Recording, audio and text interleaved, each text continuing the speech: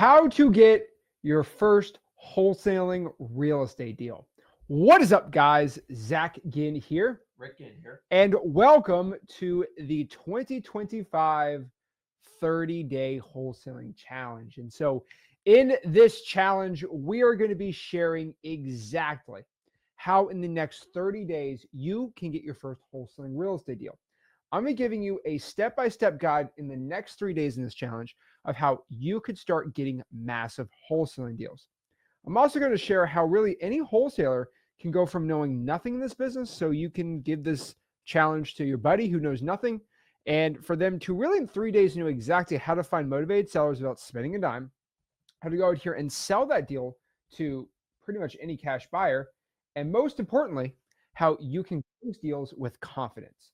So if you're ready for the 30-day wholesaling challenge, we are here, we are ready to go, and we are going to break it all down. And so, guys, we do this challenge every single year because this challenge saves everyone's butts when it comes to actually knowing how to get in this business and start making money. And so this challenge has changed so many people's lives. Yeah. They get their first deal, so much success, and we're ready to go. And so it's July 1st. You know what that means.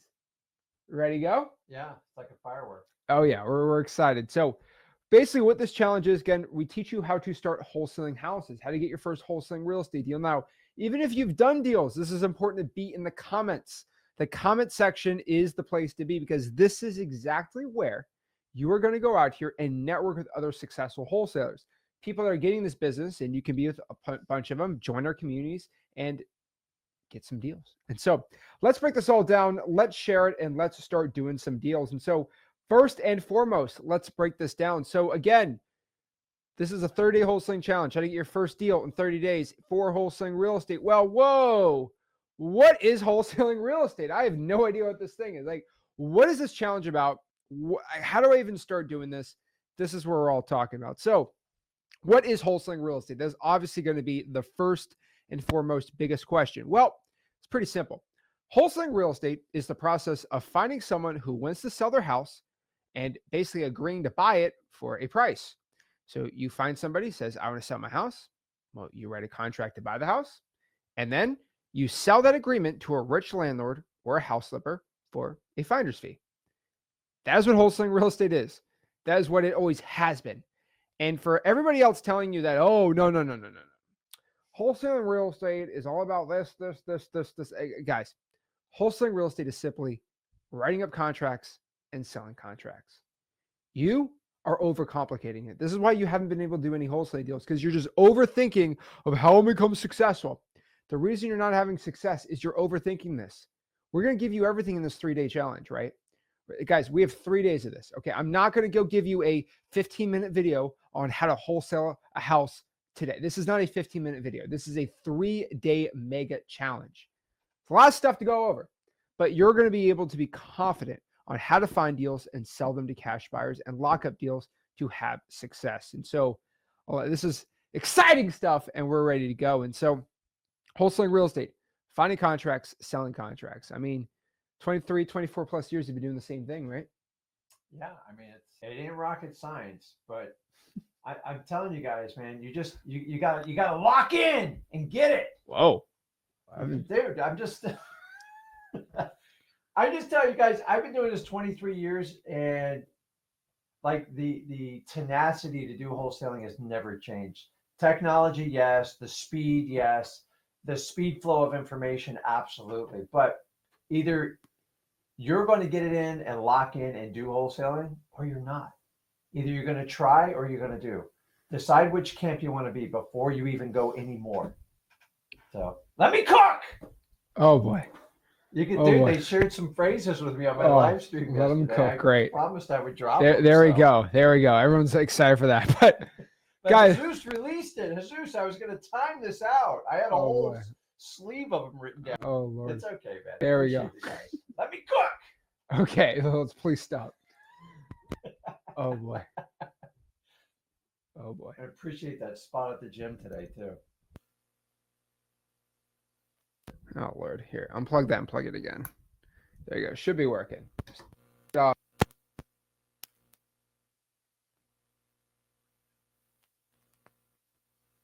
Figure it out.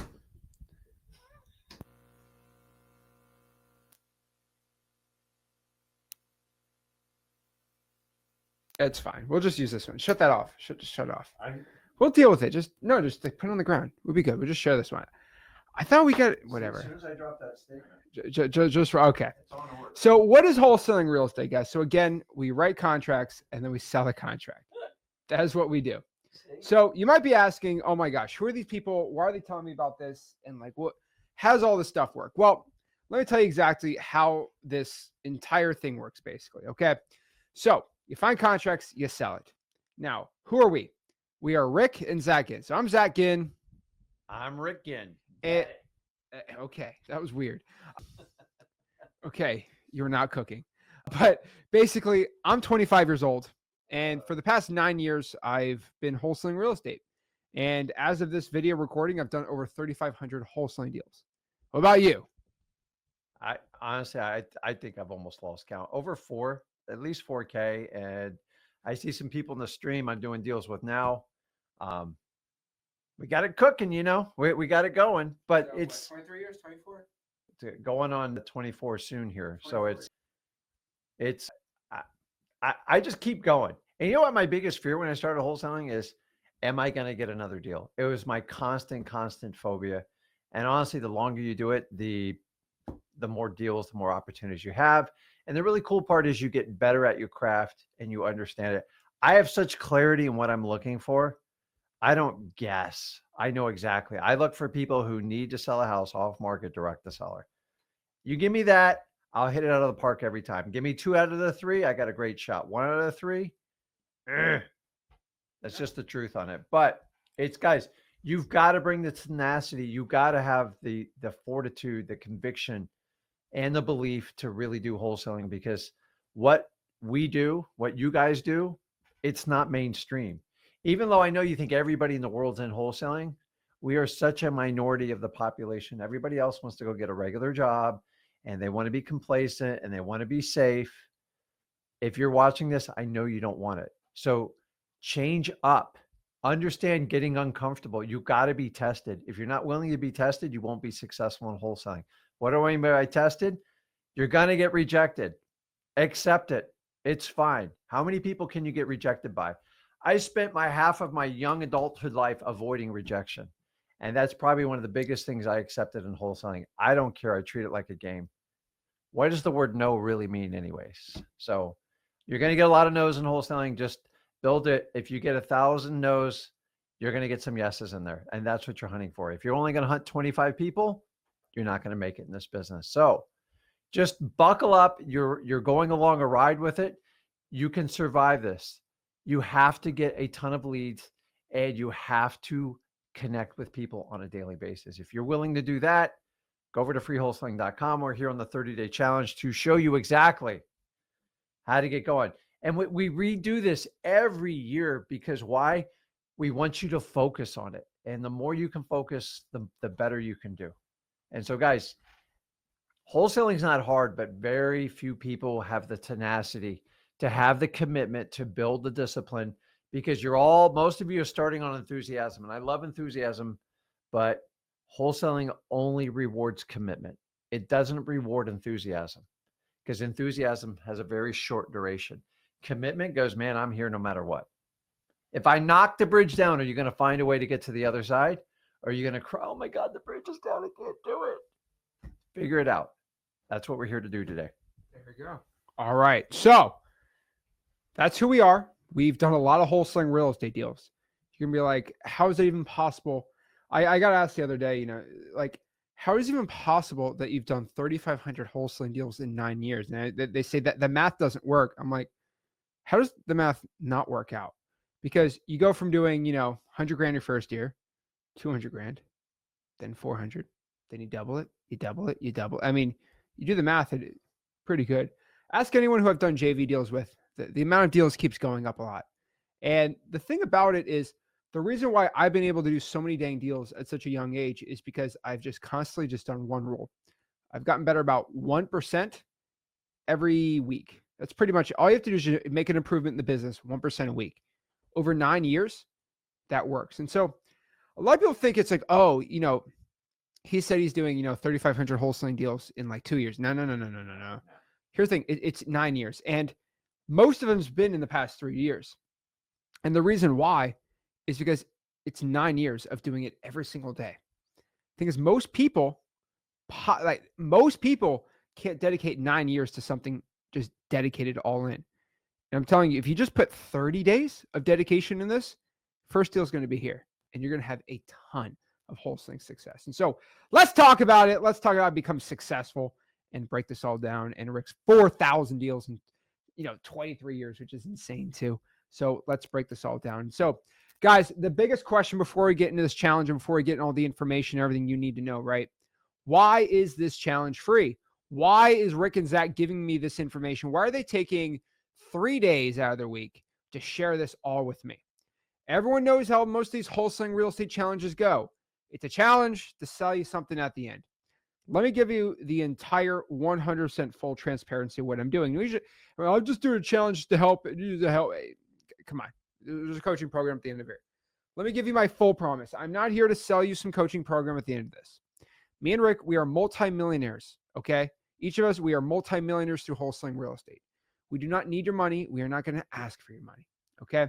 I'll be transparent though. Again, and not a lot of people can be transparent about this, but Rick's my dad, as you might have done the math. Let me give you full, just 100% transparency.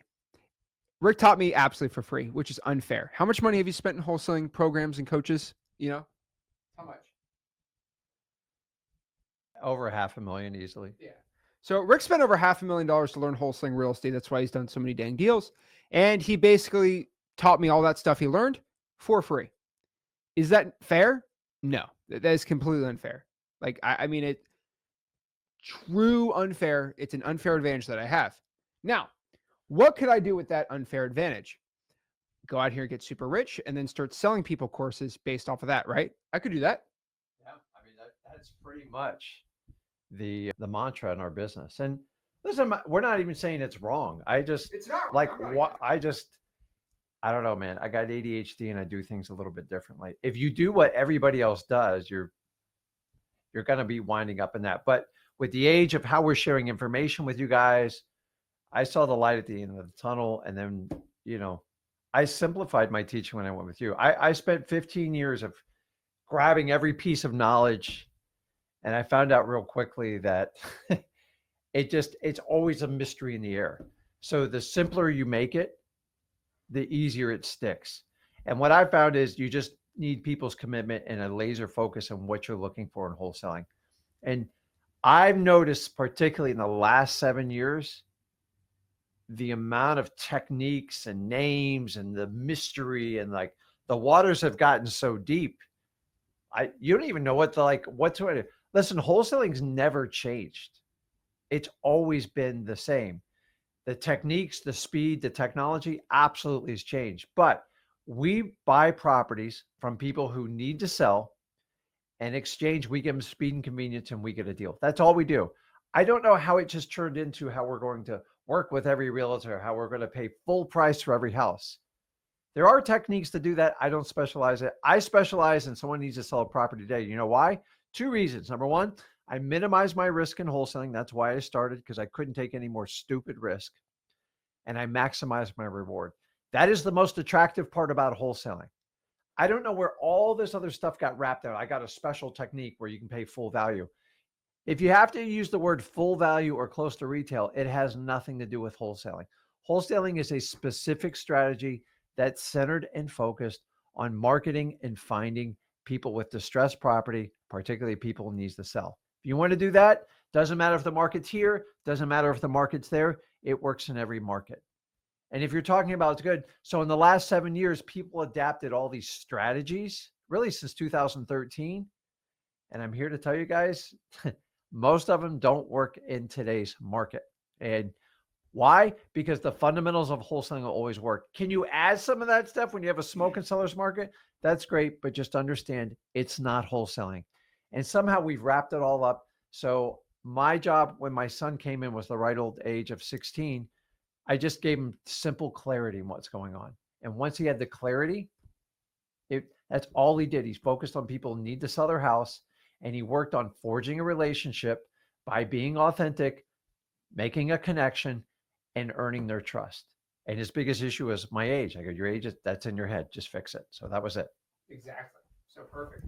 All right. So that's the thing about it. Like, first and foremost is I learned for free. That's totally unfair. So what I decided, if you ever look at the first Flip with Rick video on the channel, as you know, it's just me talking about how I got a deal. But the coolest part about it was I decided pretty much when I started doing YouTube videos was, well, Rick taught me for free, and that's unfair. How about I flip it? How about I give you guys the unfair advantage? You might be like, what do you mean? So the first thing I did was, well, if Rick taught me, I'm just going to have him sit down and say, tell the camera how to find cash buyers. And then you're like, well, like how to find it, like generally, or like the actual stuff. I said the actual stuff. He's like, you sure? Like I should be selling this. I'm like, just act like you're talking to me. And that's how we started this YouTube channel. And then I started showing deals, and then we started going crazy. But the thing about it is, you know, I always love these comments like, oh, Zach learned for free. It's unfair. I'm like, yeah, but you have a free wholesaling course. I never had that when I started out. And to this day, me and Rick are the only ones that teach wholesaling real estate absolutely for free. And so the reason why this is free is because Rick taught me for free. I decided I'm going to teach everybody for free. It's still, that means all you guys have an unfair advantage, which means if you ever become successful, some hater's going to tell you in the comments, well, Zach taught you for free. That's not fair. Well, anyone can get it for free, right? So it's I completely know it's unfair. That's why I've decided we're going to just teach you for free because Rick taught me for free. So thank Rick for that. There we go. Okay. Also, full transparency, I just let everybody know, we do make millions of dollars on this YouTube channel from people just sending us wholesaling deals. Like, I just being straight up, like, we do make money by doing this, and don't act like we're like these, you know, Mother Teresa going out here and just doing this all for free. Like, we make millions of dollars doing these wholesaling videos. Like, just, I'll be completely honest with you, right? When you guys know about us, you send us wholesale deals, and then we make a ton of money doing them, right? Yeah, it's marketing 101. So if I told you marketing's the highest skill set, I started out knocking on doors, then I switched the government list, and I did that for years, and I kept each one of them going. I eventually got away from knocking on doors because it was very hard. And then I implemented more strategies to scale my business, direct mail. I did referrals. Then I figured out JVs. I used to call them bird dogs back in the day. And now we've graduated to this where I would spend $20,000, $30,000 spending traditional marketing, whereas we get exposure all over the country. We do it virtually, and it never stops. So when I tell you marketing is the highest skill set you can learn in wholesaling, believe it. If you don't believe me, go look at anybody else in the industry. The ones that are doing the best are master marketers because they learn the principle of it and they apply it. What better way to connect with all you guys, teach you to go out and hunt for wholesale deals, and then when you get it, go, man, what do I do? Hey, let's call Rick and Zach. But it's got to be a deal, and I tell you the truth. Why? Because I can, because I'm not charging you a dang penny.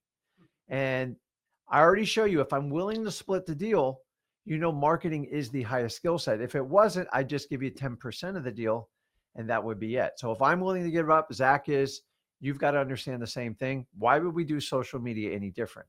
I don't do this to sell a coaching program. You guys do that on your own. I do it so you can partner up. We put our money where our mouth is. Selling a course, there's zero risk from the person selling the course. Doing a deal with them, they better have skill sets to get it done. But we have to have great deals. We don't do marginal deals because we want to make money off of it. And then you get feedback, and then you go back and you apply the right principles to find great wholesale deals. And that's the best way to learn wholesaling, in my opinion. There we go. And also full transparency too. Me and Rick, we also own one of the top 5 largest wholesaling softwares of all time. So by just the amount of sheer users and successful, we personally, obviously, we think it's the best one out here. It's definitely the fastest growing one. It's not even a year old, and it's one of the top 5 largest ones. I think it'll be top 3. And then after that, it'll be the biggest one probably in a couple of years. But we own one of the largest wholesaling real estate software companies out here called X Leads. Again, the reason why I never wanted to own a wholesaling software company or ever deal with any of that stupid stuff. And I'm still calling it stupid. But the problem is these wholesaling software companies would never take any of my advice. My advice was always, well, can you do more features and then do it for the least amount of price? They said no. Say, well, can you add a dialer? They always say no. Like, can you do this? Like, people pay 7, 10 different softwares on wholesaling. Why don't you just do one software and it's like for just one low price? And they said no. And I decided pretty quick that how wholesaling software works is they want to take $1,000 a month from you. Like, that is the goal. $1,000 a month at minimum, do 2 or 3,000. And, me and Rick didn't believe it. So we created X Leads under a year ago, right? It's been in development for a while, but basically we made our own wholesaling software, and I kind of, use this platform to let people know about it. Obviously, I don't even need to make YouTube videos about it anymore. I mean, the word of mouth on that thing's just crazy. A large amount of people joining X Leads don't even know who we are, which is hilarious now. But it's starting to get to that point, which I think is pretty cool. But yeah, so we do own full transparency. We do make money when you sign up for X. We don't really make money on X Leads. We run it on no margins, but I guess you pay my, I don't know how that stuff, whatever. But basically, again, we are going to talk about X Leads too, because that is our wholesaling software company. And then you can obviously send us wholesale deals there. So that is who we are and why this is all for free. Obviously, just letting you know, you never have to buy X Leads. You never have to send us a wholesale deal. I have no problem if you just decide to take this information and become a millionaire and I don't get a dime from you. Like, there's zero problem. So let's break this all down and share exactly how wholesaling real estate works. And so here's a fun little simple graphic. Again, we've used this graphic a lot, but it's the simplest way to share how a wholesaling real estate deal works. And so let's kind of do this from left to right. So it's how the average deal works. Okay, there's about 4 steps. Let's start from the top. We find somebody who wants to sell their house. Then number 2, we write up a contract to buy the house. Pretty simple. Then we find some rich landlord or house flipper. Literally, those are the only 2 people we sell contracts to. I used to say cash buyer, but like cash buyer could be anything. Like, this is very specific. And then we sell the contract to the rich landlord or flipper for a finder's fee. So let's go to the bottom here and break down an entire situation. Now, we do multiples of these every single day in our own wholesaling business, but I'll show you how somebody can do it and what you're going to do in the next 30 days. First, find somebody who wants to sell their house. Well, how do you do that? Let me just give you a simple example. Guys, I'm not going to give you a whole entire, this is how you call it like that. This is for the whole challenge, right? I'm just giving you a full overview, really quick to get started. How do you find someone who wants to sell their house? Number 1, you're going to call a list of people who are not paying property taxes. This is just an example. You're going to call a list of people not paying their property taxes. Then what you're going to do is you're going to write up a contract to buy the house. Now, you might be like, well, Zach, I don't have the money to buy the house. I'll explain it. Trust me, I get it. I had the same question when I started. What you're going to do is you're going to meet, let's say, Sarah, and sign a contract to buy the house for $200,000.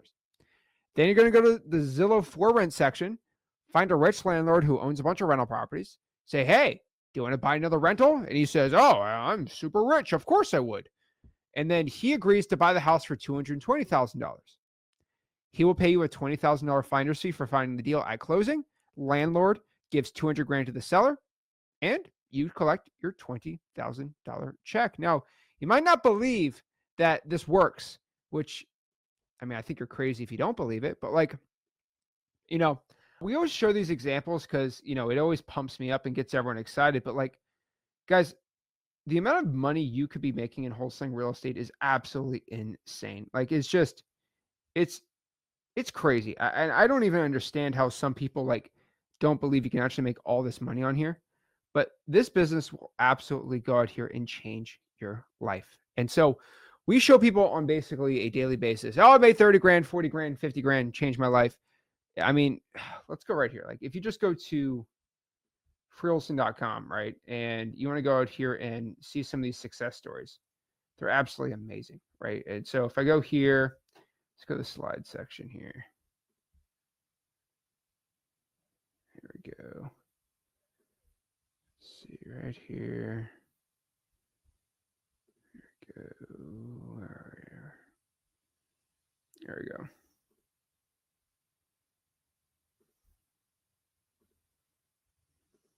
There we go. All right, I'll throw it on there next time. But pretty much if you go to freewholesaling.com, let's go here, and you just run through testimonials really quick. You might not believe that, it's really a lot of people don't want to believe me. So just go here, go to freewholesaling.com,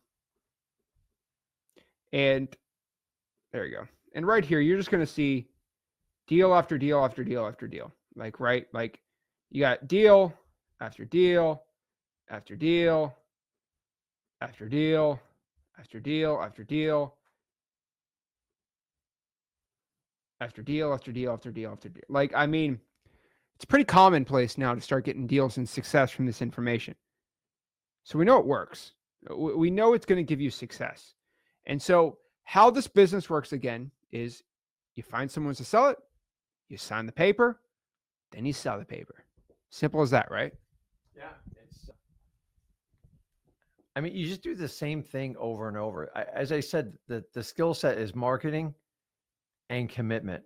And I find most people that struggle in wholesaling is they're not focusing on people that need to sell their house, and they get busy and they go, well, I get more leads from a realtor. I can get more from MLS. I can get more if I do it this way, if I pay them full price. You're just putting a Band-Aid over it. Do the hard work up front. If it seems really easy up front, there's a reason. And I've always known that if it's too easy up front, it usually means somebody's reaching in your back pocket to get something. So do the hard up front because it winds up being easier. Most people overpay for their wholesale contracts because, number one, they don't know what they're looking for. They're taking the easiest marketing route, the path of least resistance. And then they want that instant dopamine. I want a quick fix. I want my, what do they call it? You want your bonbons, you want your Twinkies. They taste really good, but you need to be out there pounding the pavement and getting like deals. And you got to get a lot of no's. And when you get that one yes and you do the hard work, you get past those no's. It's so easy to sell those contracts. But if you take the path of least resistance, you go, please take my offer, and you overpay for it. And they go, yes, Mr. Wholesaler. And you go, yes. And then you go out and you go, hey, Rick, dude, I've put this contract out in front of like 50 people. And I go, what did they say? They said I overpaid for it. I go, okay. Now, buyers will mess with you, but if 50 people tell you overpaid, you might want to take some of that feedback and go, crap, I should have just gone back and done what Rick and Zach said. I was too scared to do it up front. I've learned my mistake. I'm going to have harder conversations so I can sell my contracts easier. Remember, if it's too easy up front, it's usually a blind bluff, meaning it's not going to work out. It's fake. You ever bought that, like, you ever wanted that like really cool toy as a kid and like it was sold out everywhere and your parents got like you the knockoff? You get about a 5-minute rush. Those kids go, this isn't the Susie doll. This is the Sally doll. This thing's a piece of crap. They break it. And then you got to go back in line. You got to do it all over again. And now you bought the crappy doll and you had to buy the expensive. And then you had to pay a premium because you felt like an idiot. That's what you guys do in wholesaling sometimes. Do the hard stuff up front. And you only got to present your deal to a few buyers. Sometimes you got to do more. Don't get me wrong. But let me tell you, 30, 40, 50 buyers, take the hint. You overpaid for it. Come back, learn wholesaling, freewholesaling.com. If you want to do the retail game, me and Zach don't teach that. There's plenty of other people to teach you how to deal with the realtors and all that stuff.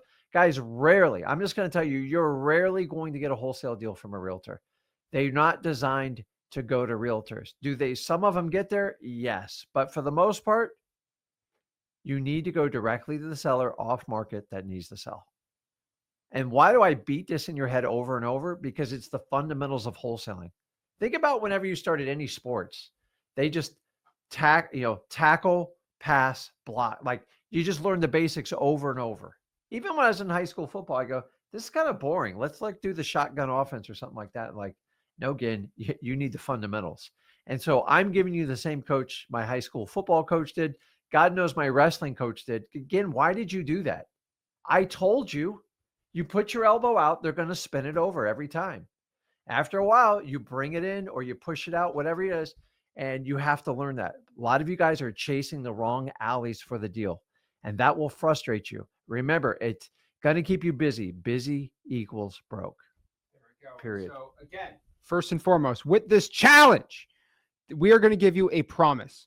Our promise to this challenge is going to give you absolutely everything you need to get your first wholesale deal in the next 30 days. That is it. We are not in a rush. We got plenty of time to go out here and start getting deals. We're not going to sell you anything information related. We're not really going to sell you anything here. We just want to help you out, learn how to wholesale real estate. Now, we are going to talk about this. You're going to see this from other wholesalers. They're all going to say, oh, you need to use this software. You need to use this tool. Like, guys, tools are not required for success in wholesaling. Let me be very, very clear with you. I personally didn't use any tools to get my first wholesaling real estate deal. I don't think you did either. Dude, my tools were antiquated. Yeah. It was a flip phone. Flip phone. It really was a flip phone. And at that time, we would go to the county, we would go to the property appraiser and actually the tax collector and beg for files. It wasn't quite floppy disk. Okay, we're not gonna go back that far, but you know, the CD discs, that's what we did, because a thumb drive was like this big back then. So that was it. But like, everybody has, you guys have the same hard on now. Like the hard things are like, oh my God, there's so many other people do it. I thought the same thing when I did it. And so it's no different. It's just a different. I thought in 2003, real estate was so expensive, it didn't even make sense. And what do you guys say now? We all say it's so expensive. In 2003, price did go down. What went down? In 2003, it took 5 more years. The house was down. No. From 2003, they ramped all the way to 2007, 8, and then it was lower than 2003. It was absolutely nuts. And you know what? It stayed that way for almost 7, 8 years. It was like when I was first getting started. But it's a market. That's what markets do. I remember. That's the norm in real estate. I remember in 2018, I'm looking at these deals and I'm like, you bought it for how much in 2006?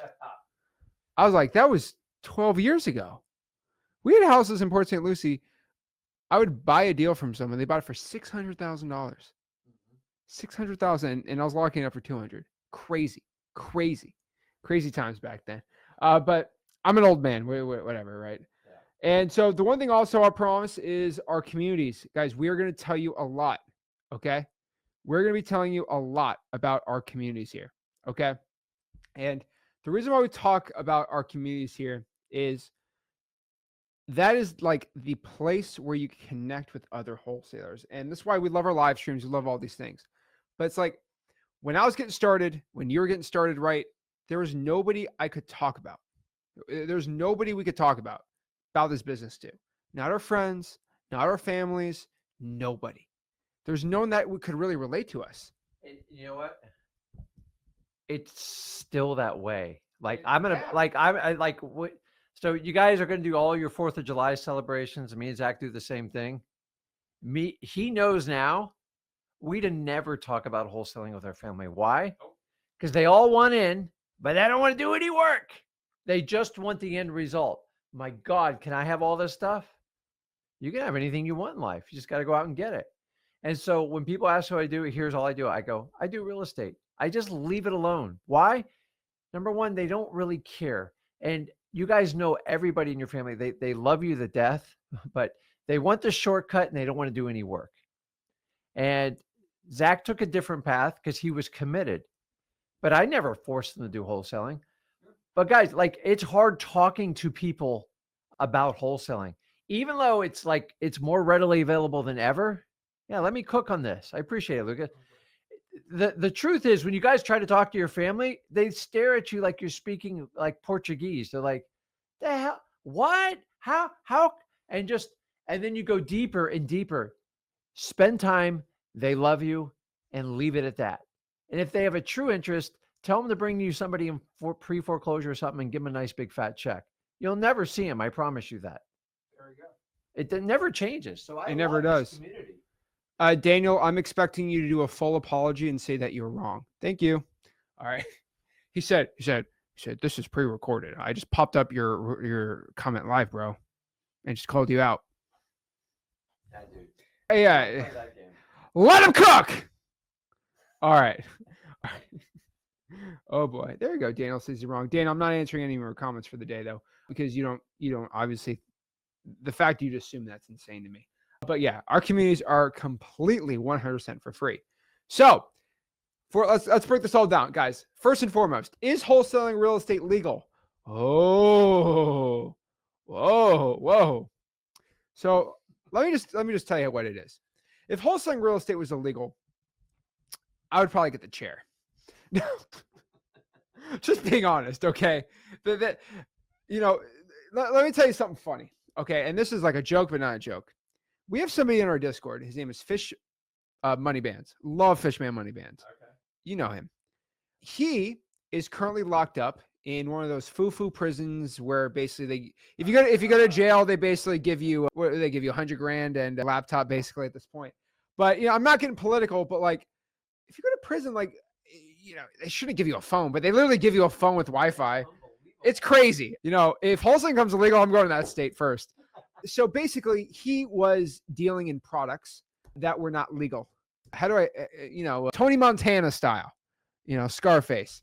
He was buying products and selling them for profits. He understands business very well. You buy low, you sell high, right? So he was definitely not doing the good thing. I do not ever endorse that. That's terrible. People get hurt doing that. That is a bad thing. I do not believe in what he did, but I believe he's changed his ways. So he went to jail, and in jail, they basically give you a phone and Wi-Fi, which I think is kind of stupid, but whatever. A burner phone. Not even like a smartphone. And he's stuck, I think, for 5 to 10 years. And he's basically looked up on his prison cell phone, which they give to, he didn't sneak it in. Everyone thought they gave it to him for free. And he just looked up on his phone, how do I make money without any money at all? Because he's in prison, he's got no money. He's got a phone and an internet connection. He said, I only have a phone and I have no money. How do I make money wholesaling? Sorry, he just said, how do I make money? Obviously, he looked at everything. He looked at day trading. Mm-hmm. That costs money. You don't have that. He looked at, crypto. Apparently, you can't do that with any money. Then he looked at wholesaling. Guess what happens when he looked at wholesaling? Yeah, you can wholesale, but you just got to give me a $4,000 mentorship program. Well, he's like, this is tough. What do I do? Yeah. There's only one person this is crazy. There's only one person on the internet, anywhere in the world, that would say, hey, you want to make money in wholesaling? I'm not going to judge you. This is how you do it. And that's what I teach, right? Mm-hmm. So he went to freewholesale.com. He learned how to wholesale. And as of, hopefully he's in this chat. He's in and out sometimes. I think he's done 5 to 10 wholesale deals. He might be in solitary, but he's done 5 to 10 deals. Now, my favorite part about the story is nobody ever believes me. And so what happened one day is he's active on the Discord, by the way. Yeah. Fun guy. And they let you have Discord, which is crazy to me. I mean, I feel like he's going to go offline one day because, like, how do they let someone in prison on Discord? But whatever. He was on the Discord call. He hopped on, told me his story. I half believed him. And then he turned his camera on. This is not recorded, by the way. Anyone in here? I had like 300 people on the Discord call. He showed me his cell. He showed me his cellmates. He showed me the prison bathroom. We don't make this up. And then his CO, his corrections officer, came in and said, lights out. And he had to put everything away and go to bed. But they all knew who I was. Everyone in his cell knew who I was. It was crazy. And it was one of the most, and so, Edwin remembers that call. We're going to lose people who are going to forget this call one day. I wish I had that sucker recorded, but I think he'd probably get in trouble. He makes more money than his corrections officer. It's insane to me. It's all about, I mean, think about this. He has such a limit, like whatever mistakes he made. But learn the lesson here. Wholesaling is the only game, at least the way we do it, because most people want a big fat check up front. It's the only game where you can actually get in and game the financial system legally and actually help people out. You're not hurting anybody. What other business can you do that? The only way you can do it is freewholesaling.com. And I like, he's got everything else taken away from him. Think about it. And he makes it work. So you're going to have to pull all your excuses back and go, crap, a guy in jail's doing it. And I'm complaining about how I can't get this done. And I'm telling you guys, you gotta, like, We have stories of people in Nigeria, all over the world, all these places. I'm just like, Nigeria's pretty cool. if you look at Nairobi, they bust their butts. Though, they is do. the difference. But you might want to stay out of jail. You would have problems in jail. What do you mean? You look too pretty. That's the problem. And I guarantee he wasn't at the alligator Alcatraz either. I don't even know what you just said there, but I'm saying like pretty boys don't do well in jail. Well, I would get a buzz cut and grow a beard. There we go. Get a big fluffy one, buddy. Yeah. Okay, that was weird. All right. I think it's funny though. But yeah, But the reason is, even if they put me into jail for wholesaling, I'm gonna go with fresh money bans. Throw me in jail, and they're gonna hand me a cell phone. I'm gonna be in prison wholesaling. Okay, and I'm just gonna keep going until they gotta put me. I don't know. I told you they gotta put me on the chair there. I don't know. You're gonna be with them, all right. Oh no. Oh boy. Yeah, that's weird. But yeah, so basically what we're gonna do, Hannah. Why did you say don't drop the soap? Okay. Okay. This is getting crazy. All right, but basically, even if they brought you into prison, apparently they just give you a phone, let you wholesale in there, no problem. So just FYI. But again, if wholesaling real estate was illegal, I mean, we'd both be in prison by now, and we're not, because we have something in the United States. It's called the contract clause in the Constitution. Now, if you don't know what the contract clause in the Constitution is, this is the only reason why we are allowed to wholesale real estate.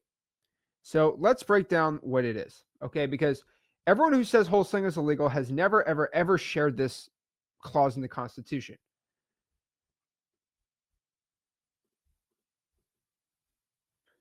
Now, I sound like a nerd by saying, but I know this sounds so like patriotic, but I was reading the Constitution one day and I saw this and I was like, holy moly. So this is Article 1, Section 10, Clause 1 of the United States Constitution. No state shall enter into any treaty, alliance, or confederation, grant letters of marque and reprisal, coin money, emit bills of credit, make anything but gold and silver coin a tender in payment or debts, pass any bill of attainder, ex post facto law, or law impairing the obligation of contracts, or to grant any title of nobility. And so this is absolutely insane. So this is from the constitution.congress.gov, by the way, if you don't believe me. In addition to prohibiting states from making bills and laws of ex post facto laws, the Constitution seeks to protect private rights from states interfering by limiting the state's power to enact legislation that alters existing contractual rights. And it also stops laws from states from modifying and here's my favorite part, although this language, so it does limit the clause to limit the state's powers that breaches, modifies, or regulates contracts between private parties. And so if you go to 3 here, it does, there you go. So it does not apply to laws of federal government. But you also got to remember this too, which is absolutely insane to me. But this basically legally protects us federally from states passing laws to stop private citizens from forming contracts. So this is absolutely insane. So pretty much what you have to know is you can legally form contracts, and the federal Constitution protects you by doing this. Now, if the Constitution ever, becomes banned, then yeah, I guess if we live in a communist country, there's no more Constitution. Sure. But till the day they end the Constitution, I promise you're going to have a lot more problems in life if they get rid of the U.S. Constitution. You can write contracts, and no state can make a law stopping the obligation of contracts between private parties and individuals. Just letting you know, FYI. Now, the problem is there's been no legislation that's ever been fought from the Supreme Court in the United States. But I truly do believe, like I've said multiple times, if they ever make a wholesaling law about it and somebody ever gets arrested, they will sued, not even arrested, sued. Mm-hmm. This will go to the Supreme Court and it will be boom. Guys, let me just let you know one thing, right? Is wholesaling real estate legal? I have said this lots of times. I read federal law. I talk to lawyers. I get all of their opinions, and then I form my own opinion. Probably not the best advice, but I do it. And then when I see somebody enact a law, I say, I believe a judge will protect me because of this, this, and this. And if it goes to Supreme Court, we'll be protected. Now, a very notable case was when everyone said 2 years ago that cold calling was dead, texting sellers was dead, and you can't do any marketing anymore. You only have to buy SEO leads, PPC leads, stuff like that. Absolutely insanity to me. Like absolutely like crazy to me. They said cold calling was dead. And basically what happened, which I think is absolutely insane to me, is some person got sued for cold calling. It went to a federal judge, and the federal judge said, no, if you are offering to buy someone's house, which is wholesaling, you can cold call the DNC list, no problem. That just happened this a month or two ago. So there's precedent that if there's a bad law, a judge will go see that law and will go overturn it. Now, here's the thing about wholesaling laws. Somebody had to sue the wholesaler for cold calling for it to go to a judge. Do we have any case right now in the United States of America where somebody's being sued by the federal government for wholesaling a house? None.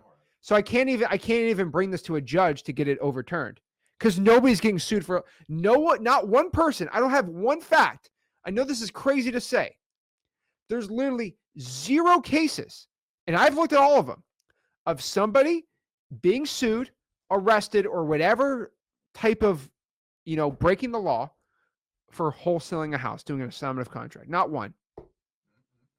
Not one. So for it to be overturned, we just got to wait and see someone get sued. I mean, it's been 5 years, And so let me tell you this. This does not stop a state from enacting a law, though, that is unjust or unfair. So, for example, they, like states like California will make a law that says, I'm not getting political, but like California will pass a law saying that, Trump can't be president or whatever.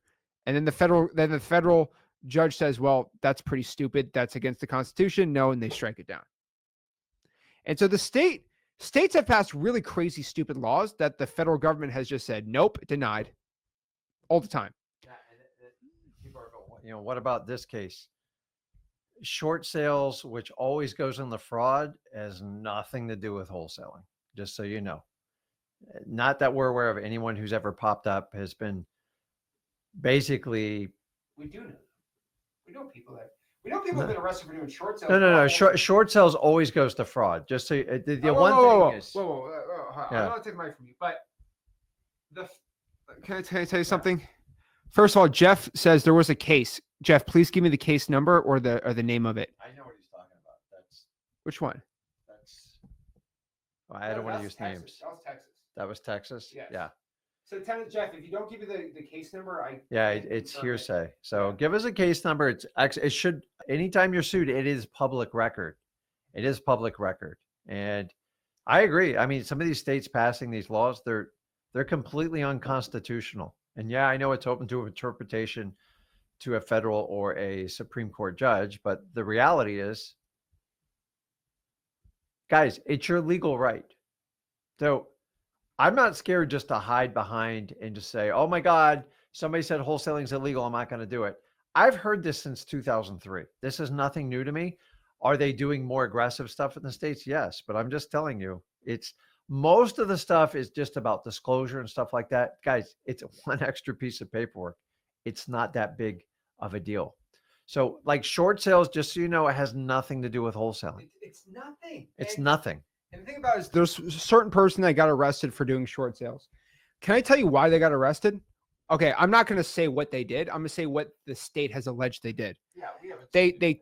The state has alleged that this person fraudulently wrote fake signatures on that's what I believe it said. We got to look at what the state of Texas put, but they fraudulently forged documents.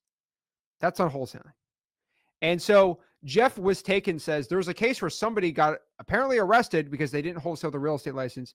Or Jeff was taken. Let me tell you something. The truth, bro. Tennessee just passed a law saying you can wholesale without a license. So I don't really understand that at all because I don't know, right? He said there was a case in Tennessee. I said, Tennessee just passed a law saying you can wholesale without a license. Just add this disclosure. So again, Jeff was taken. Please give me the case law or apologize. Just give us the case law. Like we just, we want to babble, we want to spread rumors. We'll just say, I heard, maybe someone told me, guys, this is the problem with Main Street wholesale media. It gets And, just, oh, my favorite is he got arrested for wholesaling. I'm like, well, okay, let's pop up his charges: fraud, conspiracy, forgery. It's like, is that wholesaling or I mean, guys, if I'll be honest with you, if you take someone's contract and you fake a signature, that's just forgery. That's fraud. Like, you're deceiving. Like, you know what I mean? Like, it's so, guys. So I'll be honest with you. There are states that have regulations on wholesaling. Is a regulation? You hear that? That's loud. Is a regulation is not a ban. Can we just make this very clear? Let me give you an example. There are regulations. Okay.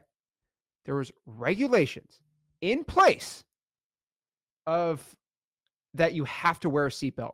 That makes driving illegal. Driving is illegal. I have to wear a seatbelt. Driving is now illegal. No. You have to have a seatbelt.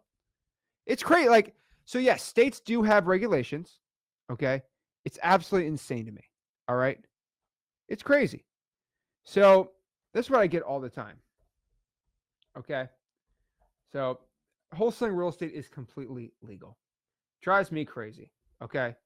So let's break this all down here. so guys, understand when it comes to, I mean, you got, 50 states. Some states, for political reasons, they push this, they push that. I'm not telling you to ignore it. Like, don't get me wrong. Being sued, especially those of you that are lawyers or work in a law firm, know it's a pain in the butt. Even if you are completely innocent, there is a cost to go to court, and it's significant. God knows I know this very well.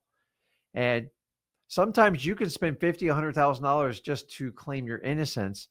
And then you have to use lawyers to go into a countersuit, which you got to write more additional checks, more time. Lawsuits take years to work through the court system. I'm working through one right now. We're on year 2. We're not even close to a trial date. It's related to a piece of real estate property, but it's not about wholesaling, just a discrepancy on rights to the land. And we probably dropped I don't know, about $150, and we haven't even gone to trial yet. So I don't want anyone to get sued. I don't want anyone to be tested. You need to be educated on what the Constitution writes and then understand where your state's going. Most of the state laws, which we share as much detail as we can at freewholesaling.com, it's constantly evolving. It evolves around disclosure and how you market your properties. So if you understand how to do it, like most of the time, it's just a minor inconvenience. So there are just a few minimal states where you have to get a license, but you're not going to jail for it. No. And so Jeff was taken to Soto versus Presidential Properties. That's what put me off a few years ago. So let's share exactly what this law was really quick. Okay. So was it for an assignment of contract? Because here's the thing about it.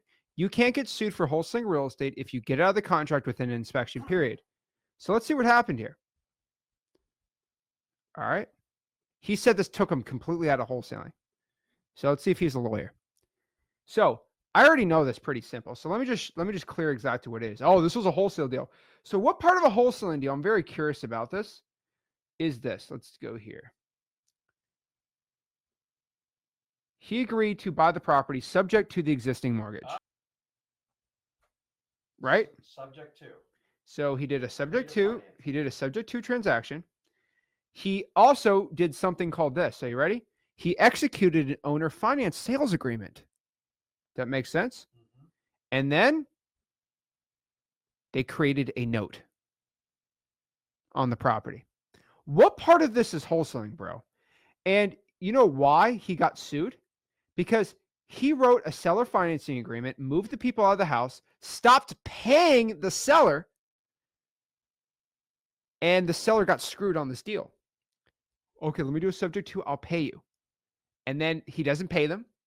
And the seller's like, I'm not getting my payments. I would sue you too. And guess what? No. And he did an assignment on that, but here's the thing about it. He did the assignment outside the inspection period. And he screwed he didn't make any payments. And he didn't even underwrite the buyer. So you just got to remember that's not wholesaling, okay? You wrote literally a note on the property. You did a subject to, you did an owner financing agreement, you recorded the information, and then you tried to sell the owner financing. He tried to sell the owner financing deal. There's so many wrong And things with that. and then you decide that you create a promissory note, and then you don't execute that promissory note. That's creative financing. That's not. And guys, if you write a contract and you try to buy, and then you decide that you don't want to buy it, you use the inspection period. The thing about it is when you are outside the inspection period, you can get sued for wholesaling all day long. That's a breach of contract. This guy did a breach of contract. He didn't even have an inspection period. We just need to get clarification on. So it was a wholesale person that did a shady deal. So they're not a wholesale person, Jeff. The problem with this was he wrote it's a subject to person. He wrote a subject to. He tried to wholesale it, but he did not have an inspection period. And that inspection period is your get out of jail free clause. And so again, what is an inspection period? Again, wholesaling is not creative finance. I'm just letting you guys know. But what inspection period is, and this is very important to teach about this, is when you write a contract, you have something called the inspection period. The inspection period is basically a period for 30, 45 days, whatever you put, where for whatever reason, if you don't decide you want to buy this house, you can get out of it. No lawsuit, nothing. You can't go after me for it. So for example, if I talk to you and I say, hey, Rick, can I buy your house? Mm-hmm. Okay. Sure. I wrote a 45-day inspection period. I have 45 days. And within that 45 days, for whatever reason, I get out of the contract. That's it. So let's say I decide to write a contract. I can't find a buyer. I say, Rick, I went out of this after 30 days. Bye. You can't sue me. But after 45 days, then yes. Yeah. Yes, you can. Now, you might be like, well, that's just what wholesalers do. No. How many flips have we had where realtors executed a 30-day inspection period and on the 29th day, they get out of it? All the dang time. Honestly, it's pretty much the norm so realtors do it all the time. They have smaller periods. I'll give them that. But did you know that 90% of the time, realtors come back and use the inspection as a negotiation? They'll even do it on a brand new home. Yep. And the game's just over and over. Now, as us wholesalers, remember, we don't know anything about the property than what they tell us. So when we go to stand, if you test drive a car, you take what? A test drive.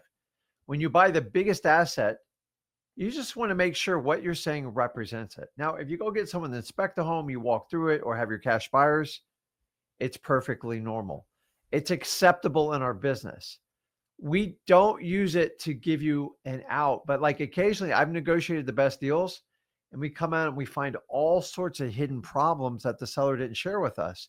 We have to protect our interest because if you found out the roof's bad, the AC's bad, and the foundation's sinking, there's not a lot of buyers for that property. And what's the seller going to go? Oh, you have to take the deal. You signed it. No, we had an inspection clause. Sellers that don't want an inspection clause are usually hiding something terribly from you, and they want to swindle you into it. So it's normal to have that on that when it happens.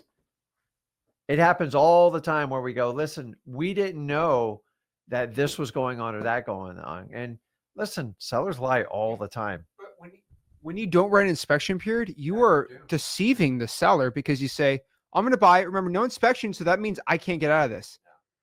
I say, hey, within 45 days, I can decide if I don't want to buy this thing, I'm not going to buy it. You're literally telling that you're being so upfront with the seller. And so that's why wholesaling real estate, the way we teach it, we always use inspection periods and we legally protect you more than anybody else because, they're equally good, but we make sure it's very important. So again, let's make this pretty dang clear. I get a lot of people, that kind of get confused here about wholesaling. They're like, oh my gosh, how does this work? All this stuff, right? Well, let's break this down. Okay. So first and foremost, all right, what is wholesaling and what's real estate investing? Wholesaling real estate is not real estate investing. Okay. We are selling the contract. We are not selling the property. Let me say this a little louder. Okay. Let me cook a little more. Okay.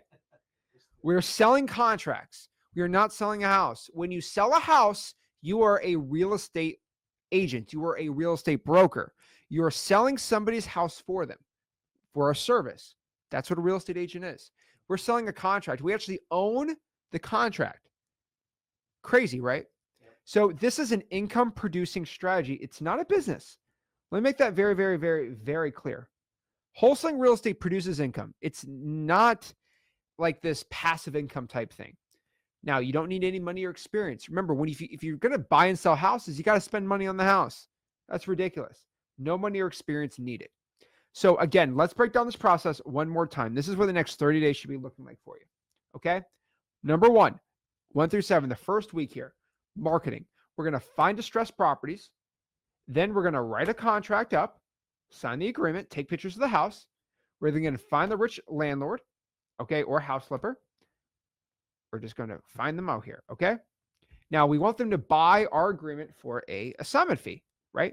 Then we're going to walk them through the house, the rich landlord, say, hey, do you want to buy it? Is this good? Go see it. Cool. And then they're going to close and we get our wired. We're going to get our funds. That is what a wholesaling real estate process looks like. So again, we're teaching you this entire process in this challenge. I want to make this very clear. You do not need to master everything in the next 30 days or even at the end of these videos. You just have to start taking action to start getting deals. Now, you might be really like hot, like, okay, what do I do? Tell me. I want to do it right now. Okay, first and foremost, we got to get a solid foundation of what is wholesaling first. And that's what today's all about.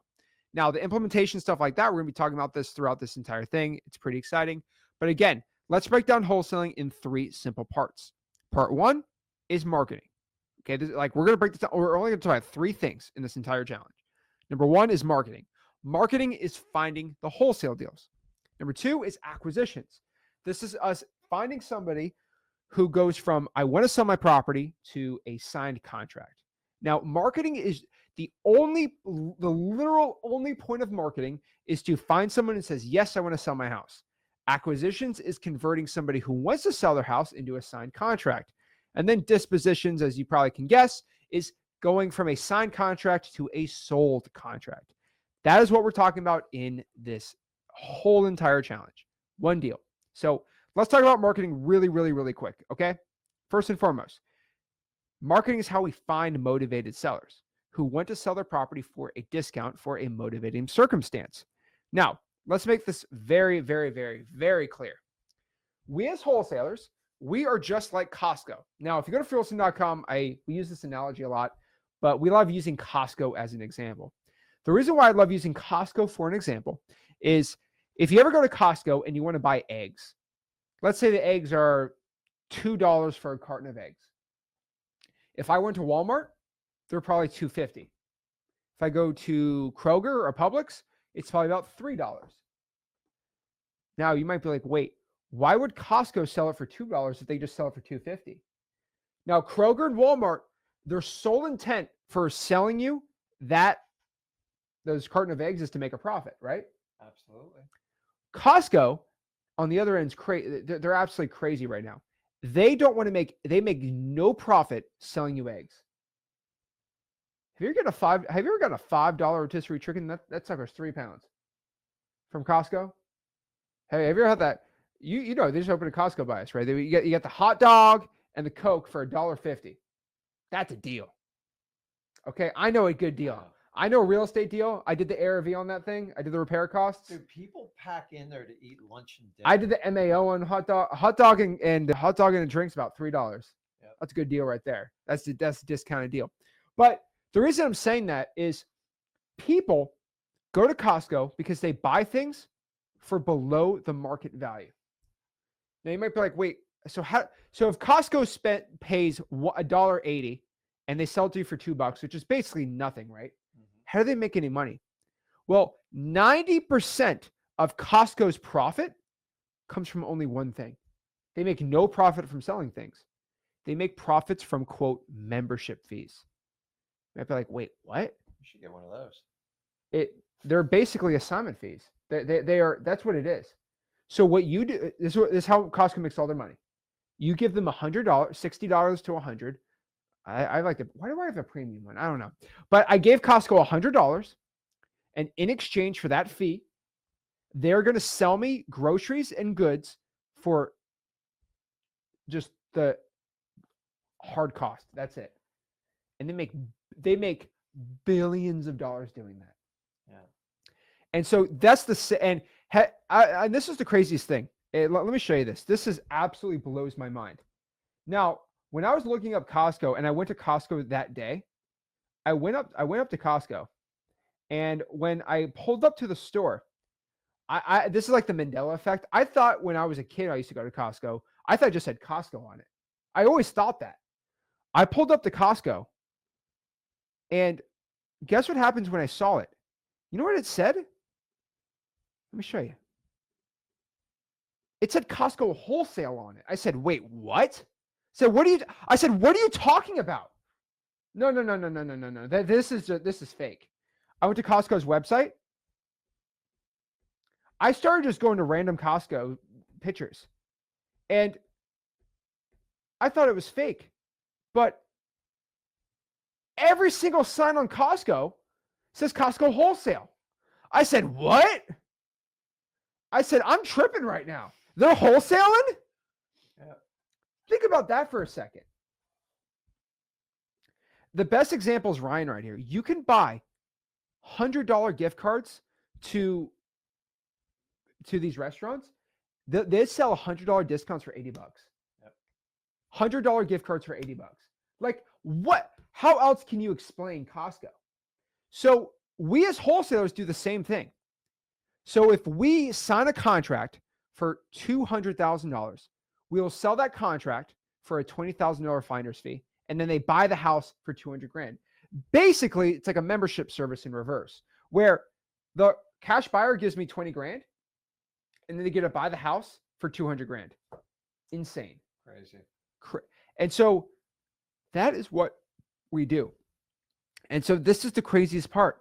That is like, it's insane. But that's how you make money. So what Costco does is they buy the product for below what the things even, they buy it for below market value, and then they sell it for market value.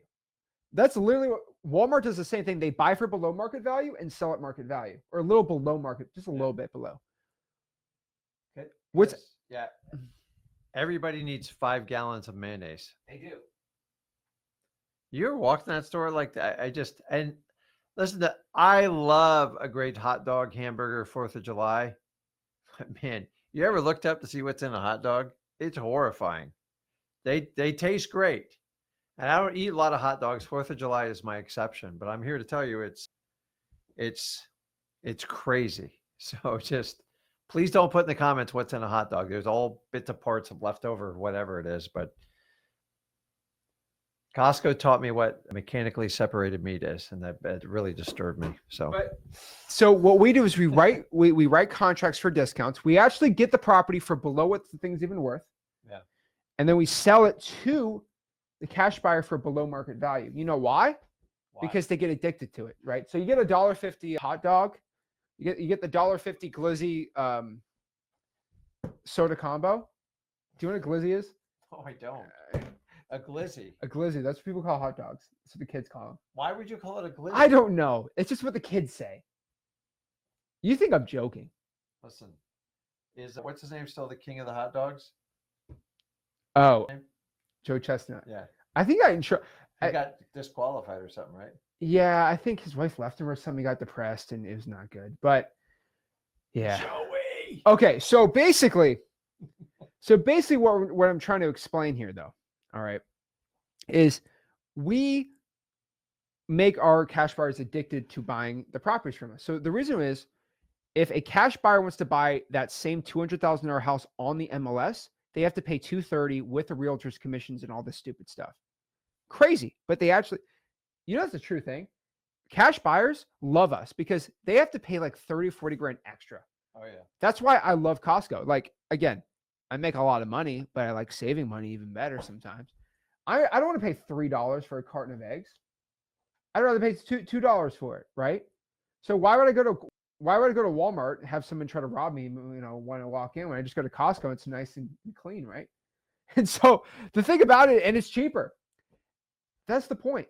And so cash buyers buy. So someone asked me the other day, it's like, why would a cash buyer go with us versus just a nice, slick realtor? I said 2 reasons. Number one, I don't have Botox. And these realtors with all the Botox, they look scary. They look like a Zach Efron sometimes. They got all the facial things No, and, not and the, Zac Efron. he looks different. They're saying he didn't get surgery. He got something else, I don't know. We'll talk about that later. like a cocktail of roids all mixed together. He got something. He's like a mini Incredible Hulk. Okay. So, He's got that face. all right. So true. But basically, we don't have the Botox. So that's why cash buyers like us over realtors. And then second is it's just way cheaper to buy a deal from us. And that's kind of the point.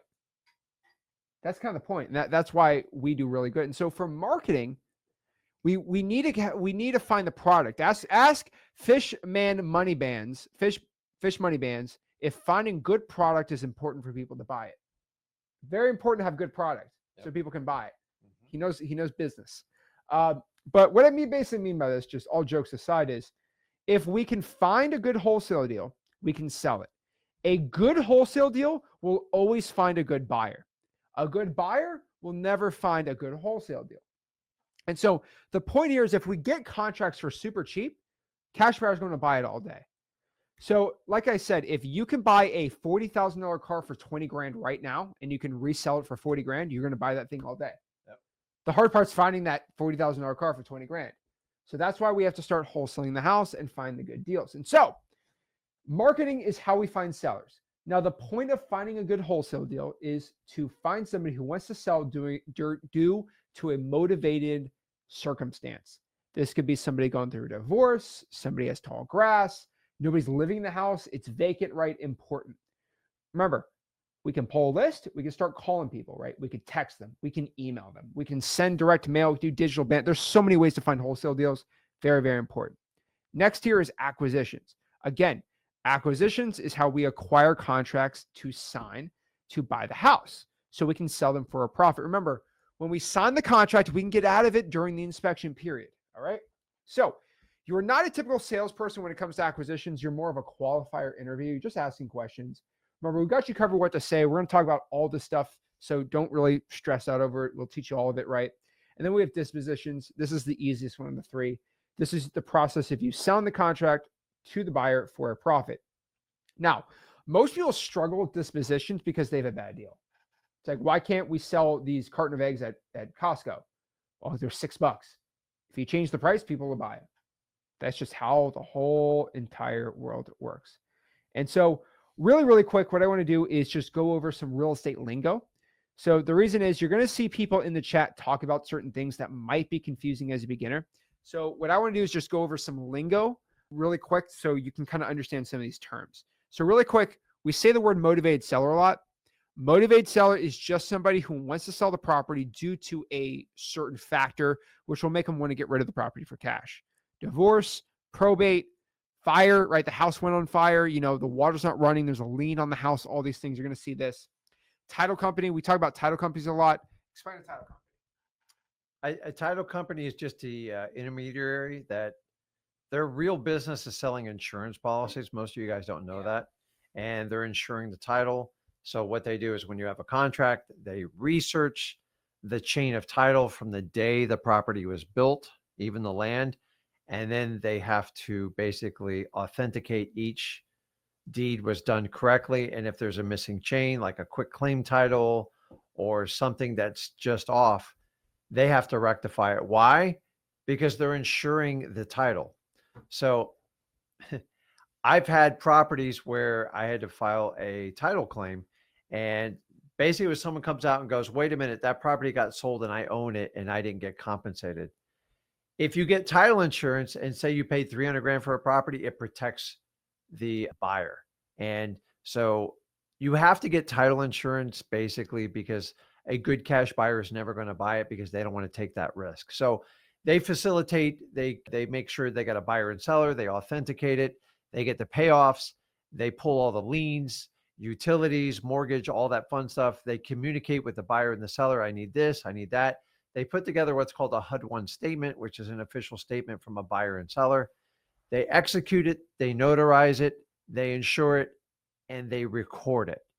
If you use them right, you make them part of your team, and they figure out all the stuff that you really don't want to figure out. I'm going to be honest with you, my first 3 years of doing wholesale, I didn't understand half of what they did. And I learned quickly that my highest skill set was finding people who need to sell their house, motivated sellers. So use your title company and they'll educate you on the process. We're not going to do this like you guys did it in school. You have to earn money and do this as you go along. Now, I'm not telling you to fake it till you make it. That's the complete opposite. That's stupid. Go to freewholesaling.com, get started on the marketing, learn how the title company works. We teach you how to interview your title company, how to find them, and how they work specifically with us as the wholesaler. And you have to do this before you get your first deal, because if not, you're going to find out the hard way. They can blow your deal up. So the title company, think of them as the intermediary person, the neutral person. The reality is they're not neutral. They're on your side. So if a buyer's like dragging things along, not returning calls, like, hey, we got a problem. Or if your seller goes, hey, I'm getting itchy, they reach out to them. Guys, your title company is so important to your wholesale business. It is. So title companies are super important. EMD, we're going to talk about earnest money deposit. That is a certain amount you can put down during the contract. Now, you're going to get a lot of opinions from other people. I believe $100 is fine. I would say this, though, if you have $500 to put as EMD, go do it.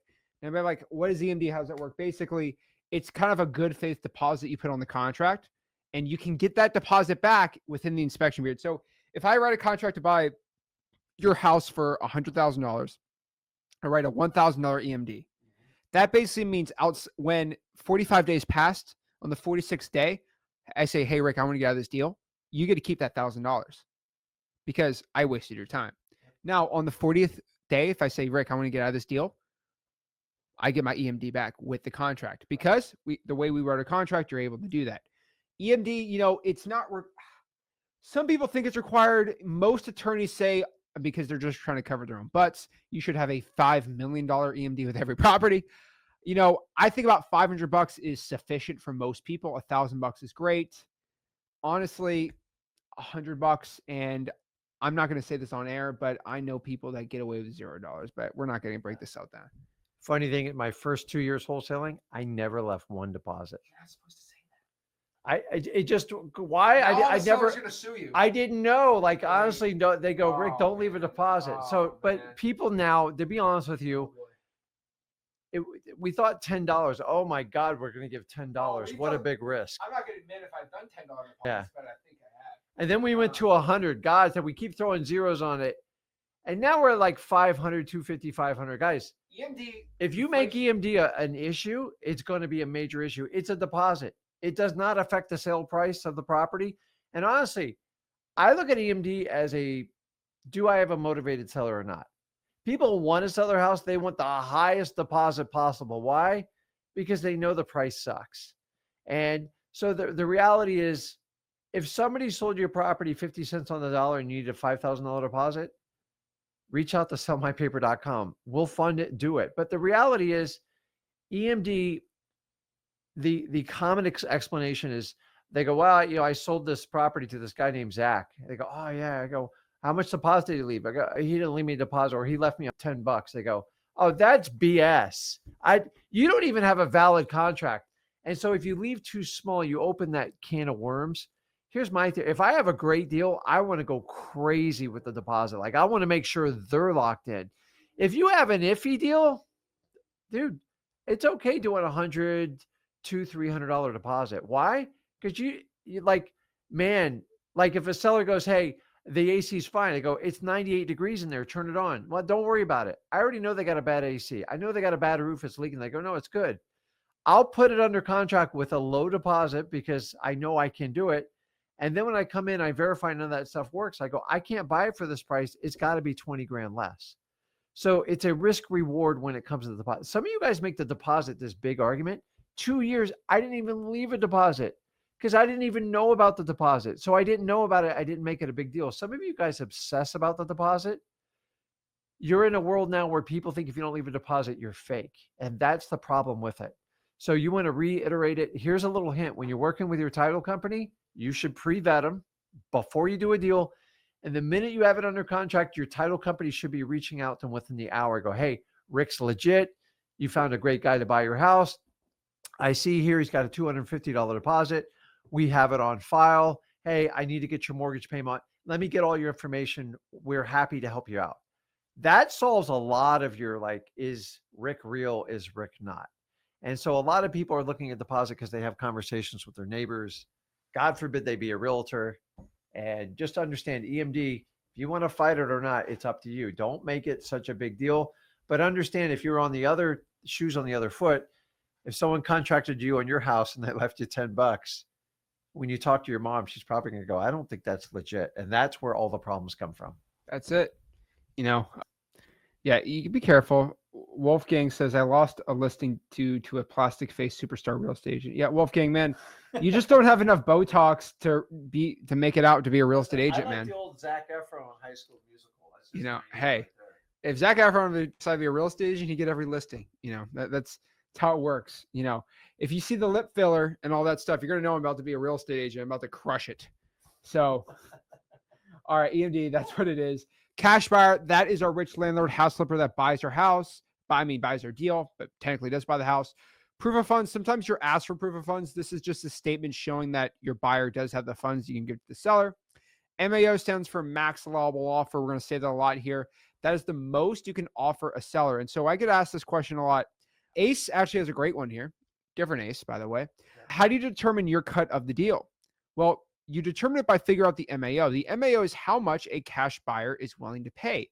So if a deal sold for $220, most likely the MAO is $220,000. Now, question arises is what is MAO, or how do I figure out MAO? Well, a couple things you can do, right?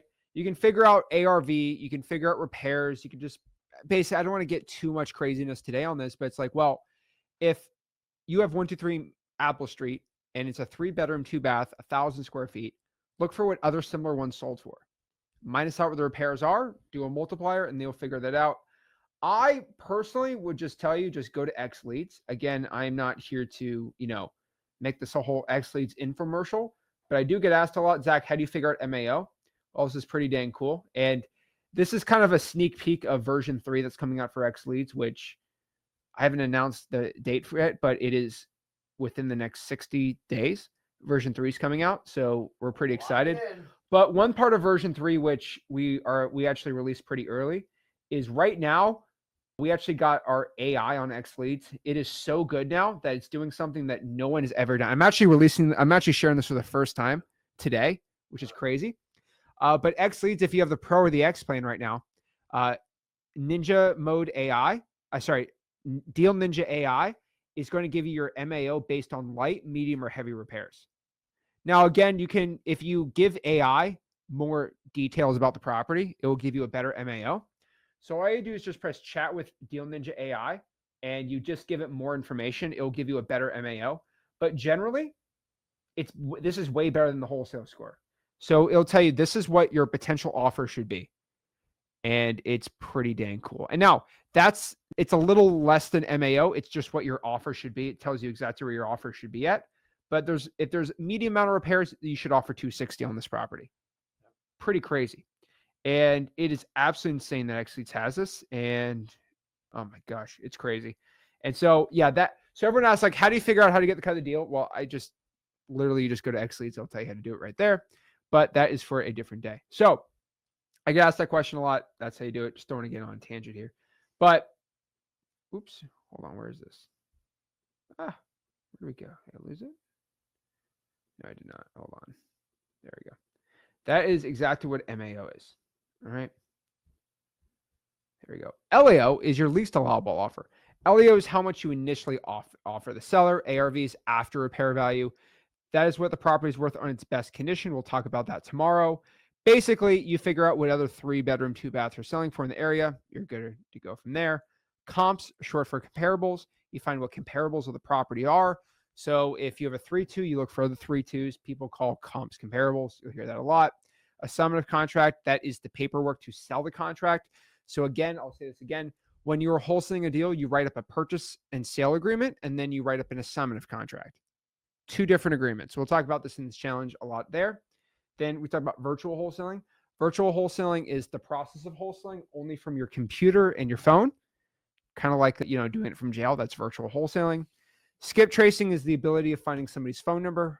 I just showed X Leads. X Leads will skip trace your leads for you, absolutely for free. if you have the software, obviously. And then cold calling is the marketing channel of calling sellers up. We will teach you plenty of that. Probates, this is the court process of finding it is the court proceeding of somebody's will or estate. We'll break that all down too. That is probates. Drawing for dollars, that is where we go in our car, look for ugly houses, another way to find wholesale deals. Reverse drawing for dollars, again, this one we put sticky notes out on houses. We'll break that all down today. We'll break that down, next part of the challenge. Equity, again, equity is, some people get very confused on equity, but what equity is, it is a percentage, for that's the way I look at it. It's a percentage of what the property is worth versus what is owed on the house. So if a house is worth $100,000 and they owe 30 grand, they'll have 70% equity, right? So $100,000 minus 30,000 what's owed, 70 grand divided by the purchase price or what the house is valued at, 100, 70%.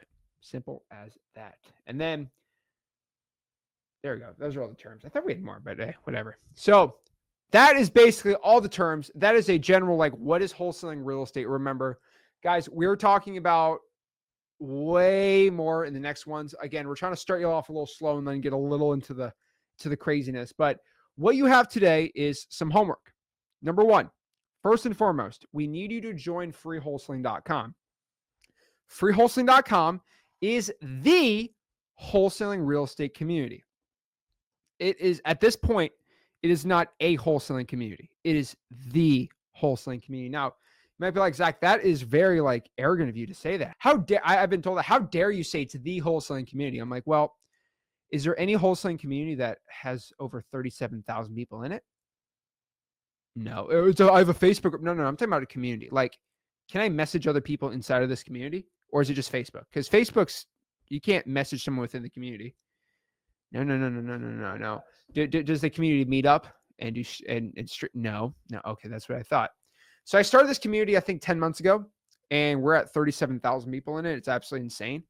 But it is the wholesaling community. There's not one wholesaling community with as much wholesalers as freewholesaling.com.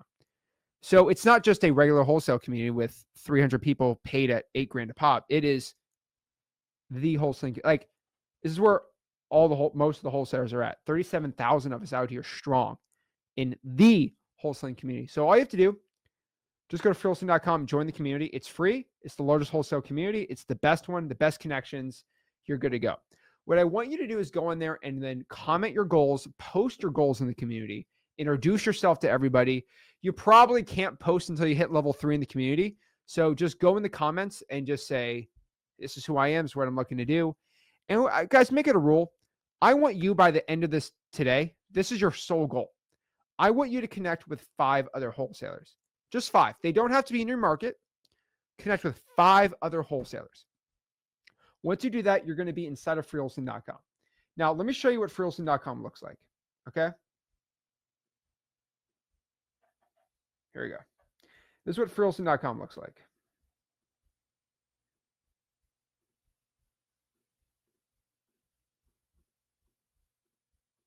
There you go.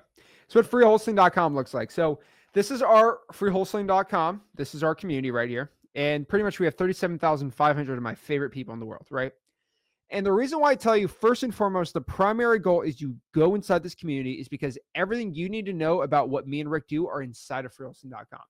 So let me put on the bottom really quick. So let me show you around freewholesaling.com for a second, okay? First is Classroom. Classroom is exactly what you think. It is the classroom. This is where you learn wholesaling real estate. Now, this is completely separate than the challenge, but this is our entire wholesaling real estate course. It is the most in-depth, perfectly done course I've ever made. I actually released this course, I think a month ago, and I deleted my old course. I recorded the course. I deleted everything I recorded. I re-recorded just so it's even better, right? I took a second take on it. I made it even better, and it's insane. So you can learn everything from welcome, 101 marketing. It's all in here, the course. I would definitely 100% go through it. A bunch of recordings me and Rick have are in here. Rick's probate court, all the stuff's in there. Really, really awesome. But if you go to calendar, you're going to see exactly what me and Rick are up to. Pretty much every single day, we're doing something to teach wholesaling real estate just to help you out. We try to make the best community possible. So let's go over the calendar. So today, we have 30 wholesaling challenge. Day 1, Boom, you click here. That's how you join it. Tomorrow, day 2, day 3. Pretty simple. Fridays, we have our Discord call. You can click that and join the Discord calls. Saturday, we have our X Leads live stream call. I do my Sunday night live streams. Rick does his Mondays right there. Sorry, right here. Rick does his live streams there. So you'll see, you'll never miss a live stream. You'll never miss when we go live in here, right? Boom, it's all in there. One of my favorites is the maps feature. So this is crazy right here. So let's say you're watching this in Sweden. All right, let's go to Sweden. All right. Let's say you're in Stockholm. All right. And you want to connect with 5 other wholesalers in Stockholm, Sweden, because you live in Sweden. Well, I can go talk to Anthony Fontana, and I can just press chat and go message him. Say, hey, I saw you're locally near me in my country, which I don't feel any. And what's up? You know how we say wholesaling is a lonely place? It's lonely because you don't know where all these people are at. If you go out here, let's get out of Finland. Let's go back to the United States. Now, Sweden's pretty, like, there's not a lot of people there, but like, let's say I live in Grand Rapids. It's like, well, look at all these other people in Grand Rapids I could talk to. Guys, you're never going to be lonely in this. Like, that's the cool part about Wholesaling.com. All right. So many people on here. Okay. Absolutely insane. All right. So this is where you go out here and just learn exactly how to talk to all these people and just hang out. So look at, like, there's an unlimited amount of people in our community. Like, it is insane. Okay. Remember, the community is so large. And so anywhere in the world, you're going to find community members, like all over South America. Absolutely awesome, right? If Africa, we're all over Africa, which is awesome. We have nobody in Libya right now, which sucks. But hey, whatever. We got South Sudan in the house, Angola, a ton in Ghana, a ton here in Nigeria, right? A ton in South Africa, right? Madagascar. We got wholesalers in literal Martois. I mean, I don't know what else I could tell you here, right? We got Iran, if they're still alive, Iraq, we got Russians, we got Ukrainians. I mean, we got the whole world. We pretty much got everyone except for North Korea at this point, which we are currently working on how we can get some North Koreans into wholesaling. But pretty much everywhere we have Mongolia, like literally everywhere. Do we have any in Sri Lanka? Okay, we got some in Sri Lanka. I was worried. We had no wholesalers in Sri Lanka, but we're good. So guys, literally everywhere across the entire world except for nope. We got 2 wholesalers in Cuba. How? That's temporary. That's temporary. We got wholesalers in dang Cuba right now. So we got the entire world in the community, which is absolutely awesome. And so what I'm telling you to do is just join it at freelisting.com. Connect with 5 wholesalers. That's what I'm telling everyone to do. Just connect with 5 wholesalers. I would probably try to make it a big deal, but go out here and connect with 5 people and just go through the course. Go to Classroom, okay? Go to Classroom and just start going through the Wholesale course. Now, the course is going to be a little different than the challenge. The challenge is going to be more about this. You should do this, and this, right? I'll be honest with you. The course is going to be more about how to master cold calling, all these things, right? So it's going to be a lot more in depth, but it's pretty cool. So it'd be very, very exciting. So go through the Classroom, learn that too. Everything's way more depth in there, and it's the best course ever. I'm pretty excited about it.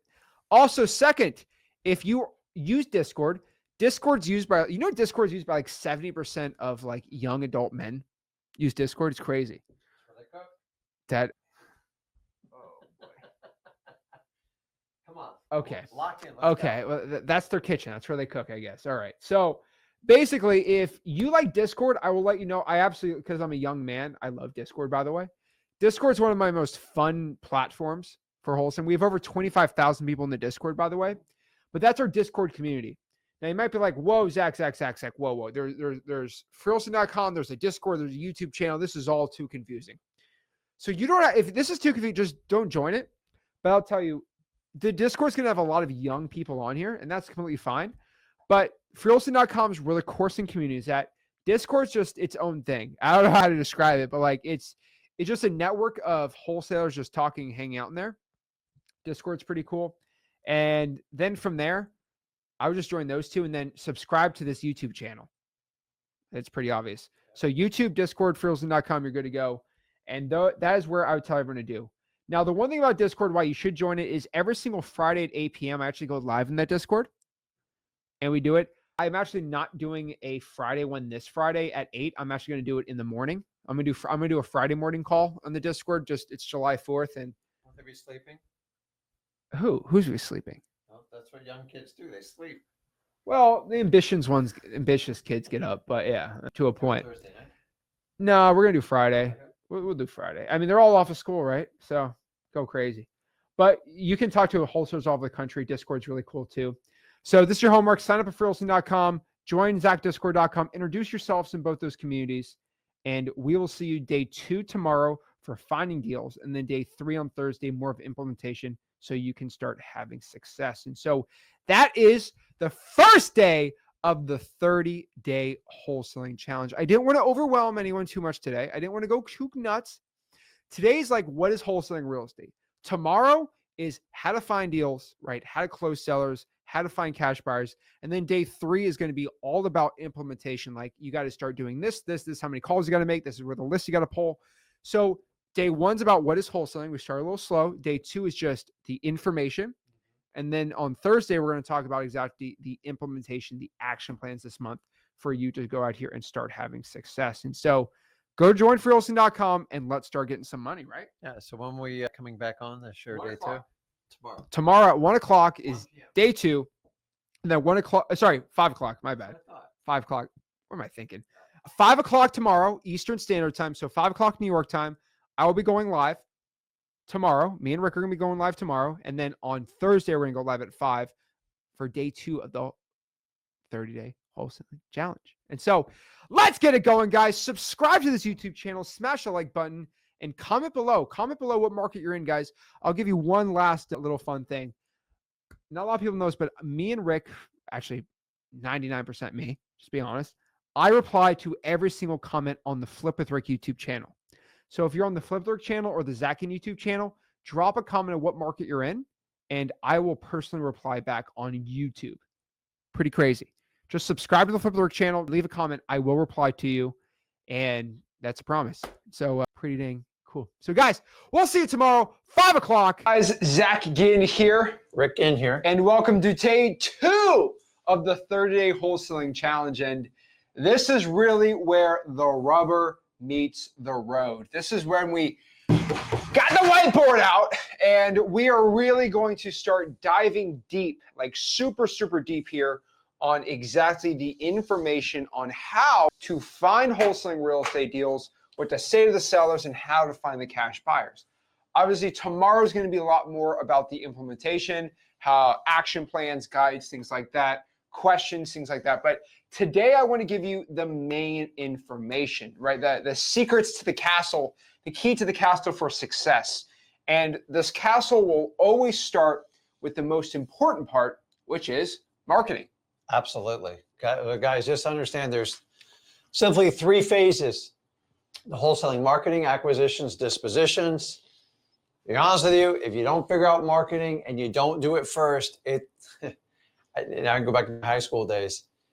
It's like a basic math class. If you don't understand basic math, you cannot move on to algebra and you cannot move on to calculus. Marketing is everything. I have never met anybody that's super successful in any aspect of real estate that did not master marketing. Even realtors get this message. So please don't think you can skip this message. Marketing is the main focus. It's what you need to spend the most training with in your first, honestly, 90 days. And that's how we've designed freewholesaling.com, because marketing is everything. He or she that controls the lead controls the money. See, if I just magically had people drop me leads, eventually they're going to charge me so much, it's probably not going to make mathematical sense. So we have to master marketing, because once you can figure it out and you understand exactly what you're looking for, then you can decide to bring people on your team, to pay people and do stuff like that. But if you don't understand, you'll be taken advantage of. And guys, most of you just want to get your first deal and get started. And that's what we're here to focus on. And that's what we train you specifically on. So yeah, we're ready to talk. Bring people on your team, to pay people and do Everybody stuff hear like us? that. Yep, just make sure the audio is all working before we get into the good information. So again, why should you trust this information that I'm about to give you? Well, first and foremost, pretty important, guys, we stand by our statement. There's not one wholesaler on the internet that's really been able to get the entire results. Guys, we get results for the entire community. We have more testimonials, success stories than anybody else. Just you can physically ask these people, are they going out here and actually getting deals from us? And are they getting deals from this information? This information alone is going to make you millions of dollars. And so we're pretty excited to break this all down and share exactly how you could start doing it.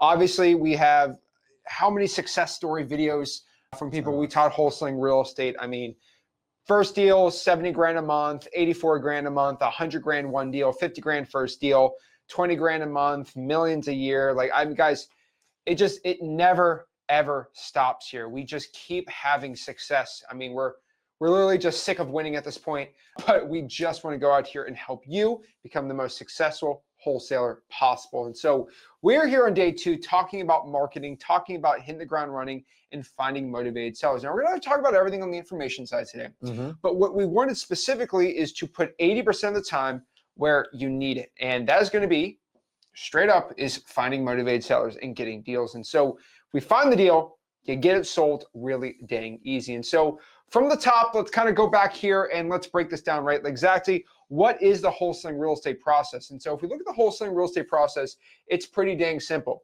Marketing, right? Finding a wholesaling deal, like finding somebody who wants to go sell their property, and then there is locking up the deal, calling the seller up, getting them to sign the agreement, finding the buyer, walking the buyer through, and then getting it closed. That is the entire wholesaling real estate process here. And so understanding the first part, day 1 to 7, is going to be where the majority of the issues are. This is actually going out here and finding motivated sellers. And so you can find motivated sellers pretty much just doing 2 things: pulling a list and then marketing to a list. I mean, it's for 9 years, it's been the same thing. I mean, what have you seen on this? Yeah. So my 23 years experience tells me, think of marketing like hunting. I don't care if you like hunting or not, just understand the act of it.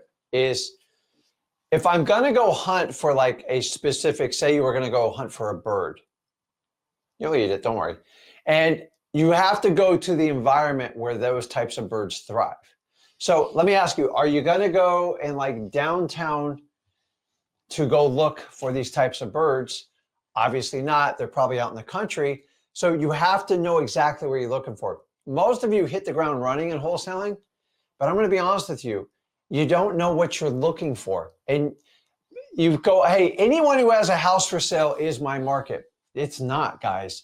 And you have to be very, very clear about this. So what I like to do is basically, we all hear the word motivated sellers. And honestly, when I started, motivated sellers was a very special word. In 2025, it is not a special word.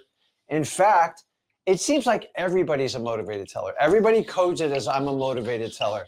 So we have to go deeper.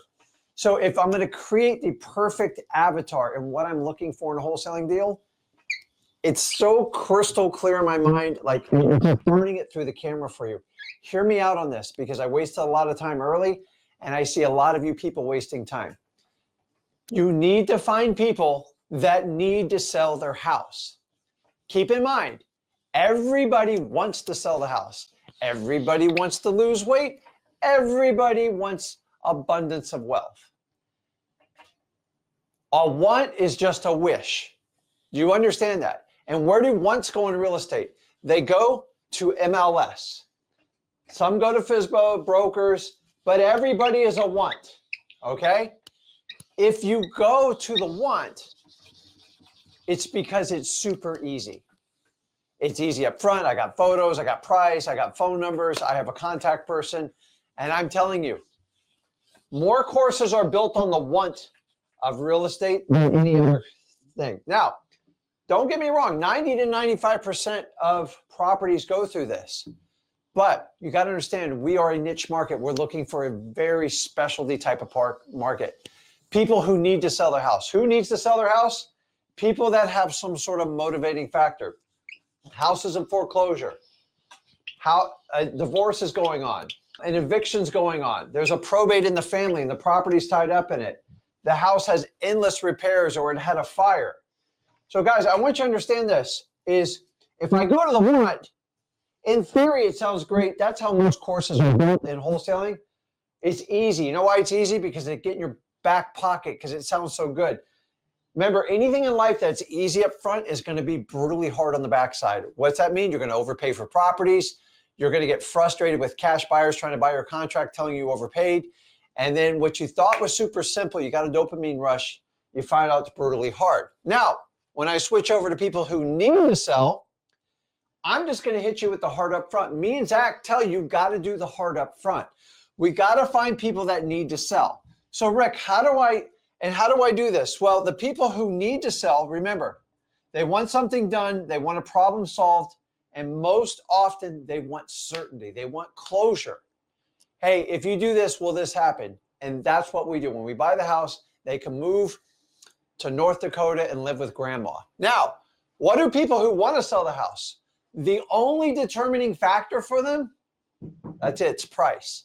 And if I'm a wholesaler, why the heck? If I have to pay full price, I'm not wholesaling.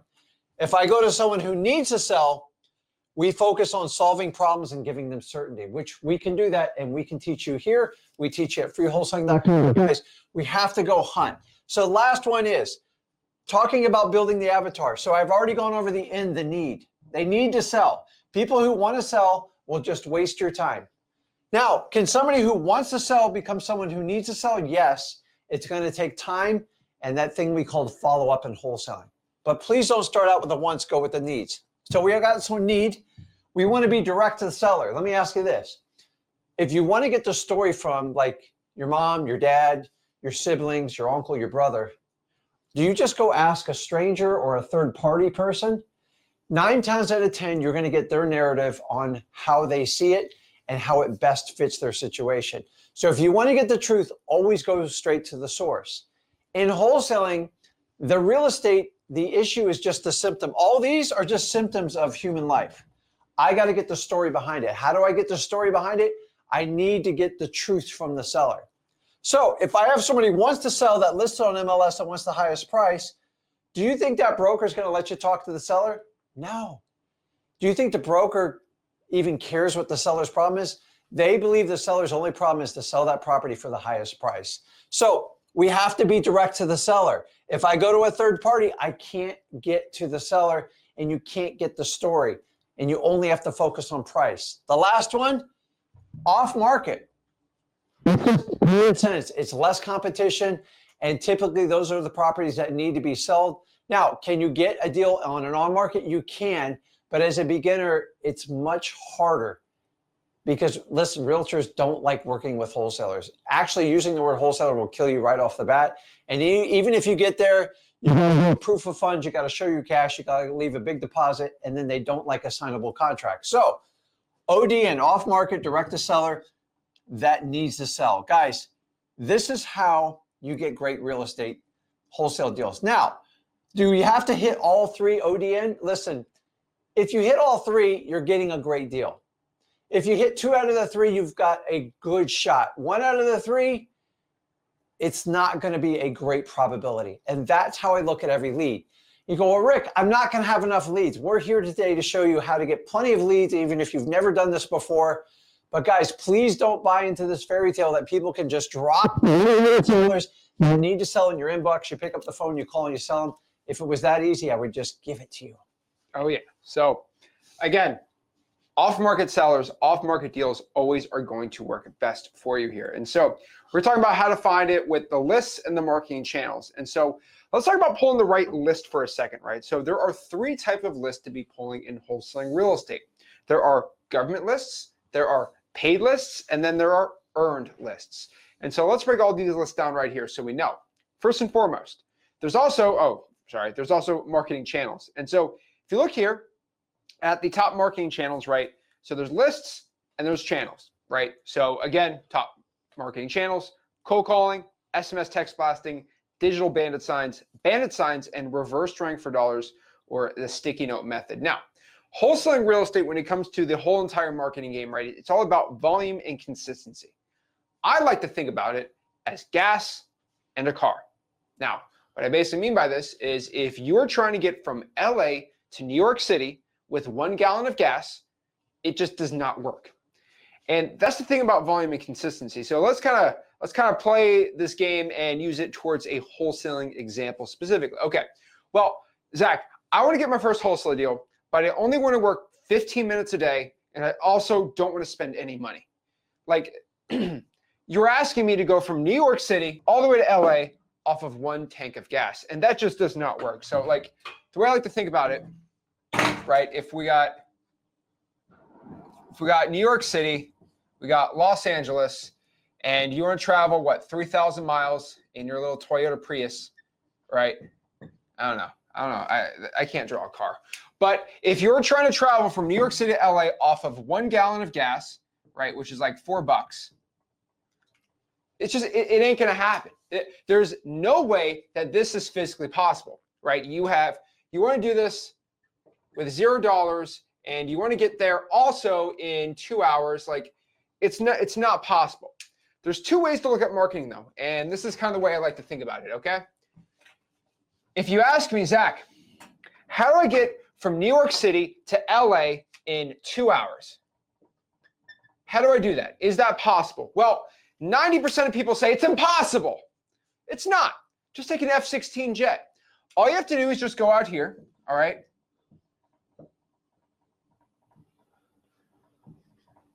Let's get the boosters. All you have to do is just go out here, go to a military base, go steal one, or, you know, get some military secrets, buy it for like, I don't know, $15 million, and go buy a F-16 jet. They'll cost you around, what, $500,000 in jet fuel, and you'll probably get there in 2 hours. Now, you might be like, whoa, well, okay, I know I want to get from New York City to LA in 2 hours, but I don't want to spend $2.5 million. Okay, well, then it's impossible. But it's not impossible to get from here to here in 2 hours. Now, you might say, okay, Zach, well, how do I get from here to here with only, with $100? Well, I could probably find you a Greyhound bus. It'll probably take 2 days, but you can do it. It is possible. So you have to understand with marketing, you can get a deal without spending any money. You just have to not have F-16 jet wants and needs with $0. And what I mean, again, is you get from New York City to LA with about $1,000. No, you probably get it in about $200 if you have a good fuel economy car, maybe $300. I haven't done the math on it, but you can do it pretty dang cheap. And of course, it's kind of expensive to go out here and do it on a plane. But if you have a cheap enough price, you could probably take a bus and do it. When your budget goes down, it's probably going to take more time to get from New York City to LA. And so the thing about I like to look at wholesaling is, let's go. Let's change the wording now, okay? Let's change the wording. Let's change the wording from today to your first deal. What do you mean? Well, literally, let's just pretend LA, right, is your first deal, and where we're at right now is New York City today. Here's funny. It's like, well, how do I get my first deal in 30 minutes without spending a dime? It's actually possible. Go spend 30 grand in direct mail. Boom. You know, like the thing about it is whatever price budget you have for wholesaling, we can make it work from you today to your first deal. Now, the difference is it going to take a month, a year, 2 weeks? Like, obviously the goal of today is to get it in 30 days. So there's also ultimately a lot of cool things you can do, right? You can cold call government lists. You can put reverse drawing fillers. You can go door knock. I mean, there's so many dang things you can do here, right? But the one thing I will tell everyone to do is if you want to get from no deals today to your first deal, most important aspect and the most important thing we could talk about today, all right, is just one simple thing, okay? If you want to go master marketing, let me tell you exactly the only concept you have to know. This concept is really simple, okay? I'm making an emoji. It's all about eyeballs, okay? Specifically, eyeballs of motivated sellers. That is it. That is the sheer, honest goal that we have in wholesaling real estate, okay? You want people to look at your message that have a house they're looking to sell for cash. That is what marketing is all about. That's marketing for any business. You're trying to get eyeballs and attention towards what you're doing. Now, this basically means if I go door knock on someone's house and they're like, they got a rich, nice house, that's not an eyeball. It doesn't count because they're not a motivated seller. You want people that have ugly houses and bad situations to go know that you're looking to buy properties for cash. Which is why calling a fire damage property list is more efficient than going out here and putting a bandit sign out, because you're hyper targeted. And so you get 100 eyeballs of fire damage property homes. Here's 100 eyeballs of just regular Joe Schmoes. It's going to be way better to have people looking at your message with the right intentions. And this is the entire game. You got to let people know exactly who you are and what you're looking to do. That is marketing. That is wholesaling. That is the point here. And so marketing is all about going the distance and letting people know you're looking to buy the property for cash.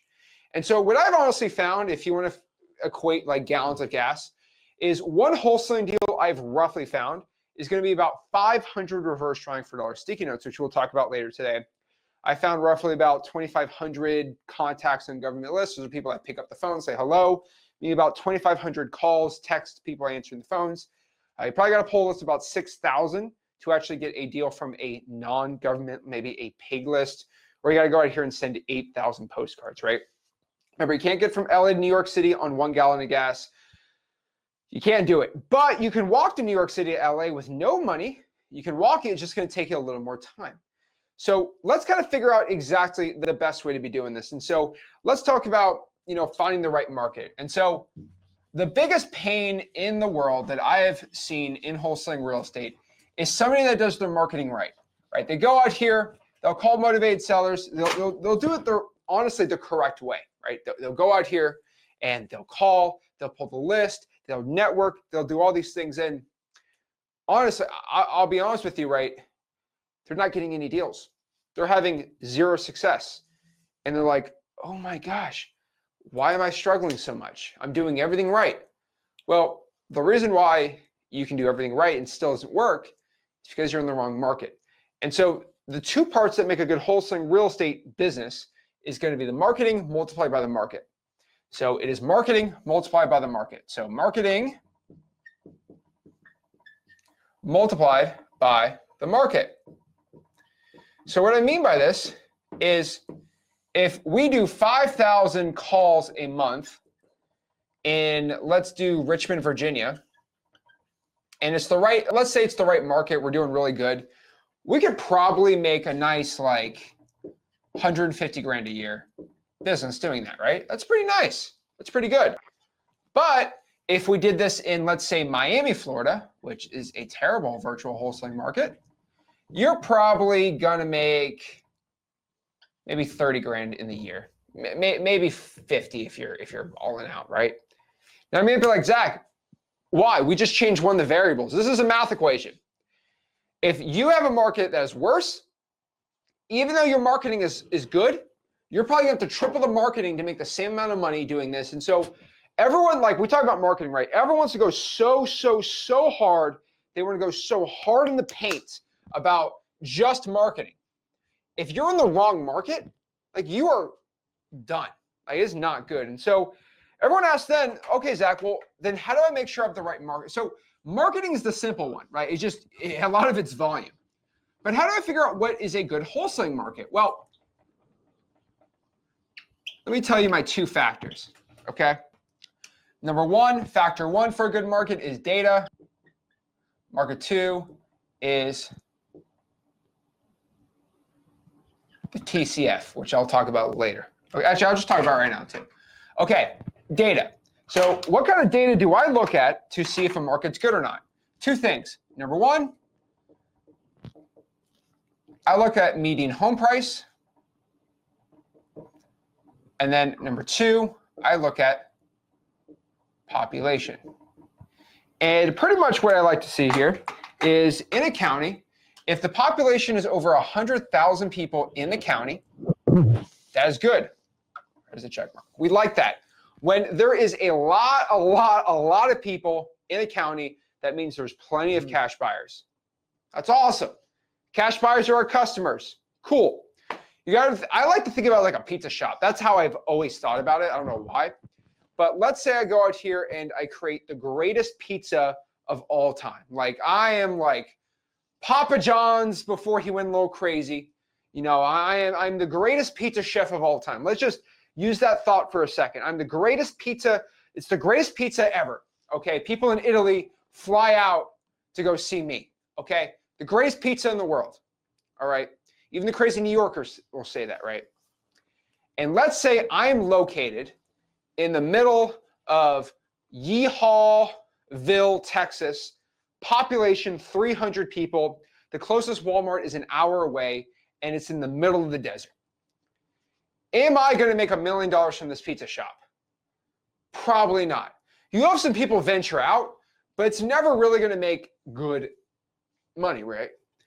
But if I threw that pizza shop in the middle of Manhattan on 42nd Street, 43rd Street, and it was the greatest pizza of all time. Someone ate it, they start crying because of how good it is. Will I make $1 million? Yeah. Okay. So the moral of the story is sometimes it's not about how good the marketing is. If the market sucks, you're not going to do any well with success. And so population, we need customers. Cash buyers are our customers. They're the ones that buy the deal from us. Very important. Number two, median home price. What I found is wholesaling real estate is about getting properties under contract for a discount, then selling them to cash buyers for a profit. Now, we have to have good product, right? And if we sell bad deals, buyers ain't going to like them, right? One quote I absolutely love, I don't know who came up with this, someone told me this like years ago, but they said a good deal will always find a good buyer, but a good buyer will never find a good deal. And I wholeheartedly believe this. And so you should make it like a priority to get properties at the deepest discount possible. How do you get good discounts? Well, I've always found human beings are absolutely insane. Like our brains defy logic, okay? Our brains are so crazy in wholesaling. I don't understand it, but our brains are like pretty stupid. And what I mean by this is human beings they do not understand percentages at all. Now, I might be like, what are you talking about? Hear me out for a second. If I had let's say I had a $25,000 Toyota Camry, all right? To beat up Toyota Camry, let's look at it right here. The thing's beat up, it's got cracks everywhere. I don't know why this looks like a minnow, but it does. I have a $25,000, that is the value. It's a $25,000 Toyota Camry. And then I had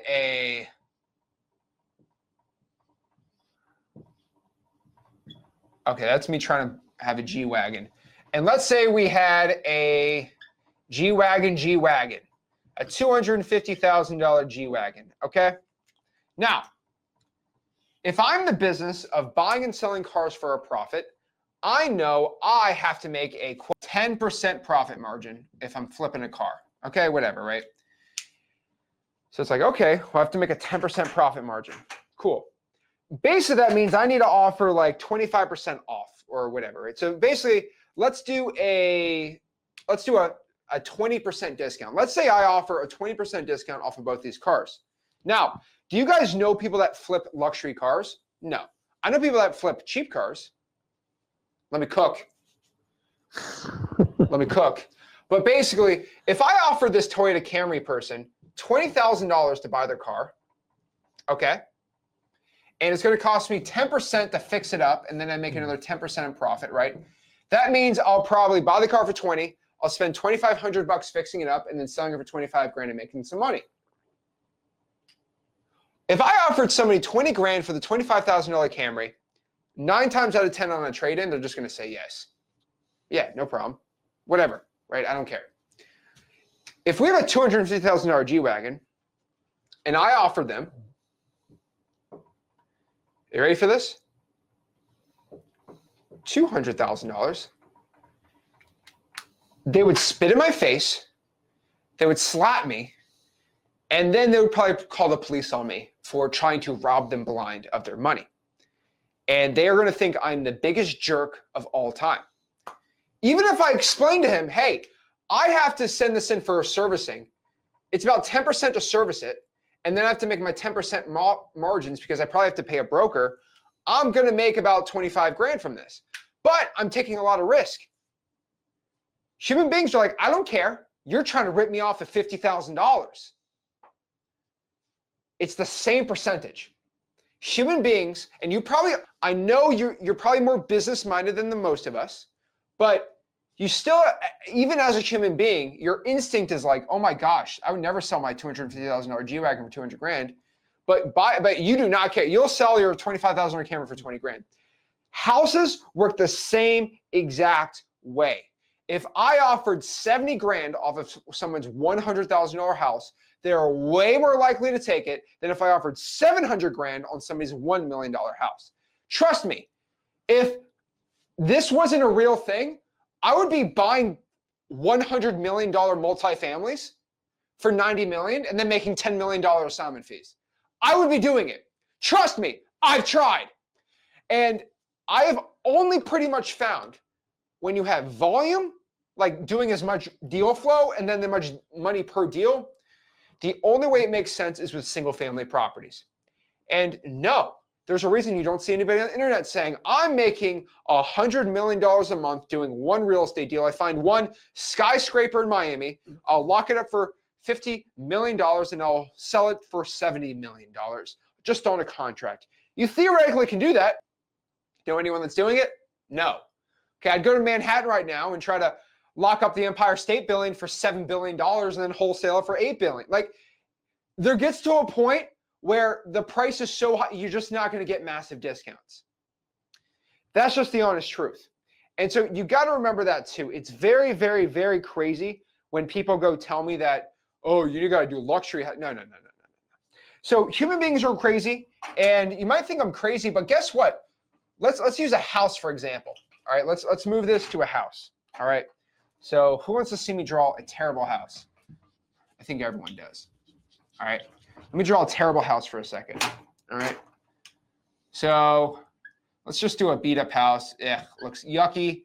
And then we have why did I draw a pyramid? I don't know, some crazy multifamily, right? And let's just use easy numbers. I don't know, let's just do luxury, right? So let's do 100 grand and $1 million. Pretty simple. And if you're in the comments saying, there's no way someone has a house worth $100,000. Yeah, it's because you live in LA. Most of the country, you can get cheap houses. Not most of it's 100 grand, but there's areas, Cleveland, Detroit, where you can actually do this. And so don't, like, I just telling you the truth. So if I have a $100,000 house, do you know how much, if I listed this sucker on the MLS, let's see how many people are watching this live, right? If I have a $100,000 house on the MLS right now and I sell it, and if I'm the seller, how much am I going to have to pay for closing costs, doc stamps, realtor fees if I pay for the buyer's agent and all this stuff? Can anybody tell me exactly how much I would pay if I had a $100,000 house in Detroit, Michigan, and I went to get it sold? How much would it cost me just fees, and how much would I net? So if it's 10%, say you'll net 90 grand, right? So how much would I have to, in a percentage, how much is a fee for me selling a house? Okay, let's say I buy it for 70, I sold it for 100, right? What is it, right? I got 10K, 20K, all these things. So the national average you're probably going to find here is around 12%. And some people are right on the money there. It's about 12% to go sell a house. Again, some people can get it for 10, some people get it for 14. Roughly, you're going to be about 10% after all the stupid stuff. Okay, let's do the same game. What about for $1 million house? How much is it going to cost me? If you said 12%, you're correct. So that's the thing about real estate also. It's just like flipping that car. The percent to sell both of them are the same. So the percentages are pretty much the same. Now, slightly less of a discount the higher price you go, but still the numbers don't work out for much luxury stuff. You go from maybe 83% of ARV minus repairs to 85 if you're in a hot market. Most of the time it ain't going to work well. And so what I want everyone to understand is if I have to get a 20% discount off each one, I'm offering 800 grand for $1 million house or 80 grand for a $100,000 house.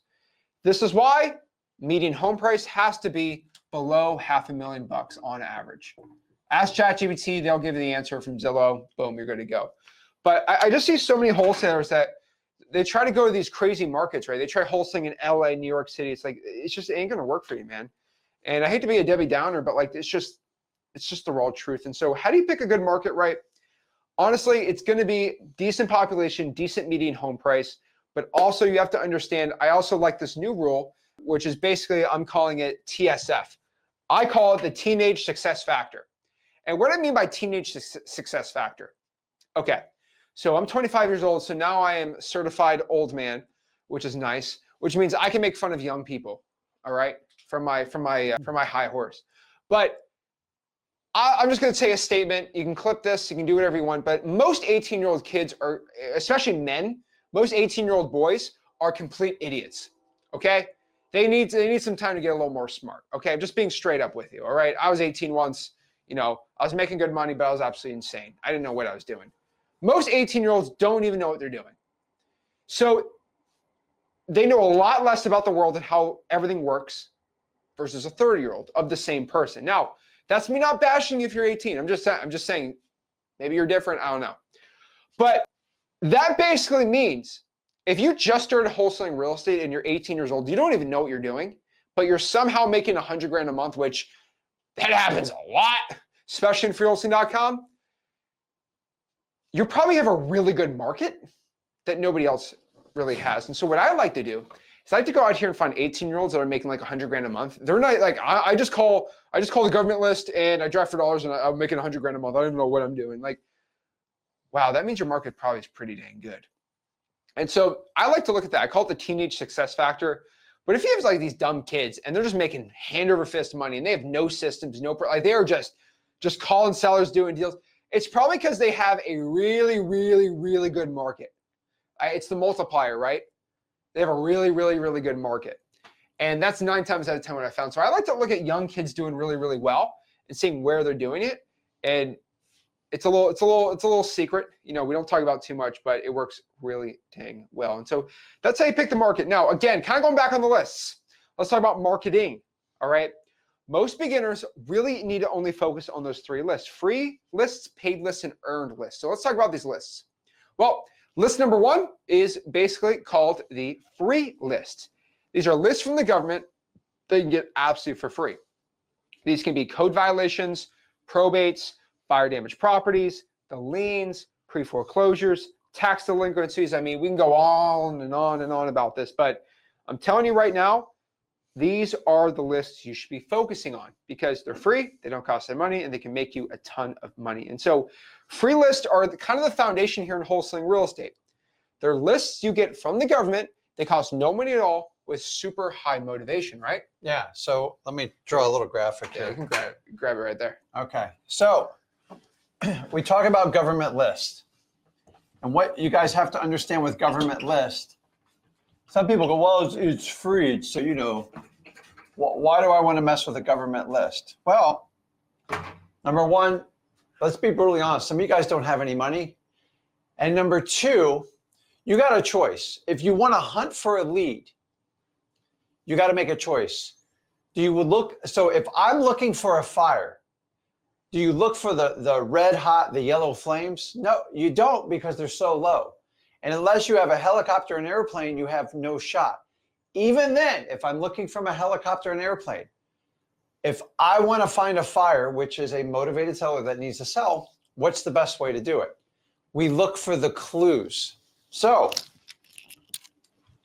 it's going to be a terrible graphic, but here's a fire, guys. Okay, and this is the land. I should have done that in green. But fire goes up. It only goes up X amount of feet, okay? Maybe 8, 10 feet on a big fire. Hopefully nobody's burning the house down. So what's the smart investor going to do? You're going to look for the fire? No, look for all the smoke that goes up in the fire. You guys, when you see a fire, the smoke sometimes goes thousands of feet. That smoke, so if this is your motivated seller,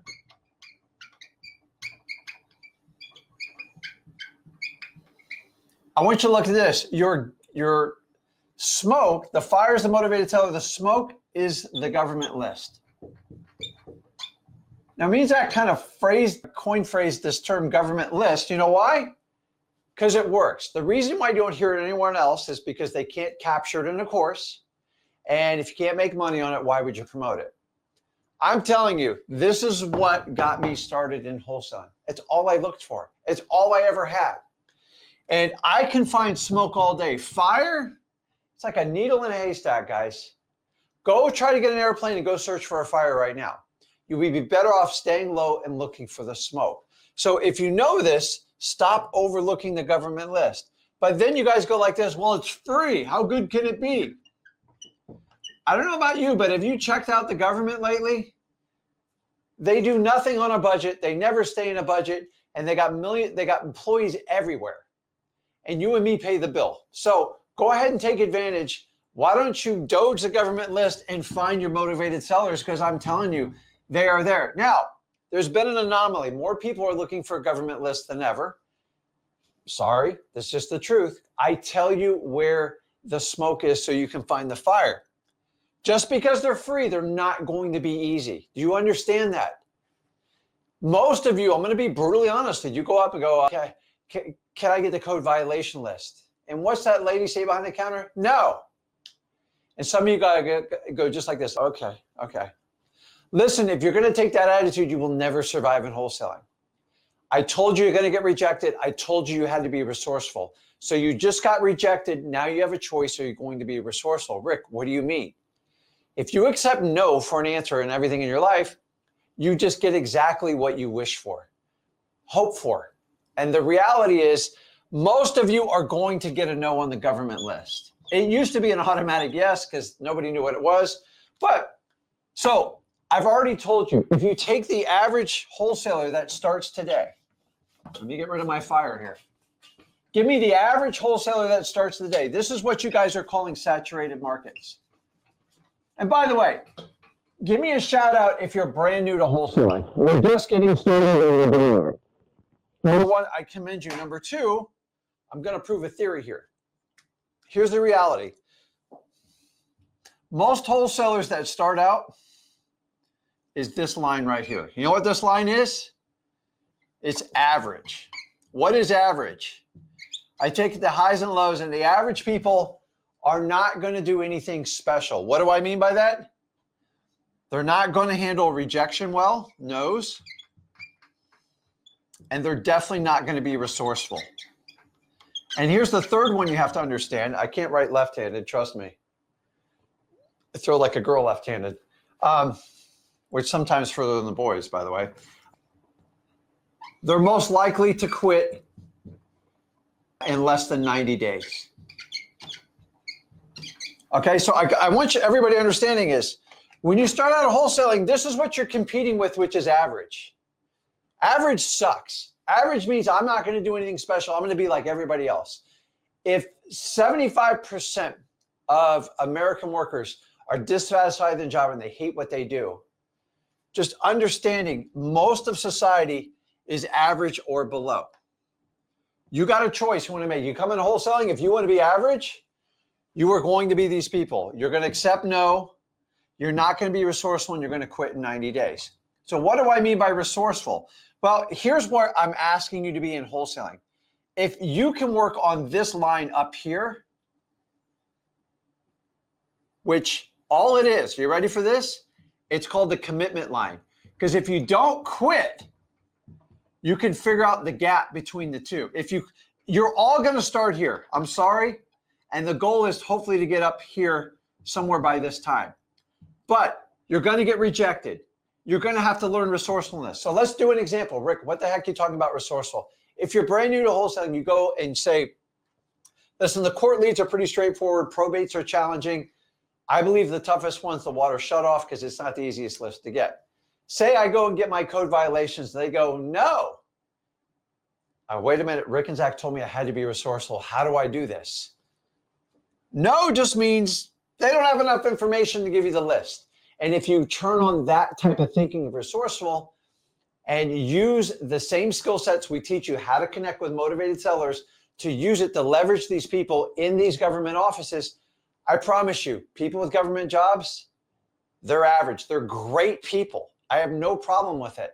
But you're trying to do something greater. It's just the truth. So you have to overcome them. If you let a government employee overcome you, you're average. I'm sorry. I'm just going to tell you the truth. I tell you exactly how it is.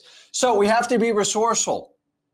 So what I'm going to do is, so if I went in person, this is exactly how I did it because I got rejected the first 3 times. I did my code violation list, and then I'll tell you a story about probate. So I went to go get my code violation list. He says, no, I'm not giving it to you. Honestly, I'm like, how can I get the list? I was resourceful. I just didn't know what to say. I tried everything. Honestly, I think I got kicked out of the office. I came back 2 days later. You know what I did? I brought an entire batch of Dunkin' Donuts. Now, I'm going to be honest. She was a big lady behind the counter. I took a wild guess because I saw a Dunkin' Donuts wrapper. I remember that's the only thing. I didn't know what to say. I didn't know what to do. I went back with donuts because when I used to work in corporate world, we bribe people with sugar. And it still works today. It's terrible for them. I know. The light up in this lady's face when I got it, I got the list. And for the next 3 years, it was seamless for me. If I did not have the guts to stand up and learn how to be resourceful, I would have never figured out government list and I wouldn't be on this live stream with you. You're going to have to step up. You've got to get past average. If you're average, you're probably not going to make it in wholesaling. Now, maybe you were average before. You have to figure out how to get above it. How do you get above it? You have to be committed. Most of you are super excited coming in wholesaling, and I love it, and your enthusiasm is really high. But here's the truth. Wholesaling will not reward enthusiasm. It only rewards commitment. And commitment eventually turns into discipline. If you can do this over and over. Now, if you ask for, say, 7 government lists, do I expect you to get 7? Probably not. But you know what? If you can get 2 or 3, you're on your way. I guarantee you're going to get rejected on some. Probates are some of the challenging ones. The water shutoffs, they can be challenging. Fire damage, you got to be kind to our firefighters. But you got to work for these lists because they're free and some people are trying to abuse it. Yes, people are trying to sell you these lists. That's what marketers do. So you have to differentiate yourself. Know what is public information and what is a privacy issue. Your biggest battle on the government list is always going to be, it is public information because it's funded by the government, but they have this called privacy policy. The only way around the privacy policy is through trial and error on learning to become resourceful. I promise you, keep at it no matter what you do, and you'll get it. These lists, guys, why do we want you to do government list? It's just common sense. Think about this. I've got to give you the most motivated leads to give you the best probability when you start out in wholesaling. That's why I don't send you to the MLS right off the bat. Why? Because I already know the outcome. I've tried it. I only did MLS once, and it was 2010 to 2011. And honestly, I still got much, much better deals in off-market properties, and it's here today. It's the same thing. So guys, I can go on and on and on all the different ways. The government list, they are endless to talk about. Every one of them we have listed at freewholesaling.com. Go find one. If you're going to ask what my favorites are, I love code violations. It's to me the easiest one when to find a problem with a house. And I also enjoy probates. They do take some patience. I have specialty training at freewholesaling.com. I teach you how to be a human being, to be empathetic with people, because at some point you're all going to go through it. Unfortunately, that's just the truth. So if you can feel what your sellers are feeling, you can actually help them out more. Guys, it's endless. If I really thought I could just go to MLS or send you to a website to get all your leads, I would do it.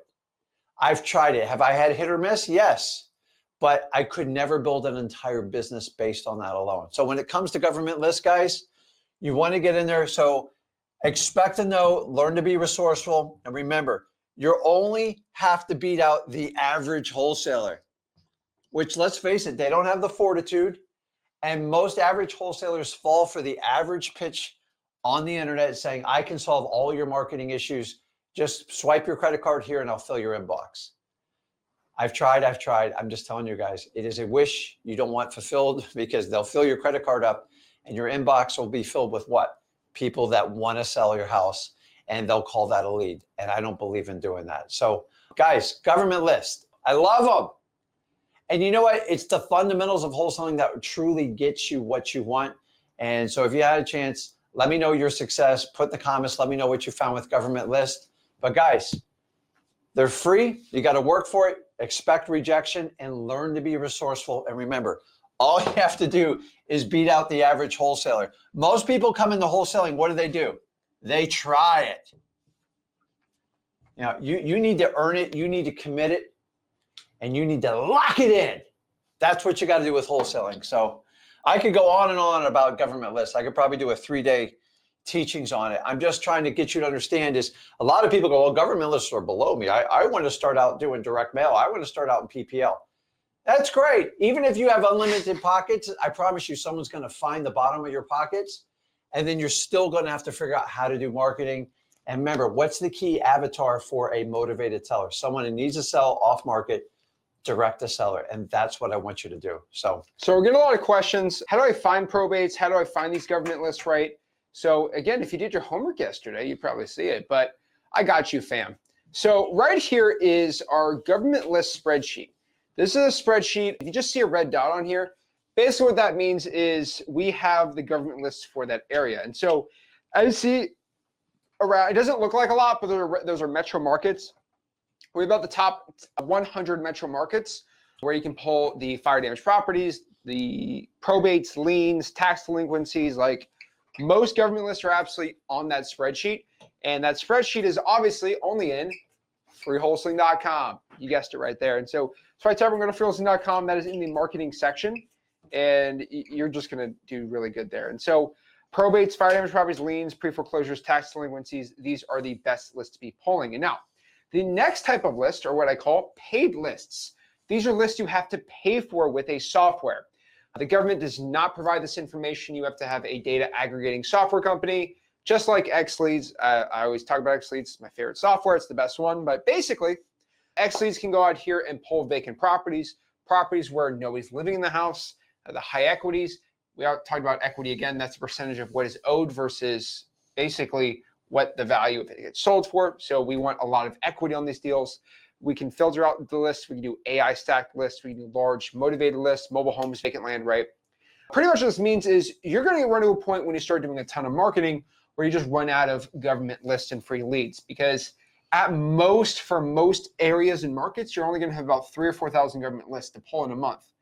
Now, if you're doing about 10 hours by yourself solo, 20 hours by yourself solo, that is plenty, trust me. But if you're running a bigger operation, you want to get to 30, 40, 50, 100 grand a month, 200 grand a month, you just got to use a software, pull the list from the data, and then you go market it out like crazy. And that's where XLeads comes into play. So that's where you use XLeads and all that fun stuff. Now, that's paid lists. The next type of list is what we call earned lists. These are lists that you can't buy, okay? You can't go and get them for free, right? These are lists that you honestly, nobody has that list except for you. That's why I call it earned list. Now, these are lists that you earn. You don't buy them. You don't find them online. They are not publicly available, or you can't even pay money to find it. This is going to be driving for dollars and maybe even a list of inbound zero leads from digital bandit signs, right? And so basically, you go in your car, you look for ugly houses, and you're going to find a ton of great wholesale deals from that, right? Now, there are going to be ugly houses that are not on the code violation list, that are not probates. They're just ugly for whatever reason, and no software or no government list found that data set. So it's very, very interesting how that gets done. So driving for dollars, digital bandit signs was one of my favorite ways to find motivated sellers. Now, kind of going back on here, right?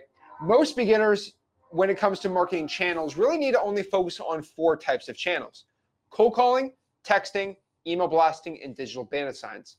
So those are the 4 ways. If you're a beginner, you're just looking to get your first wholesaling real estate deal, those are the only 4 you need to be focusing on. We don't want to get any cute. We don't want to get fancy. I would say cold calling, texting, email blasting, digital bandit signs. Now, I would add reverse driving for dollars, but again, if you can't even cold call, don't be doing that, right? So let's break this all down. So that is the marketing. And so let's talk about the first one, which is cold calling. Cold calling is basically calling somebody up and offering to buy their property for cash. Guess what? It's pretty simple. You call the list and you start seeing if they're looking to sell the property, right? So you pull a list, you skip trace the list, you call the list, you're good to go. Now, you can use a free dialer or a paid dialer. I would use my 2-question script and get the appointment set. And so remember, you pull a list, you skip trace the list, you call the list. Pretty simple. Now, a lot of people ask, Zach, oh my gosh, what kind of dialer do you recommend? Well, Google Voice is the dialer that I recommend. That is my favorite free dialer. So go to googlevoice.com. We teach that in freeholston.com, and you start calling the 2-question script. Or you can use a paid dialer. There's an auto dialer inside of XLeads, which is really cheap. Or you can use a triple line dialer, which is going to call 3 lines at the same time. That works pretty dang well. And so that's how you do it on that end. And then you just get the appointment set. So everyone asks, Zach, what is your cold calling script? Again, we teach it in freeholston.com, but I want to share with everyone again one more time. Repetition, repetition, repetition. I asked them first and foremost, are you the owner of the property? The reason I asked if they're the owner is sometimes if they're not an owner, Wasting your time. you're just basically wasting your time. And then also you kind of throw them off. Remember, when they pick up the phone, they just want to say, no, no, no, no, no. Now they're kind of like, whoa, what's going on here? And so you ask them again, are you interested in selling the property? That is basically how you deal with it. Now, a lot of people think you need to have this crazy fancy script. The reason why it's so simple, it gets to the point, but also because you're not wasting time with the calling, you can go and call another person. You get as many at-bats as possible, finding people who want to sell the property for cash. And so the next one here is SMS text blasting. So SMS text blasting is amazing. We absolutely love SMS text blasting, but SMS text blasting is probably one of the most efficient ways to find motivated sellers. Like, you just click a button, send thousands of texts out, and you get wholesale deals. The problem with it, there are some very limited free options. This is more of a paid option. And there's nothing wrong about paying for marketing, right? Everyone knows that. I am very against paying for, I'm not against it, but like, that's not what I do, right? I mean, I just make too much money to be selling courses right now. But if you're trying to pay for a wholesale course, I think it's ridiculous. But I think paying for marketing, that's always a good return on the investment, right? And so I've never been against paying for marketing. I think you should pay for marketing in a smart way. Start with like $100 a month budget, then a $200. Don't go spend 10 grand your first month. You can't. So I thought when I first did paid marketing, I could just double the budget and I would double my leads. And I found out you have to build systems because you get inundated with leads. Now, most of you start off as basically solopreneurs when you do wholesaling. That's one of the things that attracts you to it. And that's what you do. You start out manually, you go out, you hustle, you get your government list, you do door knocking, you do driving for dollars, you do reverse driving for dollars, and eventually your days get full. That's a good thing. And then you get all these leads and you start working them with the follow-ups. And then at some point you go, man, like, I don't know if I can keep this pace. That's when you want to consider doing some paid marketing options. But here's the truth, guys. A lot of you get sold a bill of goods on, you should start out paid marketing, and then that way you don't have to go through the struggle. The struggle is what makes you a great wholesaler. If you don't know exactly what you're looking for, if you don't know exactly how to talk to motivated sellers, why do you think paying for the leads is going to make it easier? It's actually going to make it tougher, because say you spend $5 grand a month on marketing, which is not a ton of money when it comes to marketing. If you go 2 or 3 months without it, can you go 15 grand? The truth is, most of you can't. And that's what we're trying to go at. I want to find out if you have the stomach, you have the moxie to actually do wholesaling. The reality is, a lot of average people come in and they try wholesaling. If you want to commit and go, man, average is not in my ball field, I've tried it, it sucks, and you do that, then you can come in and hit it out of the park. So Zach talks about SMS. One of the greatest inventions I've seen in wholesaling. Why? Because the solopreneur can institute a marketing plan of 10, 20, 30,000 all by themselves. But there's been some new challenges with the delivery, the carriers with it, and these compliances, A2P. Listen, you just have to step up and figure out how to work with it. But that was one where you pay sometimes anywhere from $500 to $2,500 a month and get it. The problem with skip tracing, we've obviously fixed that with XLeads. But once I get past that level, then people will consider direct mail. They'll consider PPC, PPL, some people do radio ads, which I'm not a big fan of. TV ads, they've never really worked in wholesaling. It's just the truth. I've tried them. And you figure out how to scale it. You've got to figure out how to get your first deal then get to deal 5, then you can decide to grow and scale your business. And you want to find the best return of investment. And the only way to do that is understand how the marketing works for wholesaling. That way you're educated and you're not throwing money at people and just giving them endless trust on it. There we go. And so that's SMS text blasting. So first and foremost, we text sellers. If you have no money, Google Voice, send 5 texts an hour for 10 hours. That's 50 per line. Get a couple lines. You're good. Just get Gmails and phone numbers. You're good to go, right? Wholesaling.com. But also, you got to remember this too. You can pay for it on X leads. It costs about $8.70 per 1,000 texts, which I think is pretty dang cheap. But we like that. We use our double whammy. Scrub to that in freewholesaling.com. That's how we do our SMS text blasting. Now, digital bandit signs, again, I love doing this because it takes about 5-10 minutes a day. Here's a screenshot from the Digital Bandit Sign Academy we have in freewholesaling.com. That's one of our free courses. But pretty much go to ChatGPT. For example, I think in the course, I went in there and I basically said, hey, I did a thing in the Houston Hat Club. I know it sounds crazy, but there's a hat club in Houston with tens of thousands of people in it. Wow. And I basically went in there and said, hey, I have a true passion for hats. I have a passion for buying houses for cash. And I just show people how to write ads on Facebook groups. It works really well. It's really cool in there. The next one is my EOG system. Love the EOG system. It is my email offer generator system. Basically, you can send thousands of emails every single day, absolutely for free using Google Sheets and Gmail. We actually have the software inside of freewholesaling.com. Actually the software to skip tracing, but we have a software inside of freewholesaling.com to connect Google Sheets with Gmail. Nobody else in wholesaling even talks about this or even shows this type of software, which is insane. I really should charge for this, but again, it's absolutely for free. You just go to freewholesaling.com, go to the EOG system, so the email offer generator system. It's all in there. It's in the main marketing course too. I have a whole module on this. But the only thing that sucks is you got to use X-Leads to get the emails. You're not really going to be able to get 30,000 emails on cyber background checks. But as long as you got X-Leads, you can go send these emails out absolutely for free. It's one of the big benefits. And this is kind of what the email template looks like. So this is the email template right here. Again, heads up, this offer is only good for 7 days. Talk to me ASAP. And kind of the whole point of this entire email is to get people to call you by sending cold emails out. Yeah. It works pretty dang well. And also it gives you the ability to do what we call off-market hour marketing. So we're all confined when it comes to cold calling, door knocking, reverse driving for dollars, to basically daylight hours. Like you don't want to cold call before 9 a.m., really maybe even 10 a.m. And so what do you do if like you're going to bed and stuff? What if we can show you how to work leads like while you're sleeping? So sending out emails, even if you spend out a couple thousand and you get a 1% to 2% response rate, those are leads you can work like the next morning when you wake up. So everybody talks about on-hour marketing and wholesaling.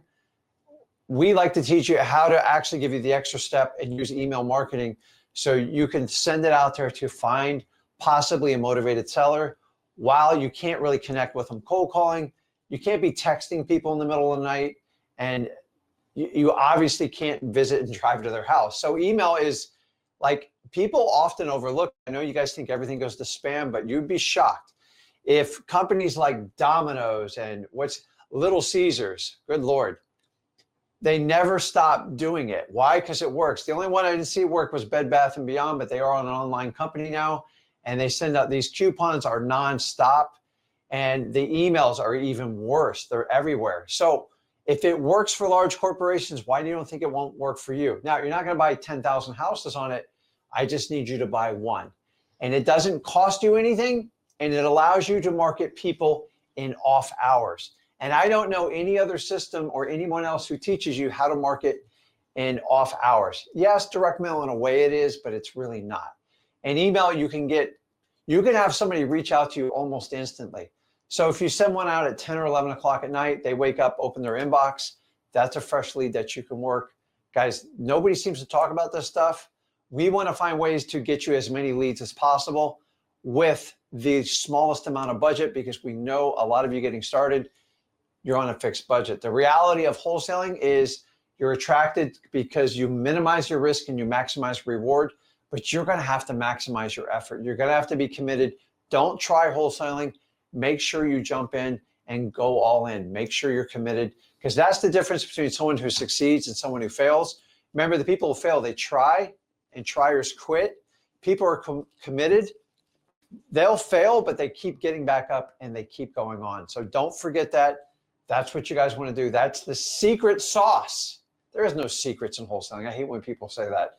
But you just got to stay. Guys, if I could put a camera on the back the first year I wholesale, you would be laughing so hard right now. I was terrible at it. But the only difference of why I kept going is I just didn't quit. I had contracts fall through. I got embarrassed in front of sellers. I had buyers laugh me out of it. And I just kept going back. I did the wrong contracts. I did the wrong paperwork. And if you understand that, if I can fail and get back up, what's your excuse? Do the exact same thing. Are there more people in wholesaling than ever? Yeah, but I said that back in 2003, and here I am almost 23 years later, and the same story. It's just like history repeats itself. It doesn't repeat itself exactly. It just tends to rhyme. And if you understand that, just stick it out. If you think houses are expensive now, wait till 5 or 10 years from now. God only knows, at the rate our government prints money, houses are the one asset class that always go up in value. Can they go backwards a little bit? Yeah, but remember, we're wholesalers. It doesn't matter to us. I've made money in the best markets. I've made money in the worst markets. And only wholesalers can say that. Speculators, they're the ones that publicly admit they get killed because they reach too far and they have to forecast 6 months to a year, sometimes a year and a half in advance. Wholesalers make money today. So if you understand that, you can jump right into it and get started in wholesaling. So what else we got? Yeah, so let's kind of break this down. Let's kind of visualize where kind of at with the marketing. So again, you want to find a wholesale real estate deal. All right, you have some options. Okay, so let's break this down into 2 sections. All right, this is how I like to look at things. Okay, inbound and outbound. This is how it is. So if you want deals to come to you simply and really not work too hard, you want to focus on inbound. If you want cheaper real estate deals, you do outbound. So let's kind of look at I can make it like let's make it like a cost. Let's do it like this. This will be a little easier. All right. Let's flip it over. Let's make a little chart here. All right. There we go. This will be a little easier to do. So this is going to be basically CPL. CPL stands for cost per lead. And we're basically going to see how this is actually, so we'll just do this. Cost per lead. There we go. And we'll do easiness. Okay. And so let's go down the line of these types of strategies. And so right here is going to be kind of the breaking point where we're going to see it. So again, we're going to notice pretty simple, right? Let's kind of do the first one. Let's compare inbound to outbound. Actually, we got to do it like that, outbound. There we go. We'll do inbound right here. Okay, so let's look at only inbound leads for a second, and we'll go out here and look at outbound. So first and foremost, we're going to go look at inbound, look at radio, okay? If you're doing radio advertising, you're probably going to find it's going to take you around, what do you say, $4,000 to get a deal? $4,000 to get a deal? Yeah, about $4,000. So if you want inbound seller leads from a radio ad, you're probably going to spend $4,000 for someone to come see your deal. If you want to do PPC, I've seen it go all the way up to $7,000. I'll probably just say $5,000 to be a nice guy, but that's pushing it. You're probably looking at like $7,000. That's a lot of money per deal. If you go out here and you decide you want to go out here and Facebook ads, you're probably looking at about $7,000 right there. That's about the industry average. I found about $7,000. And then you can do reverse drawing for dollars. So that's you going out here and putting a sticky note on a deal. You're going to be roughly about $50. Now, here's the thing. All right. Why is reverse drawing for dollars so much lower than all this other stuff? They're all inbound sellers coming to us. You're going to get way less volume, and you got to do a lot more work to do this. Now, if you want to kind of look at it on another way, you can look at how much time it takes to get a deal. So again, if you want to look at another matrix, what is a matrix? It's a relationship between two things. That's the definition of a matrix. So if I reverse do this on this way, maybe make it a little easier. So let's keep cost right here. All right, there we go. We'll put time. Okay, so let's do radio really quick. Radio, it's going to be right here, but it's going to take not a lot of time. Now, it's going to take more time if let's do cold calling. Cold calling is going to cost us basically nothing. I mean, we might be at $200 for a deal, but it can also be basically $0 per deal if you do it for free. And you're going to find that you need to do way more time. Like this is like 40 hours a week. This is going to be like 3 hours a week, right? Radio is right here. There is pretty much extreme high cost, not a lot of time to be done. And if you look at these other strategies, right? If you put reverse driving for dollars, reverse driving for dollars is going to be like right here with the amount of time you got to put in, but the cost is pretty much super low. So you're going to find a correlation between some of these strategies right here, and I'll kind of map them out right here.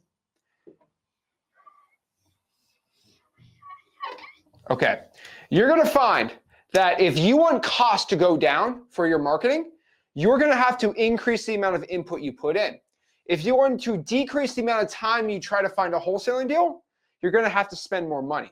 So there's a extreme correlation right here between the amount of money you spend and how much time that you put in this business. What you want to find is the best return on your money and the best return on your time. What I have personally found is just government lists will give you the best return on time, so you can kind of have the least amount of time with the least amount of cost. So if you want to find a deal without spending too much time and without spending money, government lists are going to be the best things. If you have cost as your biggest problem, free lists are perfect. If time's your biggest issue, drop some money on paid marketing, right? You just have to understand where you want to be in marketing, right? They're all going to get deals, but it's really, really important that you go out here and get some deals on here. But just make sure you're not spending too much money. That's kind of the problem. Where do you say a good budget is? I think for a beginner, I think $200-300. I mean, you're better off just starting light and then figuring out as you go.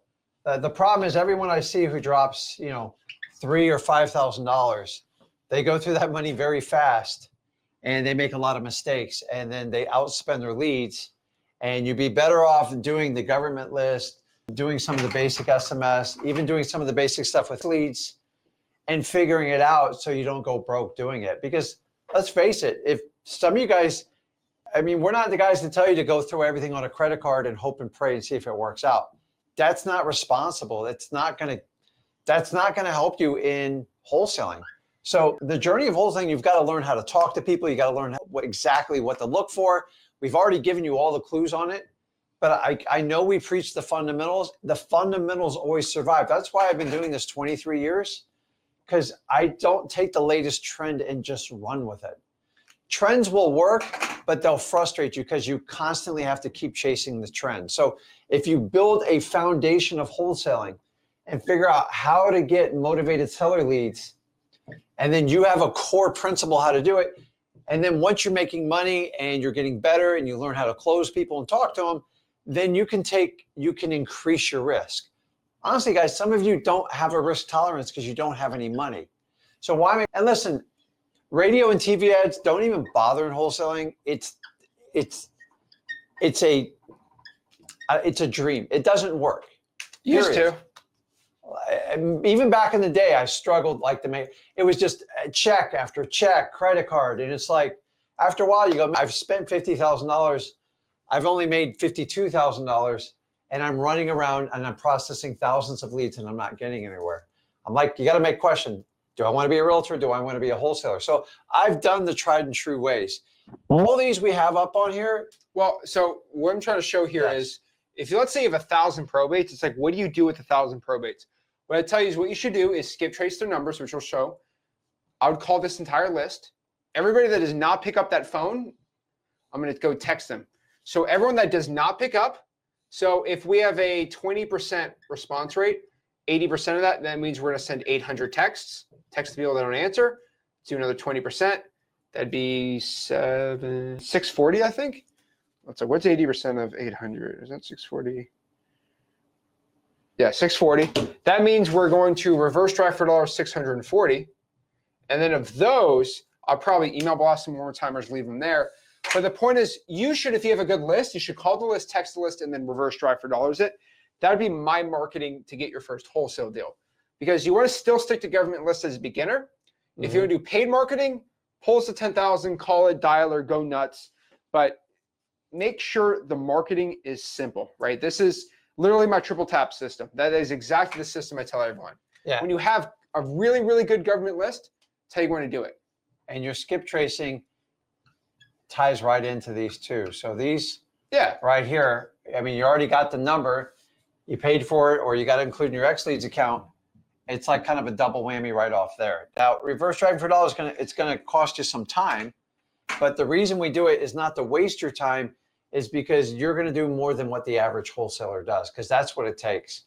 Guys, I used to find houses in not so much pre-foreclosure, but like vacant houses. I honestly, I spent so much time calling them, texting them, driving by, putting sticky notes on the door. And then I got really resourceful. What you guys learn is you guys will find vacant houses all the time. I get tons of leads on them. The problem is you got to be really resourceful. How do I find the person in the vacant house that's not responding to everything else we're doing? You talk to the neighbors. Don't tell them you're buying the house. That's the last thing you want to do, because you get the neighbors excited to beat you. They get FOMO. You don't want to do that. Find out when the lawn's getting cut. You actually become like a private investigator, and you start figuring. And when the lawn guy comes in, all you got to do is follow the money. Hey, who pays you to cut this lawn, and can I get their contact information? You just got to bribe him a little bit, but they'll usually share that information. And you find out the neighbor goes, hey, they cut every other Saturday. I show up Saturday 9 a.m. I might have to sit in my car 3 or 4 hours. That's how I found a lot of these vacant leads. But the average person will try this. I tried to call them. I sent them a text. Maybe I sent them an email and I moved on. Go above and beyond. Remember, you've just got to be about average. I've showed up in courts. I do some crazy stuff. That's what it takes to be a wholesaler. And I want you to understand, you got to push with everything you absolutely have. So there we go. And so if you want to get phone numbers to your leads, right, the last one is going to be here on skip tracing. Again, if you have no money, I do recommend you go to cyberbackgroundchecks.com. Another website I've talked about is truepeoplesearch.com. Yeah. That's great. Obviously, for skip tracing, I just use X-Leads. You get 60,000 a month on there. I mean, that's pretty much a no-brainer. But that's how I get their phone numbers. And then overall, we're going to be talking about kind of creating plans. We're also going to be talking about how to talk to motivated sellers tomorrow, how to close them, how to find the buyer, and then really a game plan. Because I think what we need here is we know exactly kind of the whole marketing system we talk about. Yep. You can start calling sellers, texting them. You can send direct mail. You can send probate letters. You can digital bandit signs, right? You can email block. There's so many ways to find wholesale deals. But what I think most people should be doing is just trying to find at least one list right now. Just like one list. That's all I'm asking. Yep. Find one list and just focus on that for now. Get your first deal off of one list, maybe 2 lists, and then one marketing channel. I prefer cold calling, prefer texting, whatever you want to do, and we'll go from there. But guys, this is marketing. This is how to find wholesaling real estate deals. It's simple. You just got to go where the motivated sellers are. And you know what you always say, right? When there's smoke, there's fire. Yep. And so if we're going out here in wholesaling, right, and there are ugly houses, people not paying their property taxes, people have liens on their house, right? That's where we go. We get their phone number at truepeoplesearch.com or X-Leads, pull the list, call them, text them, put a sticky note on the door, post some digital bandit signs, go to freewholesaling.com, and you're going to start having success. And so let me see a couple of other questions we got on here, and let's break it down. X-Leads is better than any software. Trust me, I know that. I'm going to add the link to day 1 on here too, and then day 3 starts tomorrow at 5 o'clock. We are going to finish off strong. This is probably our most important video of the challenge. And what we're going to do today exactly is share with you exactly how to talk to sellers, close sellers, find cash buyers. But most importantly, in the end of this challenge is going to be the exact 3 game plans. And so we're going to give you 3 game plans of if you are an in-person wholesaler with no money at all, if you're a virtual wholesaler with no money at all, or if you just want to take the Disney Express Pass option and get a deal the fastest way possible with a little bit of a budget. I think we put like $300 in there. I think everyone probably should be at that. But if you got no money, we have no problem. I had somebody from Sudan and Papua New Guinea reach out to me today in freelson.com. And I don't know if you ever know what's going on in Sudan, but pretty crazy stuff.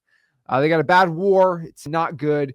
And still trying to go out here and wholesale. And so, of course, some people are virtually no money at all. We want to give everyone pretty much as many options as possible for success in wholesaling real estate. And so, guys, we're day 3 of this challenge. We're pumped up for it, guys. I rarely go live 3 days in a row, but this challenge is so important. We're kicking off July as hard as we possibly can and really just trying to dedicate as much time as possible for you guys to go out here and have success in wholesaling real estate. So we have no time to waste here. So let's just get straight into it and share exactly how you guys can have success wholesaling real estate. But again, in this challenge, just do me a favor.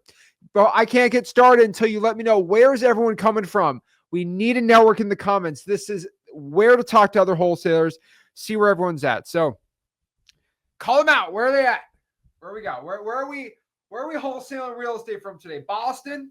Got Boston in the house. Boston in the house. Nice. What else did I see on there? Boston, Northeast. Okay, I like that. SoCal. Tampa, Back there. Indiana, LA, Austin, Dallas, Central Florida, PSL in the house. Port St. Lucie, Seattle, Seattle. Colleen. Ernest says we need some more slang, Rick.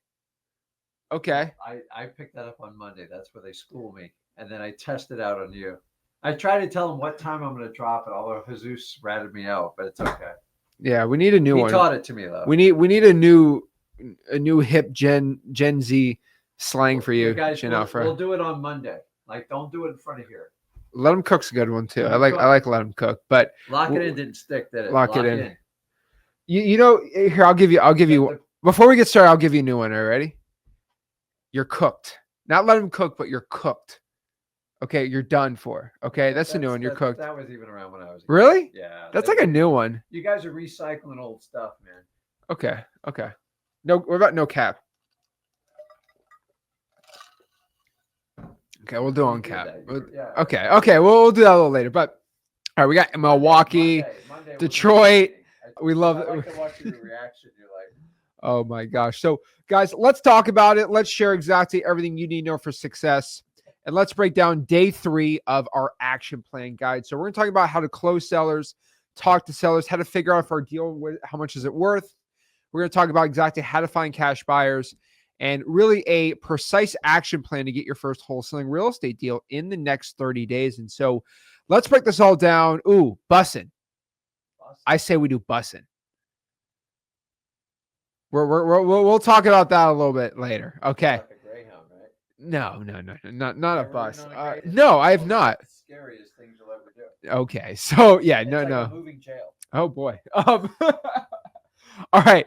So we're going to break down exactly the precise actions you need to get your first wholesale deal in the next 30 days. And so let's break this all down and let's share this. And so we're going to first talk about the title company vetting process. And so first and foremost, we need to use a title company in these transactions. How do you find a title company? The easiest one to do is to go inside of freelson.com. Okay. Let's do some freelson.com and go to zachdiscord.com and just make a post or ask, hey, in Las Vegas, where is the best title company?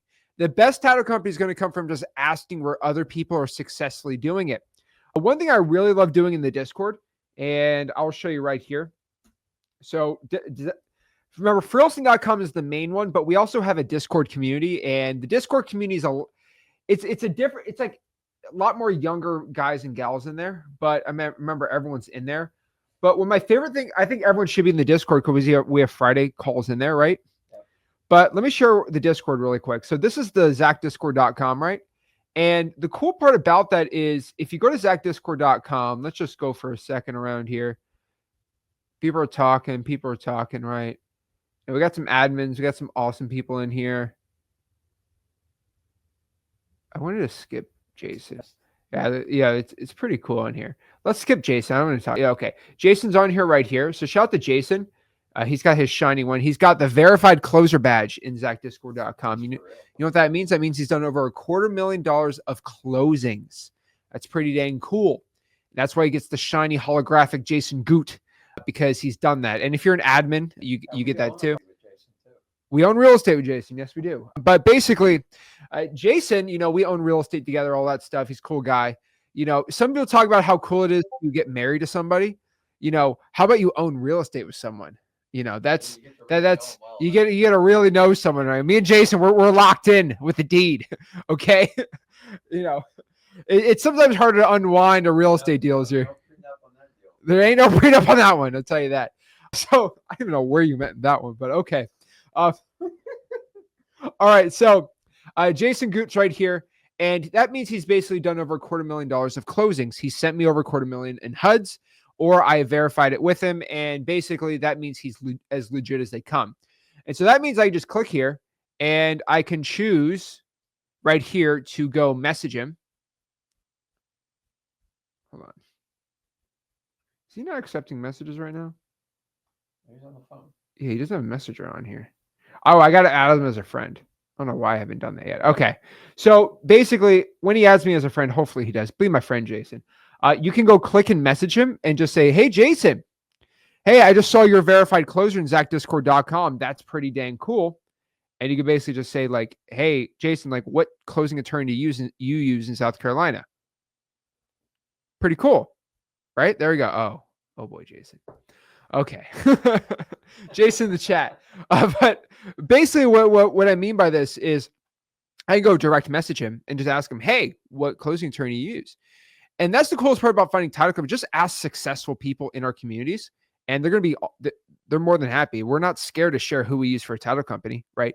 And so also when you talk to a title company, though, you need to go out here and make sure you vet them properly. This means you ask them the right questions. And so there are 4 main questions you have to ask, right?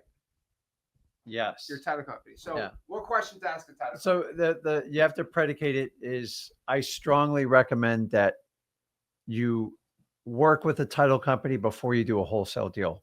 And I know you go, well, how hard can that be? I'm just telling you, I've watched more deals screwed up by a title company that refuses to work with people like us wholesalers.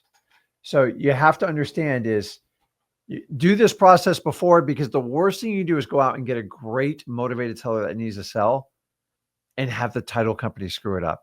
And if you don't think they have the power to do it, trust me, I've watched it over and over. I've watched them screw up deals of mine.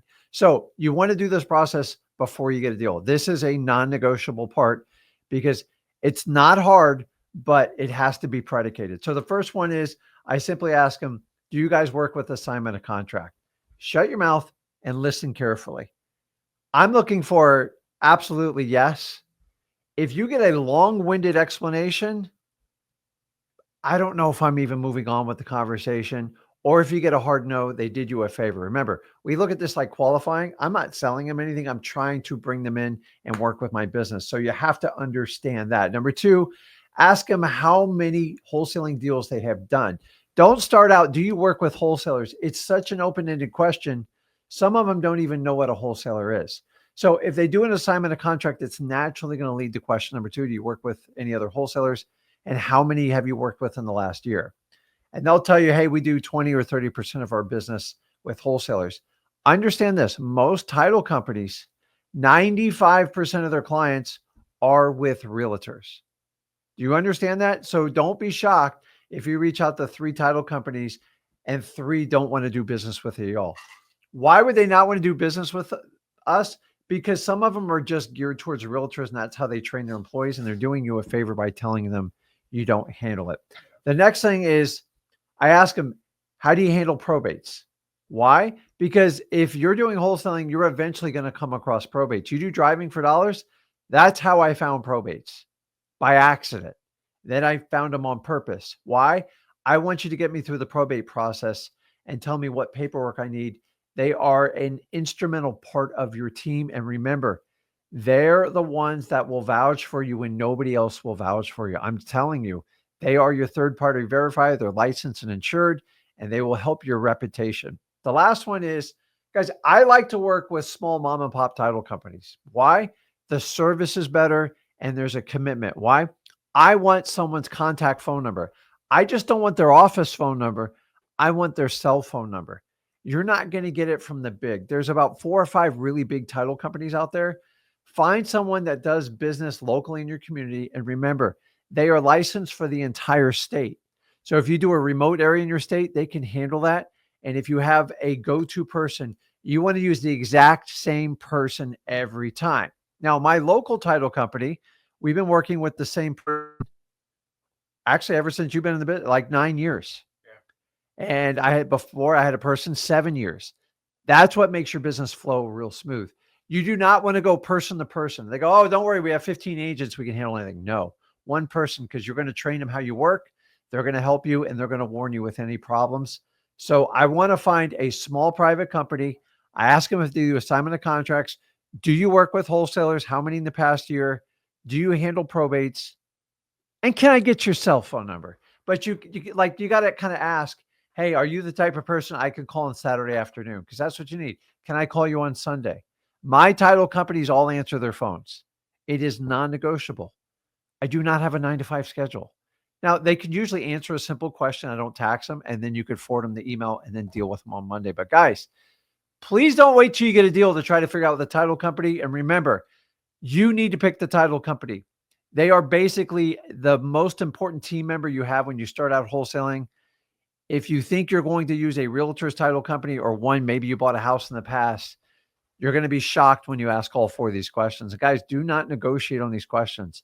They are going to save you from so much aggravation. The last thing I want you to do is go through all this work, all this marketing effort, and have a bold conversation and get somebody under contract to give it to the wrong title company. Yes. Can any title company technically handle our purchase and sale agreement up from a wholesaler? Yes. But are they going to screw it up? Are they going to freak your seller out? Don't find it out after you have a deal. Find it out before. I agree. And so one thing I could tell everyone is, first and foremost, do you do assignments? Yes. How many wholesaling deals have you done? Do you handle probates? And who's my contact person? Simple. If they can't answer, I've had so many people struggle. They're like, this title company asked the seller if they're okay with making a $60,000 assignment fee. It's like,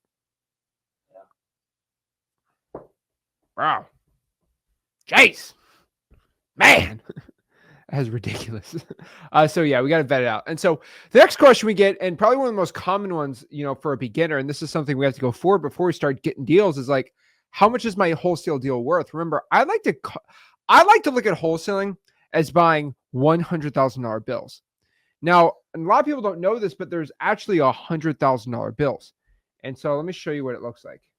But they used to do these like for banks and stuff before they had like digital currency and stuff. But this is the way I look at wholesaling, because I'm mentally crazy, but everyone knows this. Like, this is a legit, like, I think it's a real bill. It's a real bill. It's called the $100,000 bill. Worth $100,000 now? Yeah, it's worth $100,000. But It's worth more than that. Yeah, probably. But it's basically back when it was Woodrow Wilson. Don't ask me why. But basically, it was I'm not sharing it. Here you go. There you go. It was a $100,000 bill. It's still legal tender in the United States. Now, the reason I say $100,000 bill is, just think about it, okay? It's very, very, very interesting. But it's like, okay, how much is that $100,000 bill worth if they printed those like today? They'd be worth $100,000, right? Mm-hmm. Now you have D serials and F serials, and of course some are worth more than. But let's say, just to make simple, this bill is worth $100,000. Okay, so how easy would it be to make money if you just flip paper? Oh, well, we do flip paper in real estate, don't we? Okay, whatever. But like, think about it. What if somebody says, "Hey, I'm looking to sell this bill. What would you offer?" And like, I want a cash offer. And I say, would you take $60,000 on that? And they say, no, I have to be at 90. Would you take 70? Sure, do 70. Perfect. And then I go sell this bill and guess what we sell the bill for? A lot of people think we sell the bill for 100. No, you sell the bill for 90. You write a contract to buy this bill for $70,000, and you sell it to a guy for $90,000. You make $20,000. The guy who bought the bill for me still's making money. I'm still making money. Everyone's making money. And I know that sounds like, oh my gosh, I'd rather do that. because it's almost guaranteed how much it's worth. The reason why we make money in real estate is because we find untapped opportunity. And so the hardest part is figuring out sometimes what the house is worth. I looked at it's a $260,000 bill. We're going to lock it up for $230, sell it for $240 and make 10 grand. That's why I like to think of it, because like if you know what it's worth, going to negotiations, you just got to be below that. Boom. It's super straightforward, right? I would love to have one of those $100,000 bills in a frame. Yeah, They're probably, what do you think they're worth? They're probably worth like Double. Some rich guy uses it as a flex. well, they don't print them anymore. I like that. That's pretty cool, man. It just, guys, listen, think about if you go to a garage sale to learn the art of how to flip something. You know, Gary Vee talks about flipping Beanie Babies, and some of you guys do video games. They do this shoe market thing's nuts. Like I hear about this all the time. I'm just in shock what some of these the shoes, but like how many shoes do you got to flip? And so I like to find the biggest asset class. What is bigger than real estate? There's just really not, other than flipping corporations and doing stuff like that. I guess private equity. That's it. Yeah. So, but you can't do that on any type of scale. Consider public land, then no, real estate's the most valuable thing. So make a choice. So if you bought little trinkets as a kid, you had that entrepreneur blood, then wholesaling is the absolute perfect fit, because why not do something of like a bigger scale so you can get the economies of scale to do it? Because I think the shoe thing is actually really cool. And don't get me wrong, I think watches are cool too, but like it's very set, and you can only scale it so much and make so much. And remember, we're dealing with the human problem. The problem is, even if someone has a trashed house, a Rolex is worth a certain dollar amount, and even unless you bang it and crack the crystal or something like on it, you don't get the opportunity. With real estate, guys, people who buy I love when people say, I'm going to buy my house and in 15 years, it's going to be double the value, and I'm going to make a $300,000 in appreciation. I mean, it will, but the reality of these houses is some people don't take care of them. And the ones that don't take care of them, sure. If you added up every Home Depot receipt, all the design and the furniture, I'd be willing to say most people, if you really had to figure out the value of the dollar on their personal home, they don't make nearly what they think they do, because they personalize it. How many houses we buy, I'm like, what were you thinking? But we talk about this all the time, right? Anyone who gets into flipping things, right? Gary Vee type style, all this stuff, right? Look at all the things people flip. People flip cars. The people that make money flipping cars usually are going to be cheaper cars, because you ain't flipping big Lamborghinis because the price goes up, right? Exactly. Alex Minio guy, we actually interviewed him Monday. He used to flip watches. If you look at people who flip watches, they're not flipping $600,000. They're flipping the 5, 6, 7,000, because when it gets to a value of too high, you can't flip them. The sneakers, you ain't flipping $7,000 sneakers. You're going to flip the $100, $200 ones, right? Exactly. And in real estate, we flip the cheapest houses. Langfield, for us, houses are still kind of expensive. There's $200,000 houses, but like it's easier to flip a $200,000 house than it's to flip a $200,000 car. But so much easier. Because it's considered the lower end. It's lower end. Yep. And so every type of person is going to have that. And so we have to figure out what this $100,000 bill is going to be. And so in wholesaling, we have to find the value of the deal. So how do we figure out the value of the deal? What I like to do is I like to look at ARV and comps. And so this is a pretty simple equation, but what ARV repairs and all this stuff is we have to figure out ARV stands for after repair value. Okay. After repair value stands for what the property is worth after it's been repaired, when it looks all sexy and great and everything, right? Now, that means that ARV is what the house is worth in its best condition, HGTV style, A&E TV show, whatever, right? Whatever that style is, right? Perfectly done. That's what the house is worth. Repairs is how much it's going to take to bring that house up to that standard. Now, AR is exactly the after repair. So the repair cost needed. V is value. So if you take ARV, I know this, stay with me for a second. If you take ARV, AR is repair cost needed. V is the value after it, basically the MAO. And so if you want to look at what ARV is what the MAO is plus the repair costs. Stay with me here. ARV is MAO plus repair costs. Think about that for a second. MAO plus repair costs to a point, right? You know what I used to think ARV was? What somebody told me? Yeah, what? I know what it is. No. Like I was so stupid when I first started wholesaling. Somebody asked me, what is the ARV? I go, it's the actual retail value. And that phrase comes off the Price is Right. But like, I didn't know, like, and you learn it. Like I go, and somebody goes, no, it's after. I go, you sure? Anyways, I corrected myself, but I go, it's the actual retail value. The And only it's just so reason funny. you never got in trouble because you never said it. You never say ARV to seller, so they don't really even know. Listen, I'm just showing, like, I didn't know everything. I didn't know a lot when I started. I went through and do it. And I think we get so tied up in ARV and all these numbers. You know, I just recently did a video and I talked about it is you guys are trying to comp. Well, I don't want to get ahead of myself. We can get in the comps or. We're talking about this right now. So here's the reality is, here's how I explain it. I'm old school simple. When it comes to wholesale, this is actually everything we do is wholesale. If you talk to a food company, a restaurant, what do? They try to buy things cheap as possible. Usually got to buy it in bulk, and we buy low, right? And then the only difference is most places like a restaurant, they're going to want to sell retail, right? Here's the truth of a wholesaler. And this will give you much more clarity on when you do comps. If we buy low, we sell medium. Why? We want to exchange speed and lower our risk. Some of you guys get so obsessed on getting that retail comp. Does it really matter to get that last 10 to 12% of the comp? I've seen people fight for days for it. And here's what I found. If you spend too much time and energy trying to get that perfect ARV, number one, you're not getting in that position. You should know it, but it's a parameter. You stay on the lower side. If you get more, that's great. And here's the truth. The longer you spend on the comp, the worse the comp's going to be. You know why? Because the data tells you what the comp is, you didn't accept it. And you're going to know, I got it under contract for this. So then you go out and seek. Have you ever had that friend or family member where like they'll ask 10 people the same question? You know why? Because they don't like your answer. They're going to wait till someone complies with the answer that they've made up in their head to make sure you conform to it. So I find if you spend like hours on pulling comps, you start cherry picking them. So you ignore the data, which is the truth. And then you tell yourself a lie. And then you get in this ridiculous circle. And after you call 30 cash buyers, what do they all say? You paid too much for the property and you don't learn your lesson. So I'm just telling you, buy low, sell medium.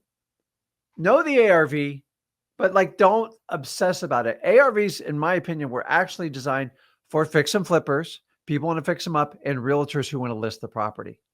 So if we're buying low and we're selling medium, why is everybody so obsessed hanging on the top? The reality is most of you are overpaying for your properties because you're scared to do the hard part and get that no out of the way.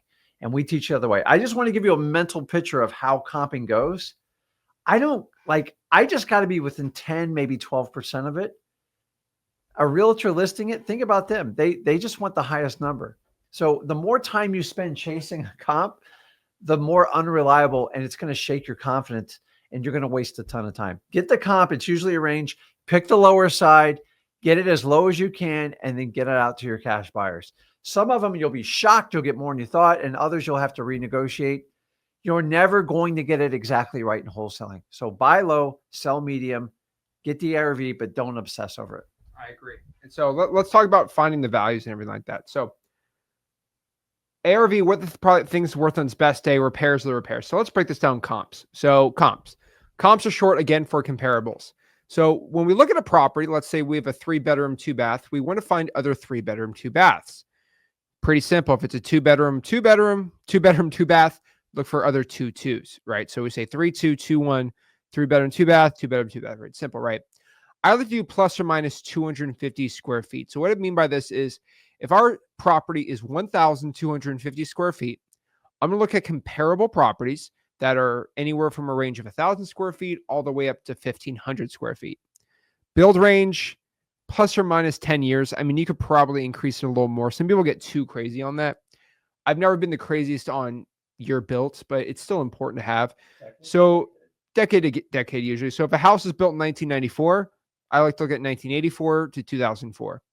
Now, once you hit like 2010s, I don't really use that rule anymore. But they honestly, like, if I was buying a new house to live in, like if I'm talking like a mansion, because I'm only looking at mansions now, rich people problems.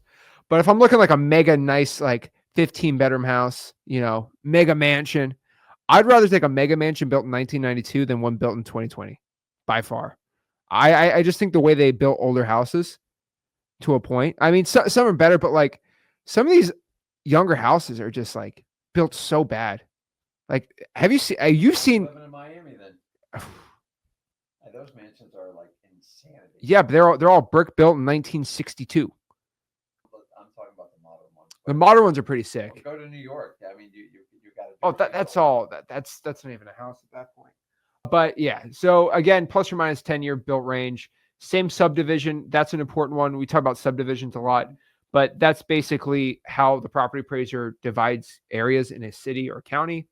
And then what you want to do is calculate a mean or average price per square foot. And so let me show you how to do it the right way.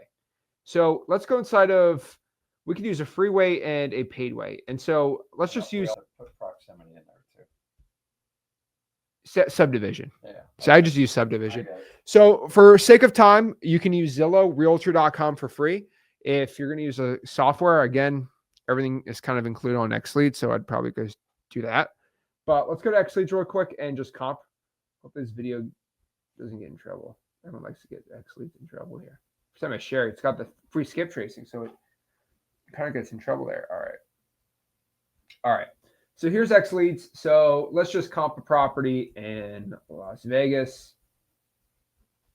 They have a Las Vegas in New Mexico. Oh my gosh. All right. Apparently. All right. Let's find a random house. Filter it out. This ain't the version 3 beta one, right? This is just the demo one. Correct. Okay, cool. I do not want to show what we're cooking here. Let's just do a vacant house. So yeah, we had one we were checking out the beta on here, but okay. So let's just do this house right here, okay? So if I want to figure out what a good offer price is going to be, so let's not show the skip tracing on there. The free unlimited skip tracing. Bum. All right, so let's say we want to figure this out. So XLeads is automatically going to tell you a couple things. It's going to tell you the retail value is around $263,000 on this house.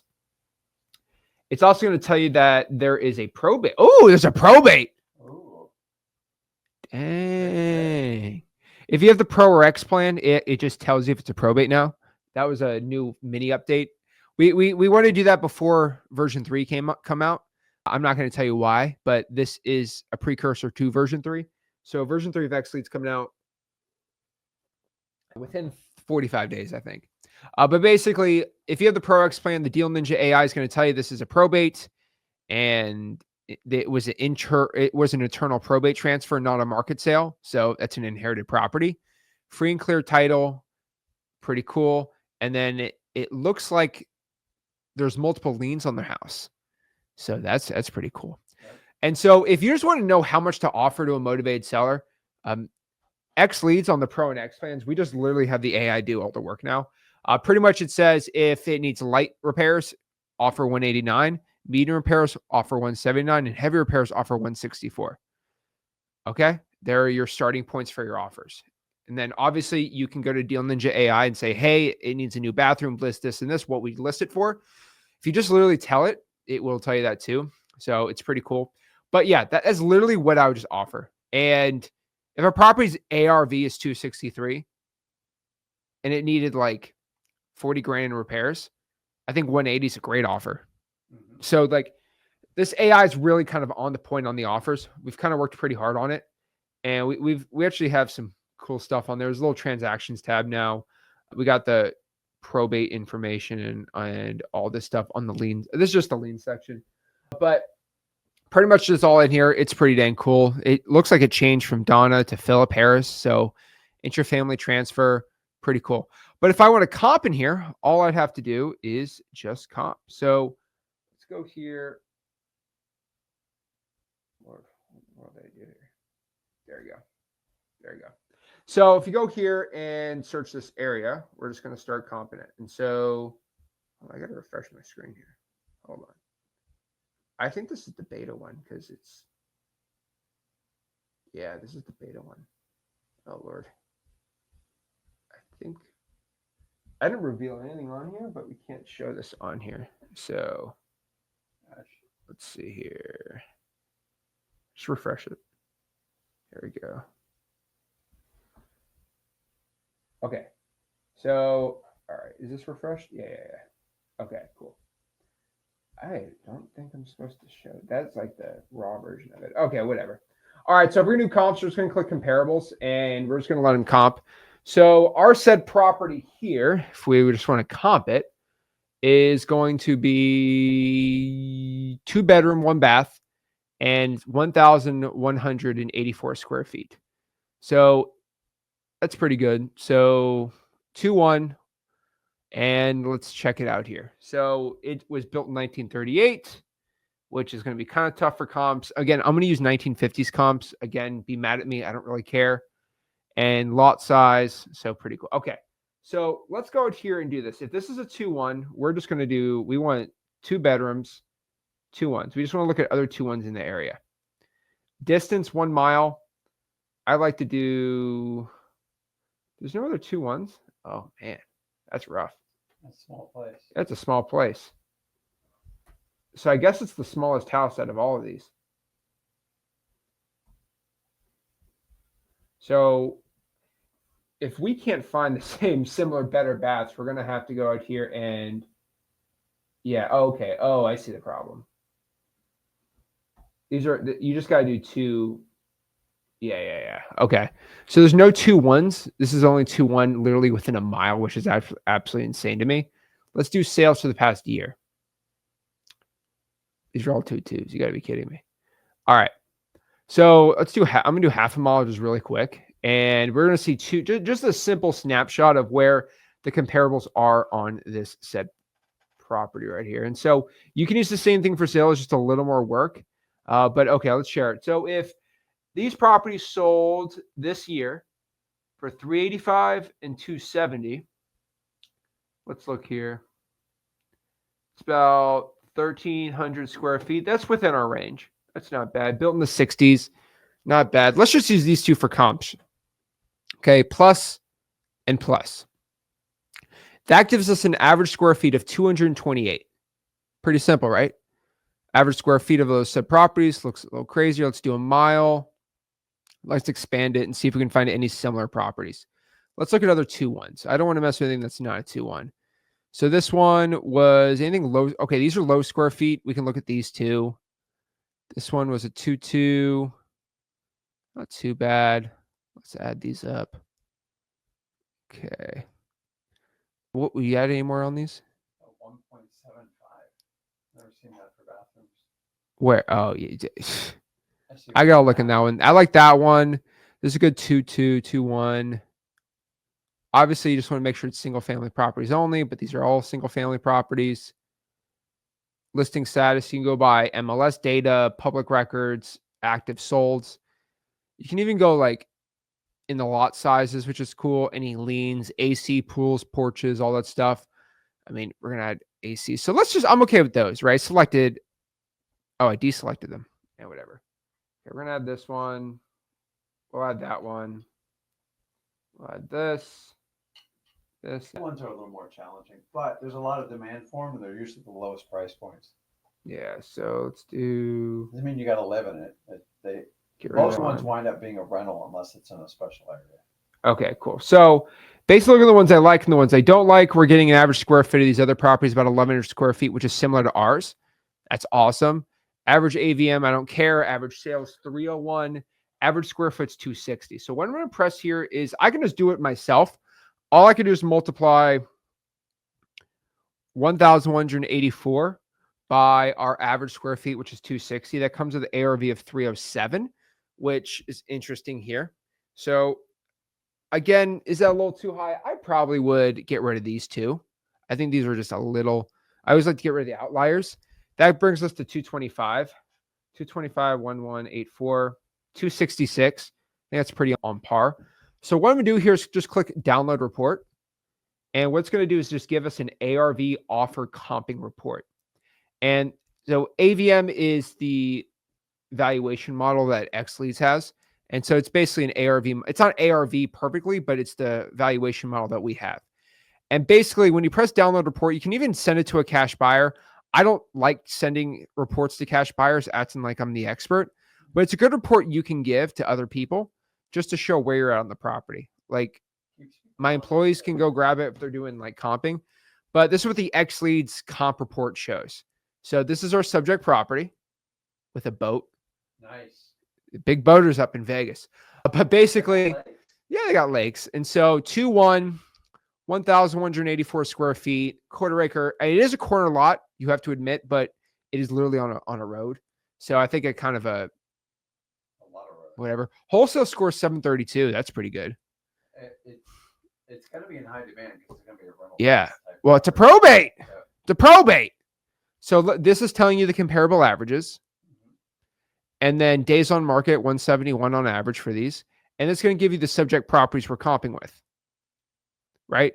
This one's 204 square foot more. This one's less. Compare them here, right? Year built, sold, and get all the features.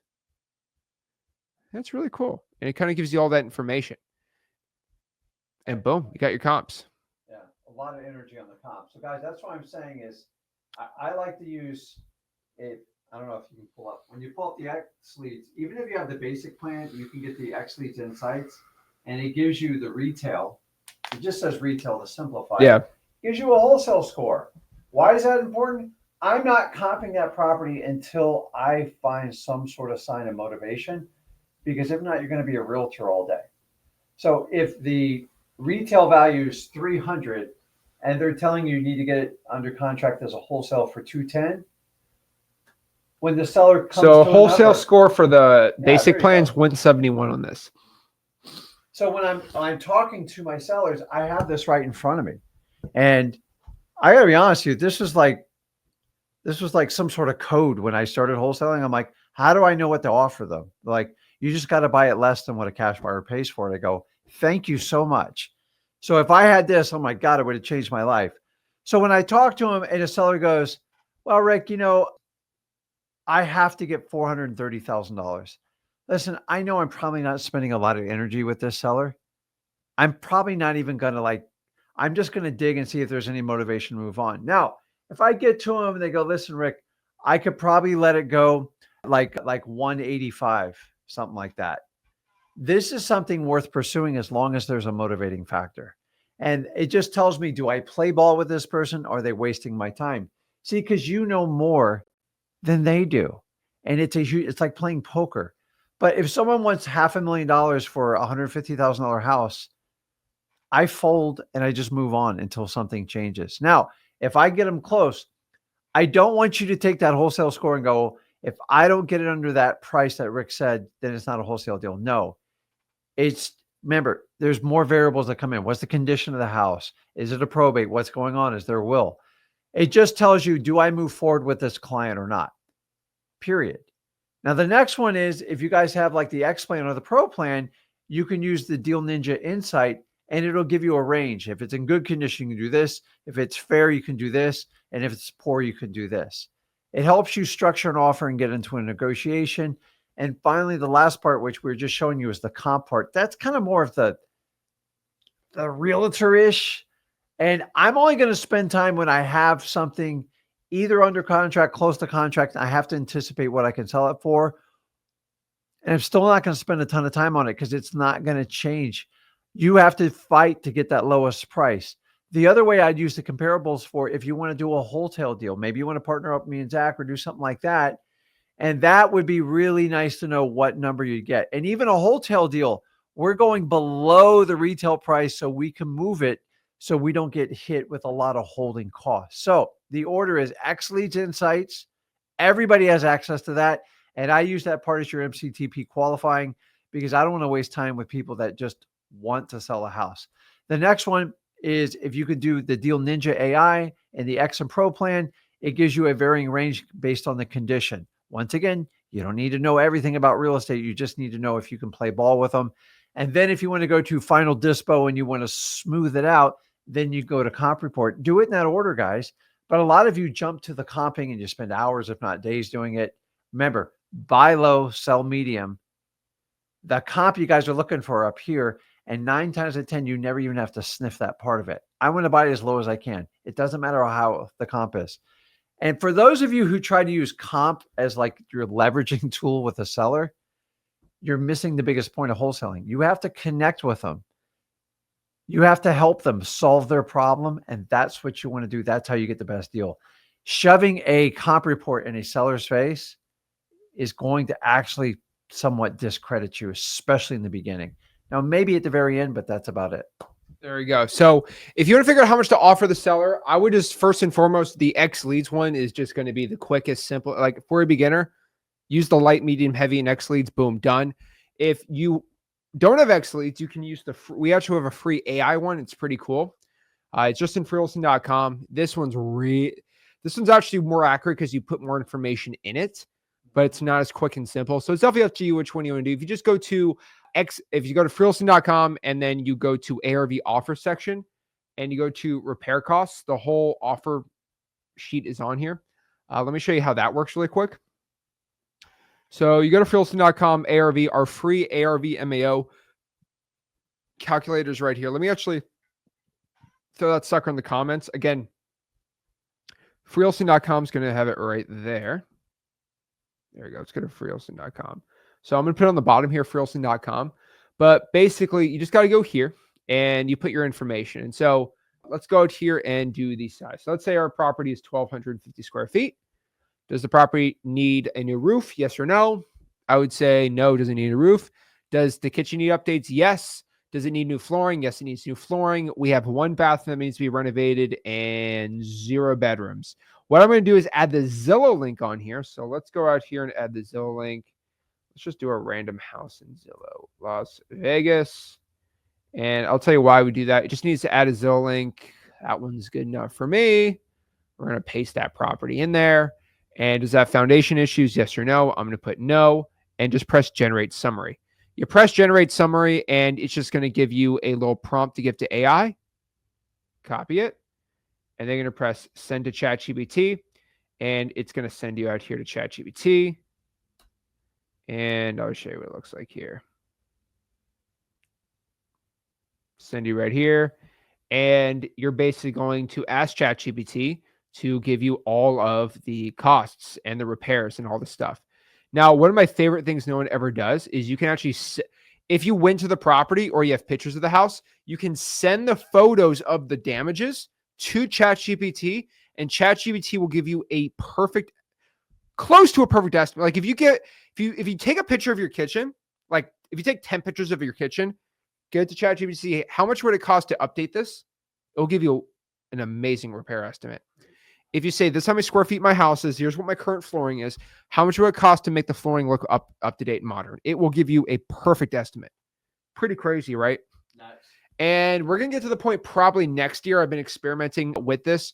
You can just probably upload a video walkthrough of the house and ChatGPT will probably take that information. We're actually looking on X Leads how we can do that, of how, I probably shouldn't say this publicly, but like video walkthrough of the house. And then AI is like, okay, repairs is this. I was like, go on the roof now. But basically, the cool part about AI, it's going to have some crazy changes in the future. And it's going to get really, really scary. I'm not going to lie. But AI can like almost, I think for some like radiology stuff, it can detect cancer in a scan better than most humans, which I think is actually crazy. It can detect it like a year before the human eye can even perceive it. It's going to perceive if there's a leak or not. Especially with how good camera quality is on phones now, like it's going to get crazier and crazier. And so ChatGPT, it's going to tell us how much repairs are. So it says total is going to be around 32 to 65. Let's do $51,000 in repair, 51,000 in repairs. Okay, perfect. And then you can also ask this. Ready? What is the ARV of this house? And give me comps. See what it does. This is like the premium ChatGPT, so it should be a little better. Are these real? Let me look. Let me see. Let's see if these are real properties. Unless it's giving me fake addresses. Oh, wow. That's a real comp. Yeah, let's get off the internet. Holy moly. These these X Leads comps are good, but like ChatGPT is coming. It's coming hard. I'm not going to lie. It's pretty scary. June 6th. Look at these. 3, 2, 2, 1. Oh my gosh. It's giving you a whole comp report. So it's telling you ARV is likely 380 on this property. So let's look at what Zillow has this property on.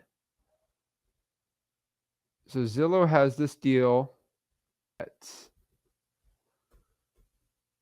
It's saying 380. Zillow has it for 325. So again, a little off on the ARV side, but still not terrible. Still not terrible. Okay, not bad, not bad. So it's listed for 320. So we're going to go back here to the repair estimator. Let's see. Give it another year. It'll get even better. Here you go. Okay. So let's say it's 320. Repairs are 50 grand. And this is the free version. Obviously, there's a premium one and X Leads on this, but like literally anyone for free can do this. Generate MAO. Your MAO is 243. Your offer should be 170, which is going to be roughly in line of X Leads. X Leads says offer 179. It's a little more accurate, but again, we're not even using AI like powered stuff here, really like anything good. But basically, your MAO is 243 on this deal. I don't think this is too off. I really don't at all. I would say the MAO should be slightly higher, maybe, but you're giving it $50,000 of repairs. So probably that is correct.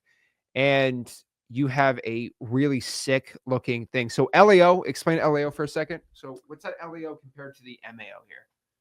So we've already been over MAO, right? Yes. There's my ADHD kicking in. So if MAO is your maximum allowable offer, we coined the phrase LAO because as a wholesaler, from a realtor's perspective, they always go like high. So a wholesaler has to do the opposite. So the biggest mistake I see most wholesalers make is they go, okay, my MAO is 200. I can't go above 200. And then here's what they do. I'm going to offer 185,750. And so your MAO is here and you offer right below it. Why? Because you want to get a yes and you're scared you're going to get rejected. So here's the question.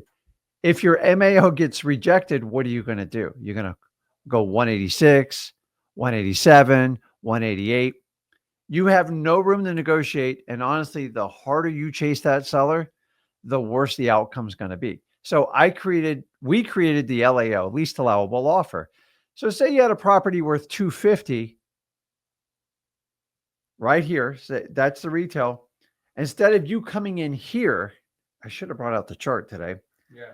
I'm going to have you come in down here because let me ask you, is it easier to go up in price? Yes. But the problem is you have to have substantial changes in it. So say the property's worth 220 and I come in at 130. Why? Because it's simple. Do it a little bit above half, 55, something like that. And the reason I do it is, first of all, I'm probably going to get a no. We all agree on that. And then what happens is they're like, why did Rick come in so low? Now, you have to build rapport. You have to connect with them and they have to trust you because it's going to go a little bit backwards. But my goal is to get a deal and remove as much stress off the negotiation as possible. When you do that, we want our sellers to react. You respond. So when a seller reacts, go, Rick, that's crazy. I could never sell it for that low. I cannot go below 150. I already spoke this over my wife. Dude, I just saved you 2 weeks of negotiations.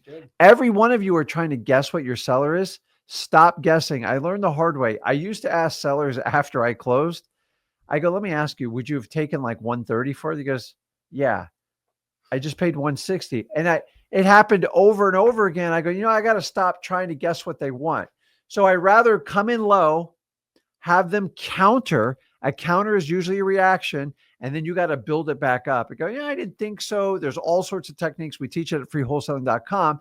And think about this. When I did that, instead of me going up here and chasing them, I go down there and they go, oh, I'm going to have to see if Rick will come up to me. So they have to chase you a little bit. I'm looking for signs to reinforce if they're actually motivated to sell the property. Motivated sellers want to get it done. They don't want to give it away. I agree with you on that. But if you chase them, let me tell you what, if it's worth 220 and I offer 185, they're like, my God, this guy's, I would have taken 150. Let me try higher. No, Rick, I can't take less than 210. And so just, it will give you signs of what's going on. And honestly, I know it's uncomfortable, but if you do the hard up front, it comes much easier to sell your contracts. I agree 100%. So let's break this down here too. So that's how you figure out what the property is worth on an offer side. So use the MAO calculator, use the X-Leads one. I mean, they're both literally going to be perfect for you. So, I mean, just take the action, guys. That's what I'm saying. So next part here is now we know exactly confidently how much to offer. You have to be high on the belief that you know what you're talking about. Believe in yourself when you ask them, hey, Mr. Seller, are you interested in selling the property? When you don't believe what you say, you're going to sound nervous because you're internally lying to yourself because you don't believe in what when you don't believe in what you're doing and you say you're doing, like you're going to start lying.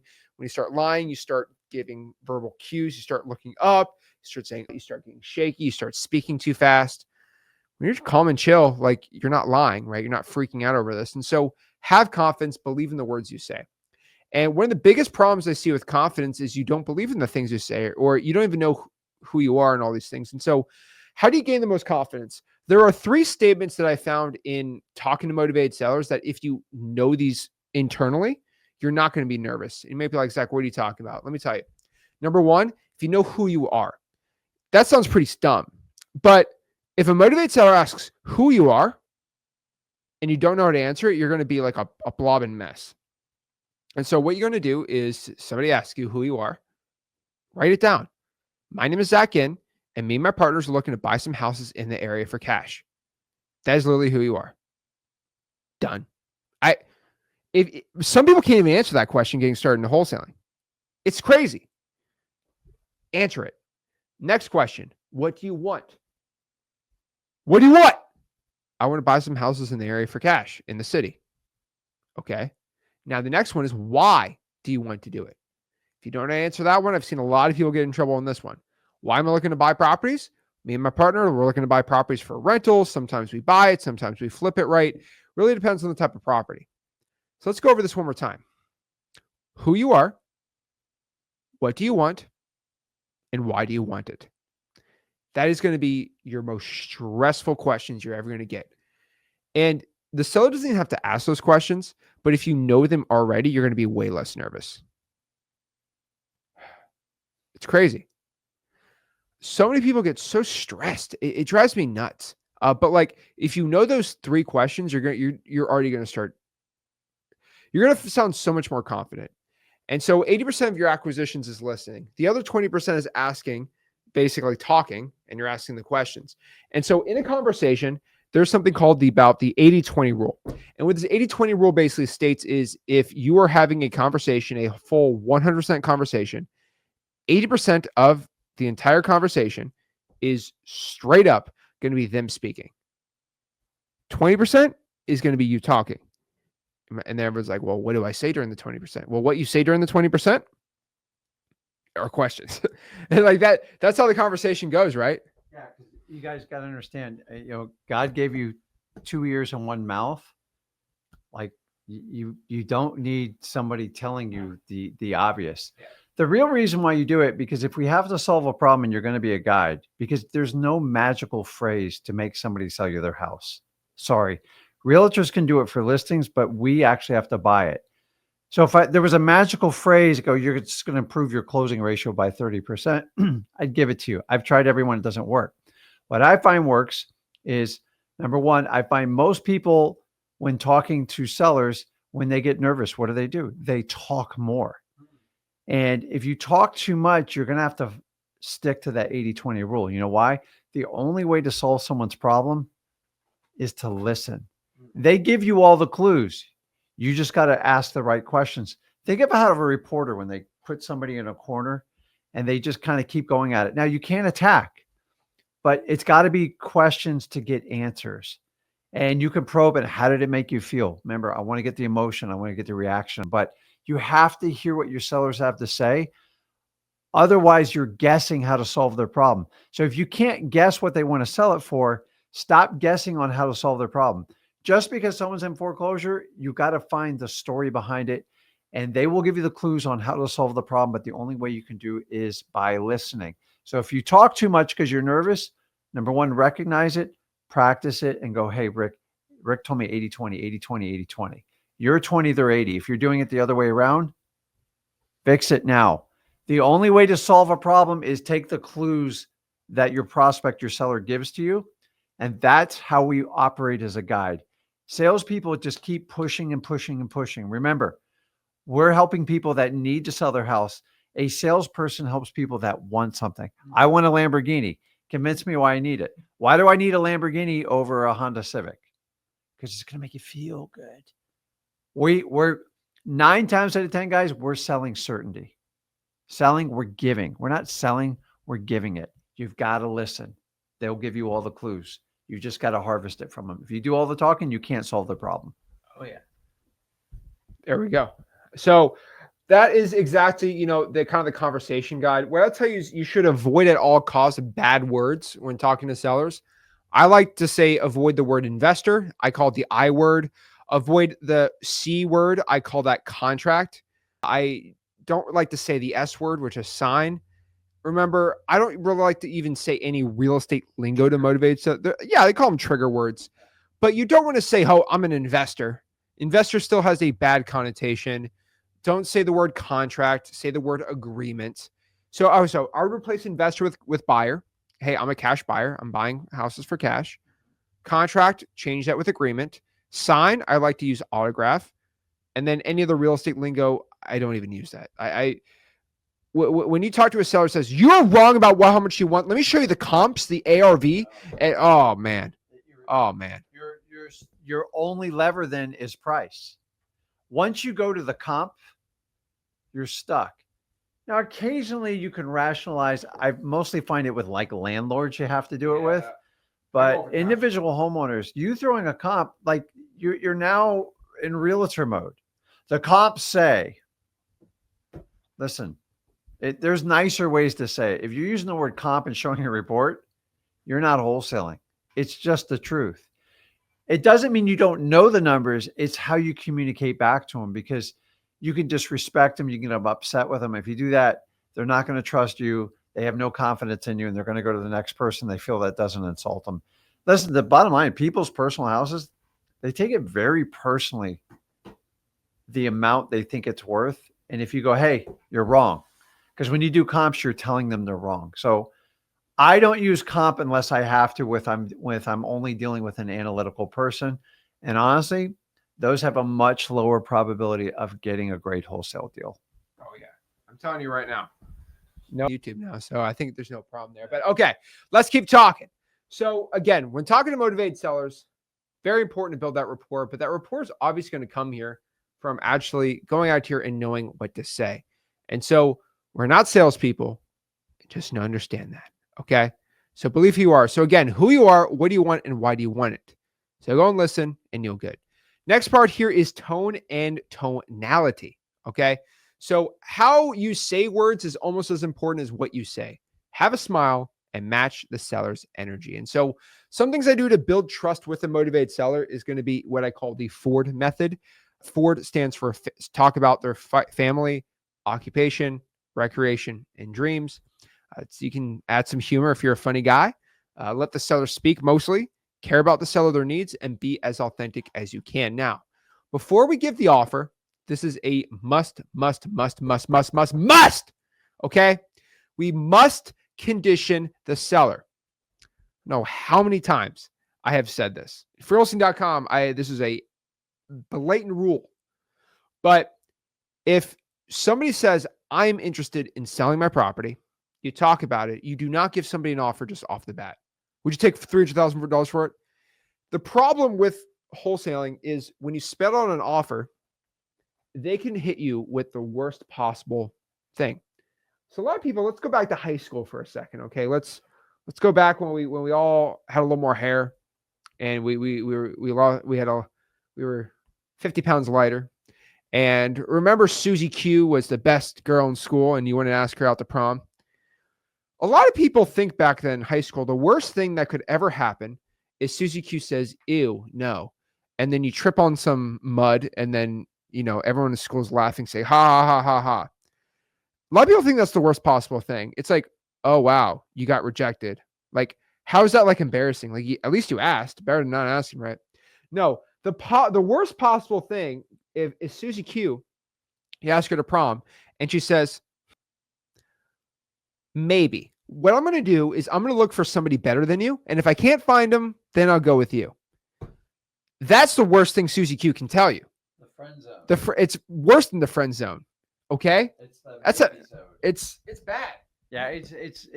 So if you ever went through junior high or anything like that in high school, it's just, you got checked and basically, let me see if somebody better comes along. And if they don't, I'll consider you, Rick. And I got to tell you, man, they do the same. The same thing happens in wholesaling. I call it kind of the friend zone, but it's like, hey, Susie, did you make your decision yet? No. Okay. Okay. I'll come back in a month. And then you're pathetic. Or maybe you do the Sadie Hawkins dance and you're asking the girl, you got it all wrong there. So that's when the girl's supposed to ask the guy and you do it the other way. What I'm telling you is you can't sit in that zone. A maybe is you're being optioned and it's the worst decision and it will torture you. And I spent a lot of time in wholesaling. I go, man, how can we like eliminate this? And so that's how we came up with preconditioning. And by the way, a lot of industries do it. You have to do it's technically called framing. And the idea is you hold people to their word. So if you have a one-on-one conversation with someone and you have an agreement, most people won't break it. Also, it snuffs out people just kind of wasting your time. Why go through an entire presentation of an offer if they're not really looking to sell the house? So once again, it re-verifies motivation, make sure you have the right decision makers, and get you a bottom line answer. And I'm here to tell you guys, no is not the worst case scenario. I like when people give me definitive answers. You ever grew up around that parent goes, we'll see, maybe? Like, we'll see is like code for, I'm never going to do it, but I'm not going to tell you. That's like small house. What a realtor say, it's cute. It's a cute house. Oh, it's tiny. So anyways, you want to do that preconditioning to avoid being caught in the friend zone, because they're never going to make a decision and they're going to option you forever and they're going to waste a lot of time and you won't make any money. I'd rather you get a no so you can move on to the next person. Exactly. And so what you should know about this is you can stop somebody from saying maybe. You can force them to make a decision. And when you force them, most of the time they're going to say yes when you force them. Forcing them, you're just asking You're forcing them to make a yes or no decision. You're leveraging them if they decide to back out on their agreement at the end. You remember we had an agreement up front that you made a yes or no decision. You're basically forced to make an agreement. You're right. What are they going to do? No, that never happened. No, they're going to honor their word. It's just usually two people in the conversation. Exactly. So the big question Daniel asks, how do you do it? I'll show you exactly how you do it. So how you do it is you ask them this question. Before I come and see the house, I don't want to waste your time or my time. And I know you're very busy. I know I'm very busy. So what I do is I just come out, I look at the house once, and that's all we do. So I just want to make sure before I come out and see the house, are you ready to make a yes or no decision on selling it when I come by tomorrow? Simple as that. Again, we can read it kind of. I don't like going word for word on the script with this. A little bit spin on it, but like I let them know I'm okay with a no decision. I'm okay with a no decision. So we both do it a little differently, Yeah. and we're getting the camera redone, but we're buying like 2 more mics, by the way. But yeah, everything. How do you go about the conditioning? Because it's a little different than me, but it's the same thing. It's got to be natural. So what's yours? I say, Mr. Stellar, I tell you what, at the end of our meeting, we're going to sit down and have a conversation, and you have a decision to make. You either, hey, Rick, I love your offer. It's great. It's a hard yes, and I want to work with you. Or Rick, you know what, that doesn't work for me. And I'm just going to pass and I'm going to give you a no. But either way, do we agree to take a yes or no decision? Don't worry, no matter what, I'm going to help you sell your house regardless of what answer. Can we agree on that?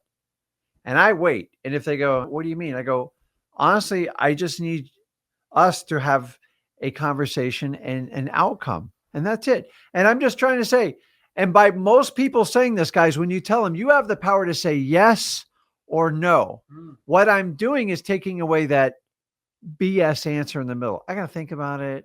I got to bring my wife in. Now, I'm okay. I'm okay giving someone time. Will it work 100% of the time? I didn't say it would, but it will get rid of all those tire kickers, all the people not interested in selling. And when someone gets pressed on it and they go, well, maybe, I go, Tom, listen, man to man, we had an agreement and you agreed you give me a yes or no decision. I don't know what maybe is. Yeah, you're right.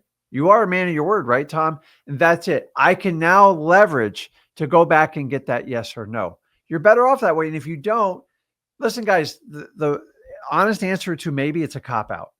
If something better comes along, I'll take it. But if not, I'll wait 2 weeks and give you an answer.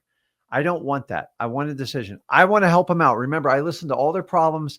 I tell them, I listen to it, I collect it, and then I present a solution. And then the idea is cater it. We negotiate back and forth. But I'm okay with a yes or no. And maybe, guys, you can't go anywhere with it.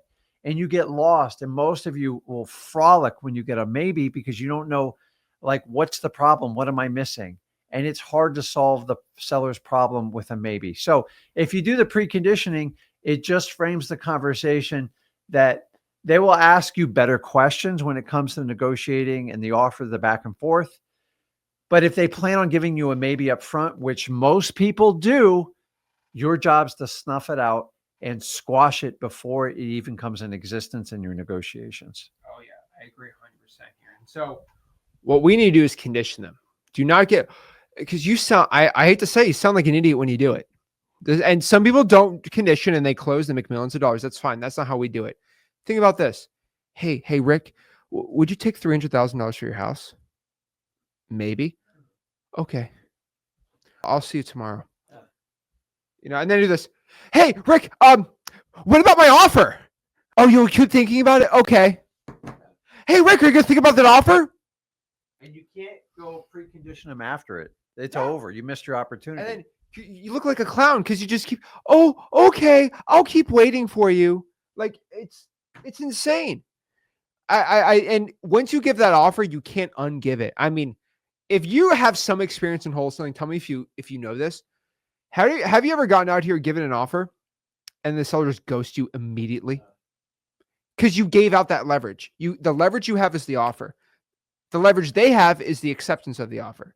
They want something from you, the offer, and they don't like the offer. They're going to talk to you. And so you want to become better at a closing, which is still cliche, condition your sellers. Now, here's the appointment. So either you see the seller at the house or you do it over the phone with virtual wholesaling. You're going to walk around the house. You're going to point out some things. I mean, how I like to describe it, and I know this sounds crazy, is when you're doing an appointment with a motivated seller, treat it like you were buying a car. And I'm like, what do you mean? Okay. When I go, if I'm looking to buy a car, let's say I want to buy like a 5.0 Chevy Mustang, whatever, right? Right? Whatever. Like, sorry, Ford Mustang. Ford Mustang. I'm not into muscle cars too much. But okay, a Ford Mustang 5.0, you know. Rack top down. Yeah, definitely. Blue. Be sick. And basically, no, we're okay. No, we're not going Ice Ice Baby right now. But basically, when you go and try to buy a car, I'm not saying for like the guys and gals that are into cars. I'm just like, if you're just looking to buy a car from someone, are you going to automatically be like, is this naturally aspirated V6 engine or is this a V8? And how many liters? Okay. All right. So it's not naturally, but is there a supercharger on? And then like you get in the whole like, how where's the rims on it? What's the suspension system on this thing? Okay, well, and then you just get in the whole like expertise about how engines, like, no, you're like, okay, this is your car. Perfect. Well, can I test drive it? Is that a dent or not? I don't know. Like for the average Joe, like you're not the car expert, right? You're not into like, you know, turbocharged engines, unturbocharged engine? Do we jailbreak the Hellcat? Like a lot of people are into all that stuff, right? Is the badge correct on that? With you don't get in the whole like thing, right? Some guys really into cars, sure, but like you're kind of looking at the car, you're saying, oh, does it work? How many miles are on? Like general stuff everyone kind of knows. When you go and see the house, you are not going to act like you are Mr. Expert on houses or flipping a house or anything, stuff like that. You do not go in there. I see guys out here going with tape measures and rulers, and they're trying to get in the air ducts, and they go nuts, and they're standing on countertops, inspecting the top of the kitchen counters, and they go, guys, no. You're just going to be a regular guy looking to buy a house. And that's what you've always done that too. Yeah. Remember, the real estate is just the mathematical problem, which there's software. You can do a calculation. The real value in a wholesaler, number one, is finding the deal. That's to me the hardest part. The marketing. Then number two is getting the story behind the real estate. Why is it vacant? Why are you in pre-foreclosure? I lost my job. My grandma passed away. I got to figure out how to get this house sold. I can't afford to have it. And then once you do that, spend most of your time focusing on the person. But a lot of pretend wholesalers focus on the house. Spend 80% of your time on the person, 20% on the house. You can apply the same 80-20 rule, because the best deals are when you focus on solving the person's problem. Remember, the real estate is just the symptom of the problems in their life. Give them certainty, solve the problem. You are going to be the buyer of the house. Oh yeah. And so stop pretending to be like the absolute expert on everything. Just talk about more about the house and everything like that. Okay.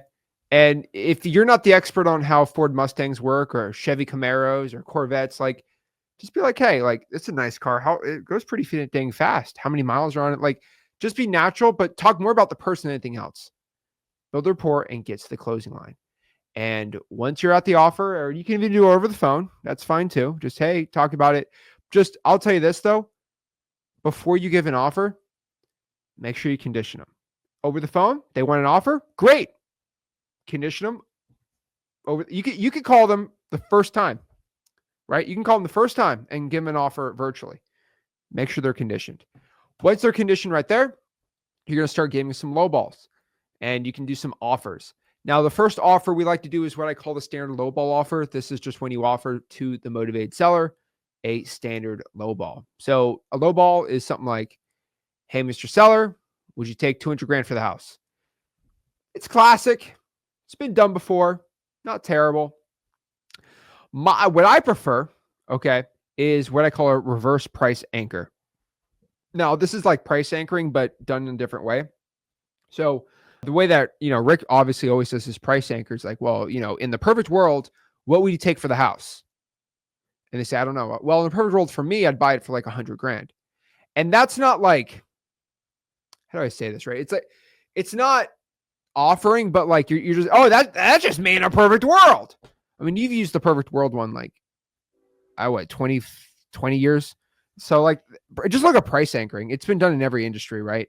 It's mostly in car sales, but like you can do that pretty simple. I like to reverse price anchor. I'm like, hey, I talked to my partner, Rick, who actually, I came up with this because I actually used to talk to him before I went to every appointment and be like, hey, like we're working together. Like, what would you offer this? And like 130. I'm like, okay, I'll tell my partner, Rick, you want to buy this thing for 110.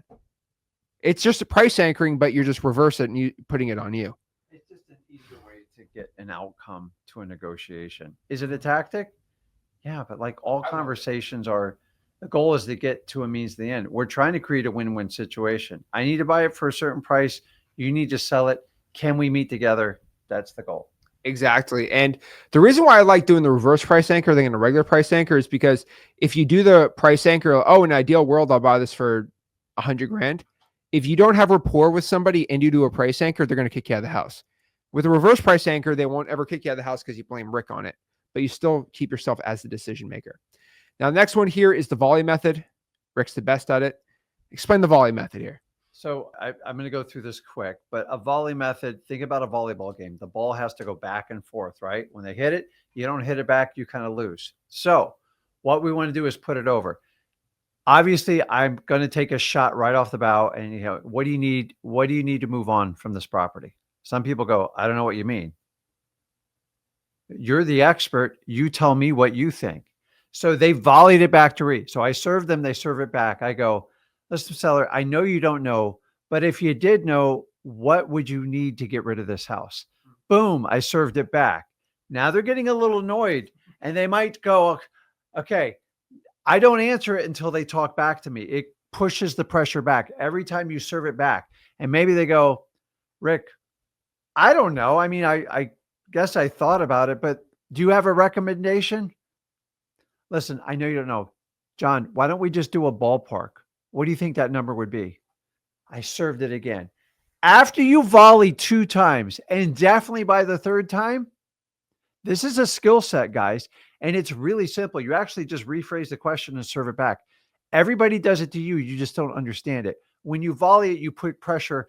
After a while, they'll get a little bit annoyed with you, but you'll get a reaction. And when you get a reaction, you get to the truth and you can move forward. But if you sit there and don't answer it, this is where we look like idiots. And just use the volley back and forth. And remember, you can just rephrase the word. I go, I know you don't know, but if you did know, what would that number be? Do you know, I didn't really say anything. I just said, hey, here, you serve it back. I gave a entire presentation. Let's get to a number. The volley method works. But remember, you've got to move. The only way this works is you have to practice. Do not practice while you're working with a seller because the ball's going to hit the ground and then the game's over once the ball hits the ground. If you can volley and keep it going, you ever watch an intense tennis match or a volleyball match or a ping pong? It's the same thing. You just keep the words moving. Here. After 3 times, they're going to give you an answer. You might not like it, but you at least start a negotiation. I agree. So the volley method works really good. So that's how you go out here and know exactly how much to offer. Seller first method, that's just when you get the price out of the seller first. It's pretty simple. But like that's like the volley, but they actually give you the offer. That works pretty dang good too. And then basically once they agree on a price, you take lots of pictures. You explain what the entire process is going forward, how you and your partner are going to swing by one more time to look at it, your cash buyer. Tell them again, no changes to the agreement are going to be happening. And once more, you close it on the day of the closing. Now, if you're doing this virtually, again, no appointment, you're still going to condition them. You're just going to go out here and talk about the house. You can get pictures of the house. And if you can, after the contract's signed, you go get pictures of the house, right? You don't need to get pictures of the house really before the contract signed. I like to get it signed and then look at the picture. Don't waste time. Yeah, don't waste time.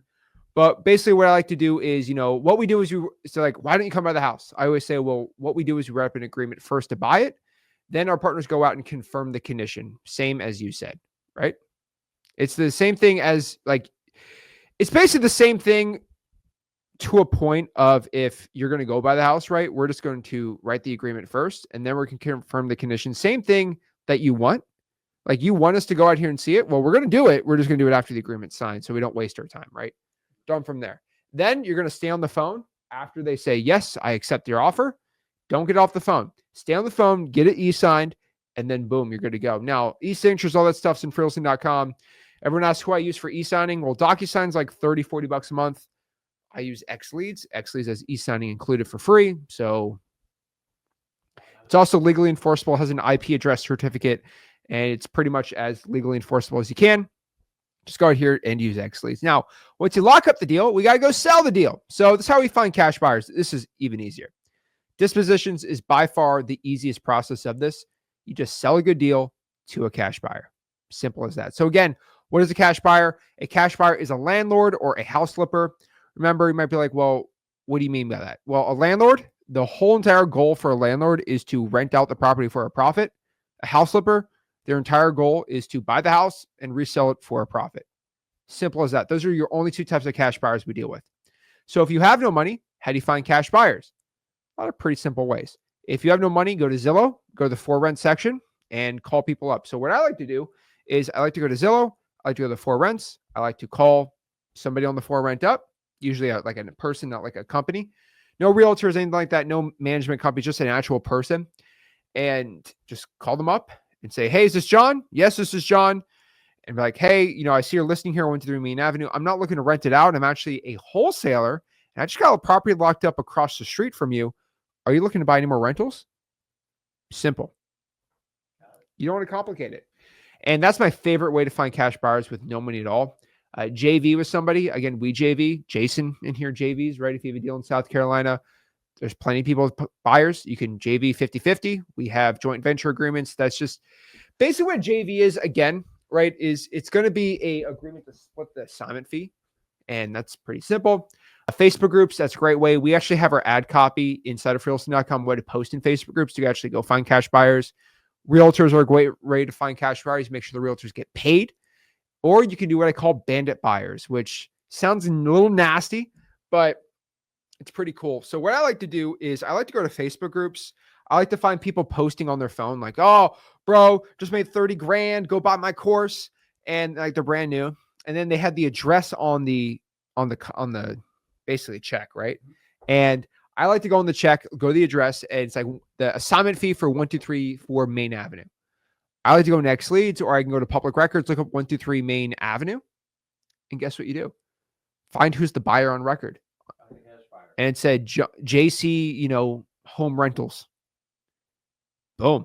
I'm just going to call JC Home Rentals up, and boom, now I just stole his deal. Stole his buyer, technically. It's called bandit buyers. It is completely free. It's completely legal. It's ethical, in my opinion. If someone's going to brag about they just hold, and you're going to find this, people on the internet love to brag. They love to flex. They're always trying to sell some program or whatever. And there's no problem selling a program, like whatever. I don't care anymore.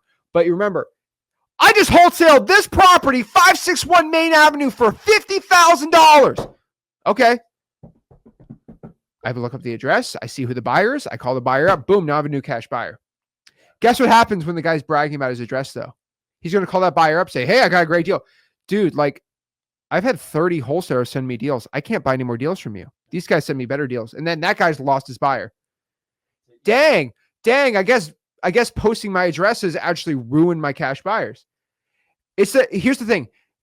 Everyone loves to brag. There used to be a whole thing in the wholesaling industry like 2 years ago where if you weren't posting every address you did a deal on, you were fake. And I got exposed a couple times. Zach doesn't post 100 properties a day.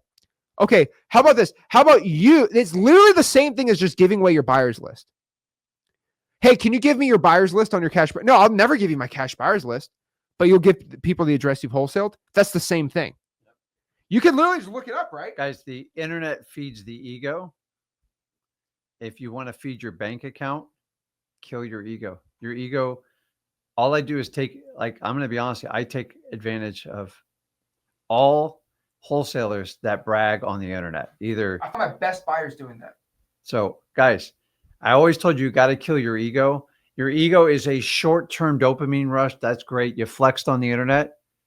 I'm going to fill my bank account with your stupidity, and you're going to learn a lesson. So we've learned our lessons. We understand how it works. I'm just telling you. And it's endless. I could just send out a public service message. Today, I found at least a dozen. Here we go.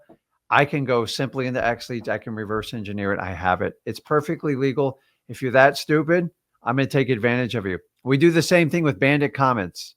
The same thing. You're going to pay a company to run the ads, $10,000. Oh, you're too big to deal with the comments. I'll take the comments for free. I get accused all the time, Rick, you're stealing from me. I go, no, you just don't understand how guerrilla marketing works. No.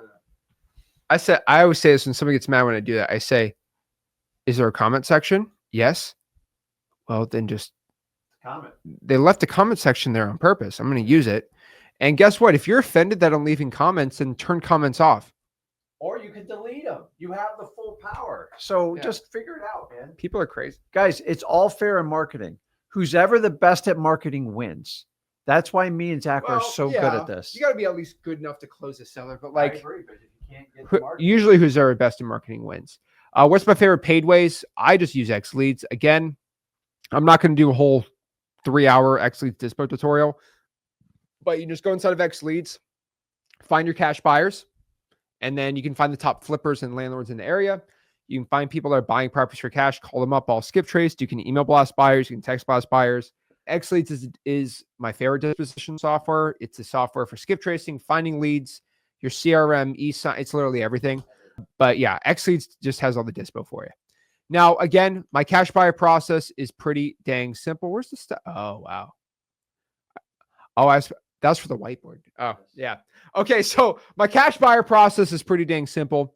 So again, it is about 5 steps pretty much. So again, you find a buyer, you qualify the buyer, you send the info to the buyer, you walk them through, they close. I literally from the top of my head, I know exactly what it is. It's stupid simple. It's the easiest process, and we do have all the details at freewholesaling.com. Well, how do you qualify a cash buyer? If you had 5 minutes to figure out if your cash buyer is legit or not, how would you do it? Well, I would go to X Leads. Like that's number one. Qualify. Number one is you just verify. Number one, if you are a cash buyer, I'm going to ask for a proof of funds. Not everyone's going to give it the upfront. You got to have a deal for that. Number two, I'm like, give me the last 3 properties you bought in the areas in the price range. It's complicated. No, it's not. Give me the address. Guys, everyone says they're a cash buyer. Everybody says they're a motivated seller. You have to separate yourself from them. You got to ask hard questions. And the longer the story, the worse cash buyer they are. So like mine's not complicated. Show me you got money. Show me the decision maker. Show me proof that you're actively active in the market. Here's the truth, guys. You don't want that first-time cash buyer. They're an absolute nightmare. And if they go, hey, it's complicated. It's my partner. I bought it in a trust. What's the name of the trust? How long ago did you buy it?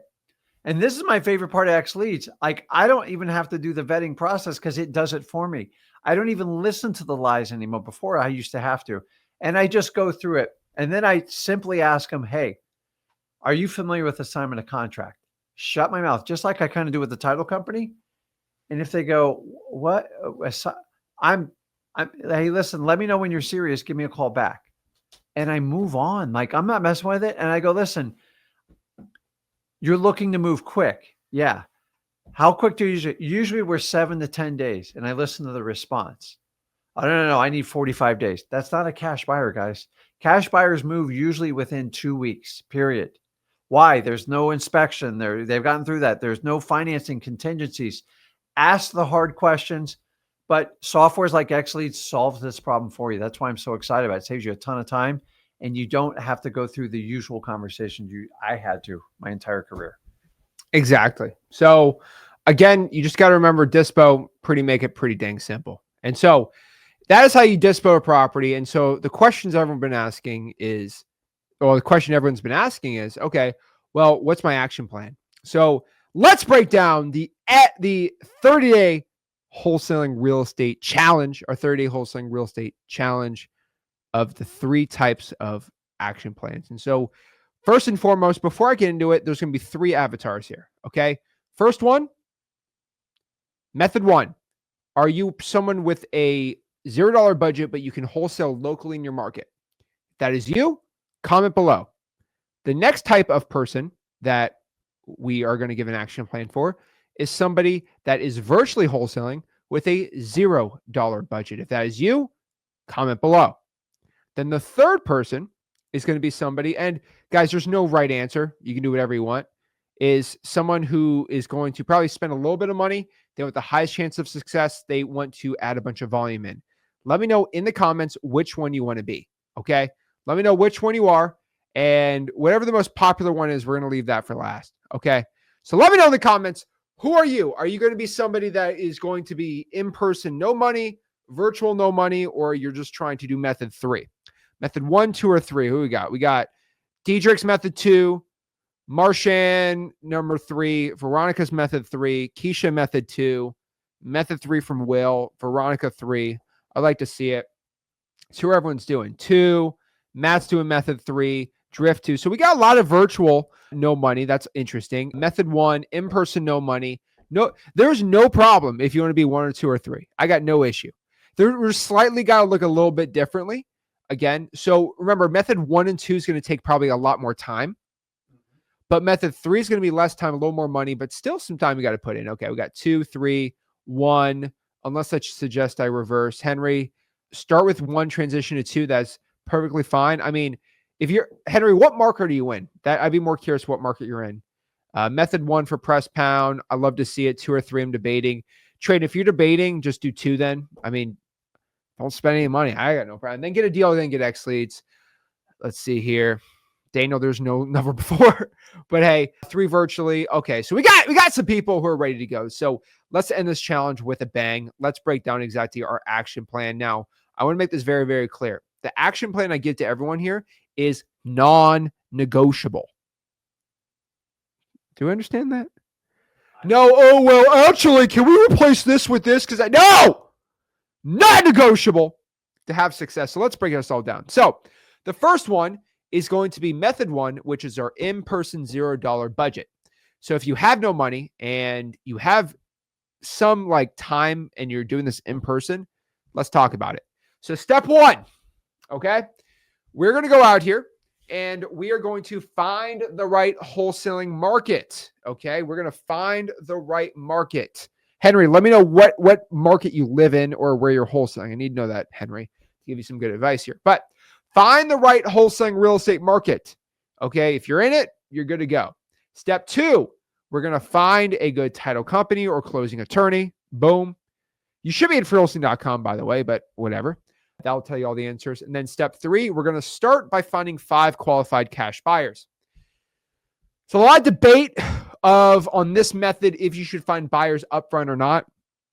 I've been thinking about it. And honestly, at this point, a lot of you guys need some confidence starting out that, hey, I can buy your property for cash. I'm like, well, give me proof of funds or whatever. Like, you're scared someone's going to say that. Well, my cash buyer is Rick, and him and I, here's 7 properties he bought for cash last month. You're going to have confidence that you and your partner, Rick, together as a partner, you got plenty of confidence to buy it, right? You got the moolah. You got the motion to go out here and do it. So if somebody asks you, if you're legit or not, like you and your partner are legit, yes, you're cash buyer, done. You're going to feel confident. So we're going to do step 3, find 5 qualified cash buyers. Then from there, step 4, we're going to pull 2 government lists, at least 500 each. That's going to be about 1,000 altogether. Pull about 1,000 of a government list, code violations, probates, I don't care, liens, whatever you want. It cannot be from a software. It has to be straight from the county source. And then from there, if you're in person, I'm going to tell you right now, pull 100 drawing for dollars leads a week. I know that's a little much. Not really. I mean, that's what, 17 a day, more or less. Let's do 100 divided by 7. Let's see here. Let's do 100 divided by 6. It's about 14.2 a day. That's not bad. That guys, I don't think I'm killing you here. Okay. So pull 100 drawing for dollars leads a week. And then from there, you're going to skip trace all 1,100 records on cyber background checks or TruePeopleSearch.com. What I'd prefer you do is go inside of ZachDiscord.com, go inside of FreeWholesaling.com, and just ask anybody who has the X plan on X leads if they have any extra skip traces. Be like a panhandler for skip tracing. Be like the homeless guy on the street for skip tracing. What I mean by this is if you have the X plan on X leads, you get 60,000 skip traces a month. And it resets on the end of the billing cycle. So if you bought X leads July 1st, that means on August 1st, you reset your limit. So that means on July 31st, if you did 20,000 skip traces, you have 40,000 skip traces the next day. If you don't use it, it resets. So we have a lot of people who have all these extra like skip traces. See if anyone can go skip trace them for you. And what you're going to do in exchange is you're going to give the person 50% of the deal. I know that sounds crazy, but they're going to save you 40 hours, probably in a week. It is worth it's very expensive if you close a $20,000 deal, but it is worth your time. Because all you have to do is just do it once. You buy X leads, boom, don't worry about it again. But sign a JV agreement. If you have the X plan and you give this to somebody, sign a JV agreement with somebody for 50% that you're going to skip trace that list for them. And you get 50% of any deal they get from that. I know that sounds crazy. I don't know, 100% of zero. It is. And I'm telling you right now, that is a great deal for both parties. Because the guy's going to not skip trace no matter what. Like, it's going to reset. So 60,000 is already way too much. But yeah, version 3 is going to go even crazier on that. But yeah, that's what I'd be doing there. Skip trace all 1,100 records. I would start cold calling Google Voice. I'd start texting all 1,100 records. So if you kind of want to get more of a breakdown of what that looks like, 1,100 records over 30 days, guys, 7 days a week, unfortunately. You're going to be calling 36 people a day, and you're going to text 36 people a day. Is that a lot? No. No. Guys, I'm not even asking much here. I'm just saying, hey, call 36 people a day and text 36 people a day. Insane. Absolutely insane. Crazy. Man, so easy. Then from there, you're going to find some sellers. You're going to lock up some deals. And then you sell to your qualified cash buyers, which you already got. And you close the deal. Guys, if you're method one, there's nothing stopping you from success here. Just do the work. All right, let's get into method two. All right. So method two here is what we're calling our virtual $0 budget. So if you're virtually wholesaling no money, a lot of people say, oh, you have no money. You're virtually just call Zillow leads. That's all you can do. I saw someone, I said, you can either do Zillow or on market. That's all you have. I'm like, dude, there's so much more. So if you're broke and you have no money and you're virtually wholesaling, we got plenty of successful students doing this. So let's talk about it. Step one, find the right virtual wholesale market. It's very similar to step one. You're going to find your title company, closing attorney. You're going to find 15 qualified cash buyers. You might be like, wait, what? What are you talking about? 15? That's way too much, Zach. No. Bro. You're going to find 15. The reason you're going to find 15 is because you do not have time for drawing for dollars. We're going to use that extra drawing for dollars time towards something else, which we'll tell you next. You're going to pull 2 government lists. Again, same thing with the in-person, 500 at least. So about 1,000 government lists. All right. And then you're going to spend 2 hours every night networking inside the Discord, zachdiscord.com. The reason is the networking is slightly better on zachdiscord.com. The community is better at freewholesaling.com, but the networking is the best on zachdiscord.com. And I was actually talking to Sam Ovens today. He is the CEO of School. And I was talking about my school group with him, and I was bouncing some ideas off with him. And he wanted to know more about, fun fact, he wanted to know more about X leads. And he was very curious. He's like, you don't, with his accent, he's like, you don't sell anything. I can't say his accent right. Like, I don't sell anything on School. So he's just like, I don't understand like why, like he's been, him and one of the other co-founders, not Alex Ramosi, the other one of the other co-owners, like, why don't you just sell something, dude? Like, you'd make a killing. And I'm like, and I explained everything I do. He's like, oh, okay. But I'm trying to get him to make freewholesaling.com better than Discord. He did some really cool stuff for me. So he's doing some other cool things, but School's my favorite right now. But I'm telling you right now, Discord is the best for networking. We're trying to get freewholesaling.com up there. We're working on it. But 2 hours a day networking in zachdiscord.com without even like a thought. Go inside the Discord at like 8 to 10 p.m. And the coolest part about the Discord is you can hop into basically voice chats. So if you remember Clubhouse back in the day, that's basically what it is. You can go into voice chat. It's like a Zoom with 10, 15 other wholesalers, and you just hang out and start talking to other people. There's no cold calling to be happening at 9:30 at night. You hang out with other people. Now, I will warn you, inside the Discord, it's a lot of young kids, a lot of 18, 19, 20-year-olds. And it's fun. It's really fun. A lot of the younger wholesalers gravitate towards Discord, and everyone over the age of 30 likes to be in freewholesaling.com. Now, the young people are still in freewholesaling.com because the course is in there.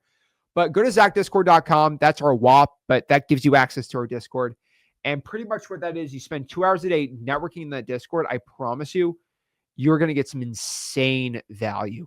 And we have so many people just crushing it in that Discord, and they just love to give great advice. And the reason I say that is, first, you're going to find people to JV with in the networking. And what I mean by this, if you go to zachdiscord.com and you say, hey, I have 15 good cash buyers in Cleveland, you're going to find someone saying in the Discord, hey, man, like, dude, I have 3 deals I locked up in Cleveland. I can't sell them. I can't dispo them. Well, I have 15 buyers. How about we split the deal 50-50? You know, people get their first deal from JVing. It's crazy. All because they just went in the Discord. They posted in freewholesaling.com. I would be in both communities, right? They're all one. I think they're all one, but whatever, right? Go inside the Discord, just hang out with people. It's so fun. I have a blast doing it. And then what you do is you skip trace those 1,000 records. You call in text. You find the sellers. You lock up deals. You lock up JV agreements. Our JV agreements free inside of freewholesaling.com. Go to the download section. JV agreements already in there. And then boom, you sell the deal to a qualified cash buyer and you close. Simple as that. Guys, JVing is the future. in wholesaling real estate, and we're trying to lead the charge here.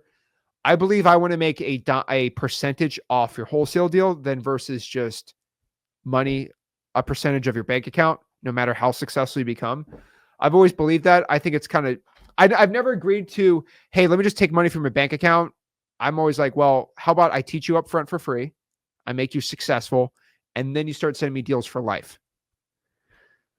I've never really tried to sell wholesaling programs because I just think this is better. We've done things in the past trying to up the JVs. I've always found just helping people out for free has helped me make the most money on the JVs. And so method 3, this is where you get the highest chance of success. Okay. Highest chance of success. Okay. By far is this. So let's break it all down. So first, again, this is kind of familiar, right? You go out here, you try to find the right wholesaling market. Then from there, you find a title company or closing attorney. And then after that, you go out here and you pull 2 government lists. And then what I do is pull at least 2 bigger X leads lists, high equities, vacants, AI stacked lists, whatever it is. Make sure though that they are at least 5,000 altogether. So probably 4,000 X leads lists and then 1,000 from the government. Those would be the ones I do. Then from there, we're going to upload all that data set into X leads. After we upload it, we're going to filter it. Now, you might be like, Zach, what do you mean by filtering it? Well, if I pull, let's say, 500 probates, I'm going to upload into X leads, and then I'm going to filters, and I'm going to filter out anything that's on market. That's just like a no-brainer. Because, I mean, how many times have you marketed a probate that was on market that ended up being a good deal? It's never those, right? Rarely, like never. So you want to upload the government lists in there, make sure it's not on market, make sure that there's some equity, and you'll be good to go. Now, again, the equity part, you're in a creative finance. There's plenty of people in the group that can help you out with that stuff. Then step 5, we're going to skip, trace, export the data. We're going to put it into our Ninja Mode CRM. And that is what we're going to be using. We can use the triple line dialer in there. We can use a single line dialer. We can use the auto texting service inside of Ninja Mode CRM, which is part of X leads. And basically what we're going to do is we're going to hit all 5,000 of these records with what I call the triple tap system. And, you know, we have the Ninja Mode sleeve, but the triple tap system is a never done marketing system inside of wholesaling real estate. The triple tap system basically means we're going to get those 5,000 sellers. We're going to first hit them with an email. Then whoever doesn't answer the email, we're going to hit them with a call. And if they don't answer the call, we're going to hit them with a text. It's that funnel system we talked about yesterday. And I'm telling you, if they don't answer any of that, we also like to hit them with a voicemail. Hey, don't be mad at me. Just saying, the stuff works. Triple tap system, one of my favorite marketing systems out there. And really, there's only one software that could do it. No other software was able to kind of do that. We've asked around before we made X leads. No one could do it. So we had to make our own that would. And then from there, anybody that didn't answer, and let me make this very, very, very clear. We want to get deals really quick. I'm not saying this is the simplest one, but this is going to get deals quicker than anything. If you have called the leads, they didn't answer. You texted them, they didn't answer. You emailed them because emails are included on X leads, they didn't answer. You're probably going to have about 2,000 leads that didn't answer. Here's the thing with most sellers. You call, text, email, and they don't answer. Most wholesalers say, yeah, whatever. Let me pull another list. That's a gold mine because that means 10 other people try to call them. Nobody picked up. Nobody talked to them. That's a list of 2,000 that has no saturation pretty much. You just got to get a hold of them. There's one tried and true way to get somebody to go talk to you after they don't want to talk to you. Actually, 2 ways. Number 1, you knock on their door. 3, actually, number 1, you knock on their door. Number 2, you put a bandit sign on their house. Classic Rick marketing method. And number 3, you put a sticky note on their door. Sticky notes on the door.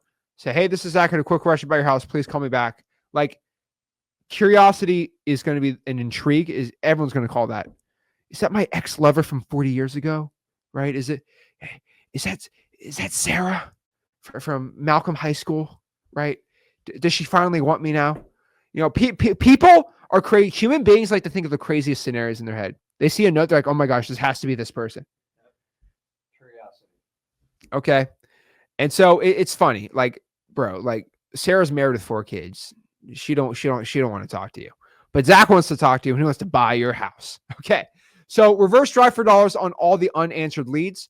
So if you want, there's a map feature inside of XLead Ninja Mode. You can go to the app store, the apps inside of Ninja Mode, and you can basically download a route tracking app. Gemini is probably one of my favorite free ones to do, but reverse drive for dollars, all the non-answered leads, find the sellers, lock up the deals, do some JVs, sell your deal to a cash buyer on X leads. I like to go in the flippers tab on investor leads. All the buyers pop up right there. Let me show that really quick. Let's see here. All right, here we are. So literally what I do, and this is the quickest way to find a cash buyer in X leads. You have to have the Pro, the X plan on here, but you just go to lead pipes, investor leads. Let's just pick Las Vegas. Pick up Las Vegas. Alrighty. Load it up here. Let's just find a random one. Nicholas DeVete. All right. No. 52 is a little much. Let's do TBG Investments. Here we go. So TBG Investments right here. This guy is legit, like a legit buyer. I don't know if you can tell or not, but this guy's like legit buying houses. He looks like he's bought 68. He owns 68 properties in a rental, and he's flipped over 72. He's made $14 million in profits, verified. Do you see a pattern of where he likes to flip houses? Mm-hmm. Pretty obvious, right? Yep. He likes to buy in this area and this area. So if I lock up a deal in this area right here, like if I lock up a deal in the Seven Hills area, he's my buyer, or Green Range Valley, he's my buyer.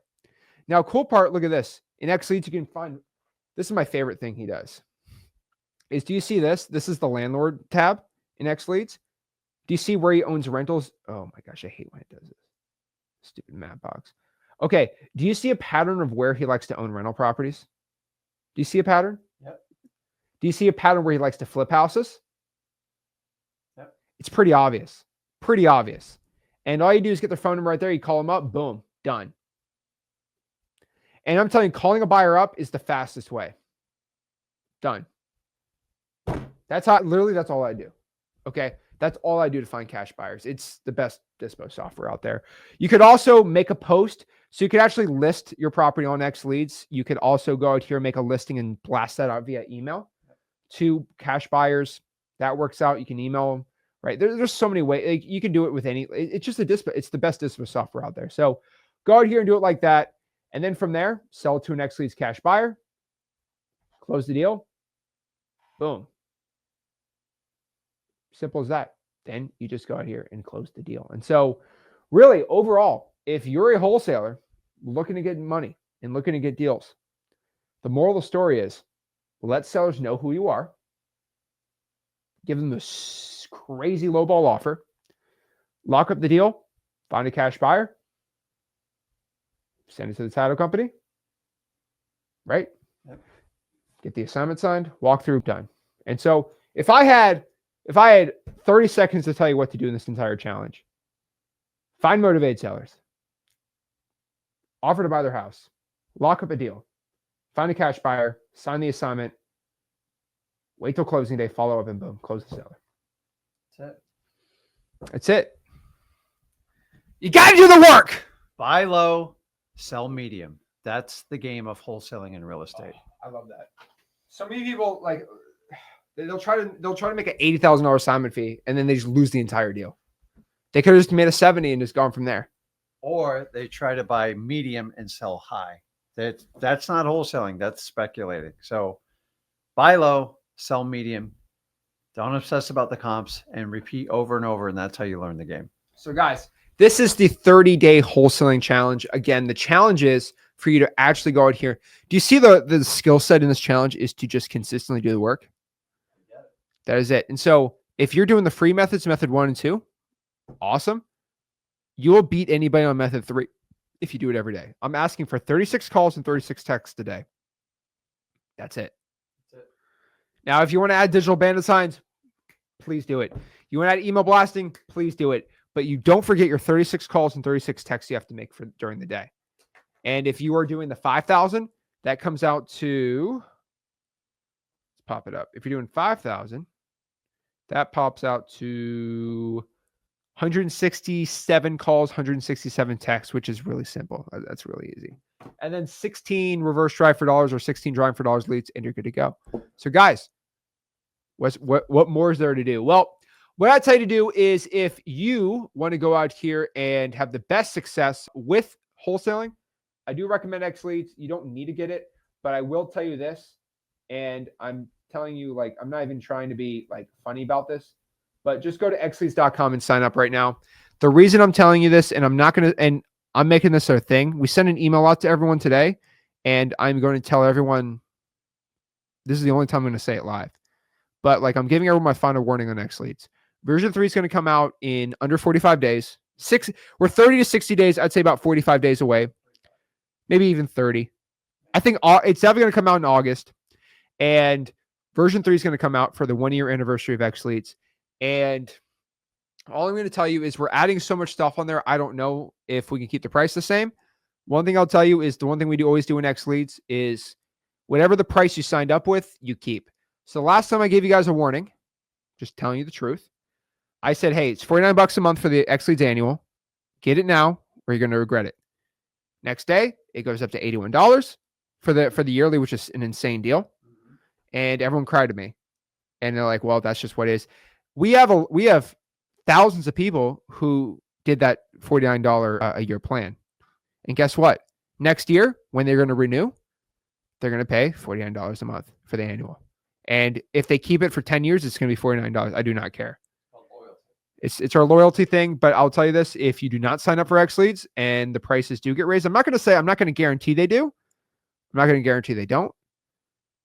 But if there is a price raise or something like that, don't cry to me. We are not doing a discount though. We don't discount X Leads. So just don't cry to me. Okay. And I'll tell you this, if you already have X Leads, I'm telling you this right now, you're going to be grandfathered in and we're going to add some. All I'm going to tell you, if you have X Leads right now, I'm not even trying to get anyone to sign up for X Leads just for a second.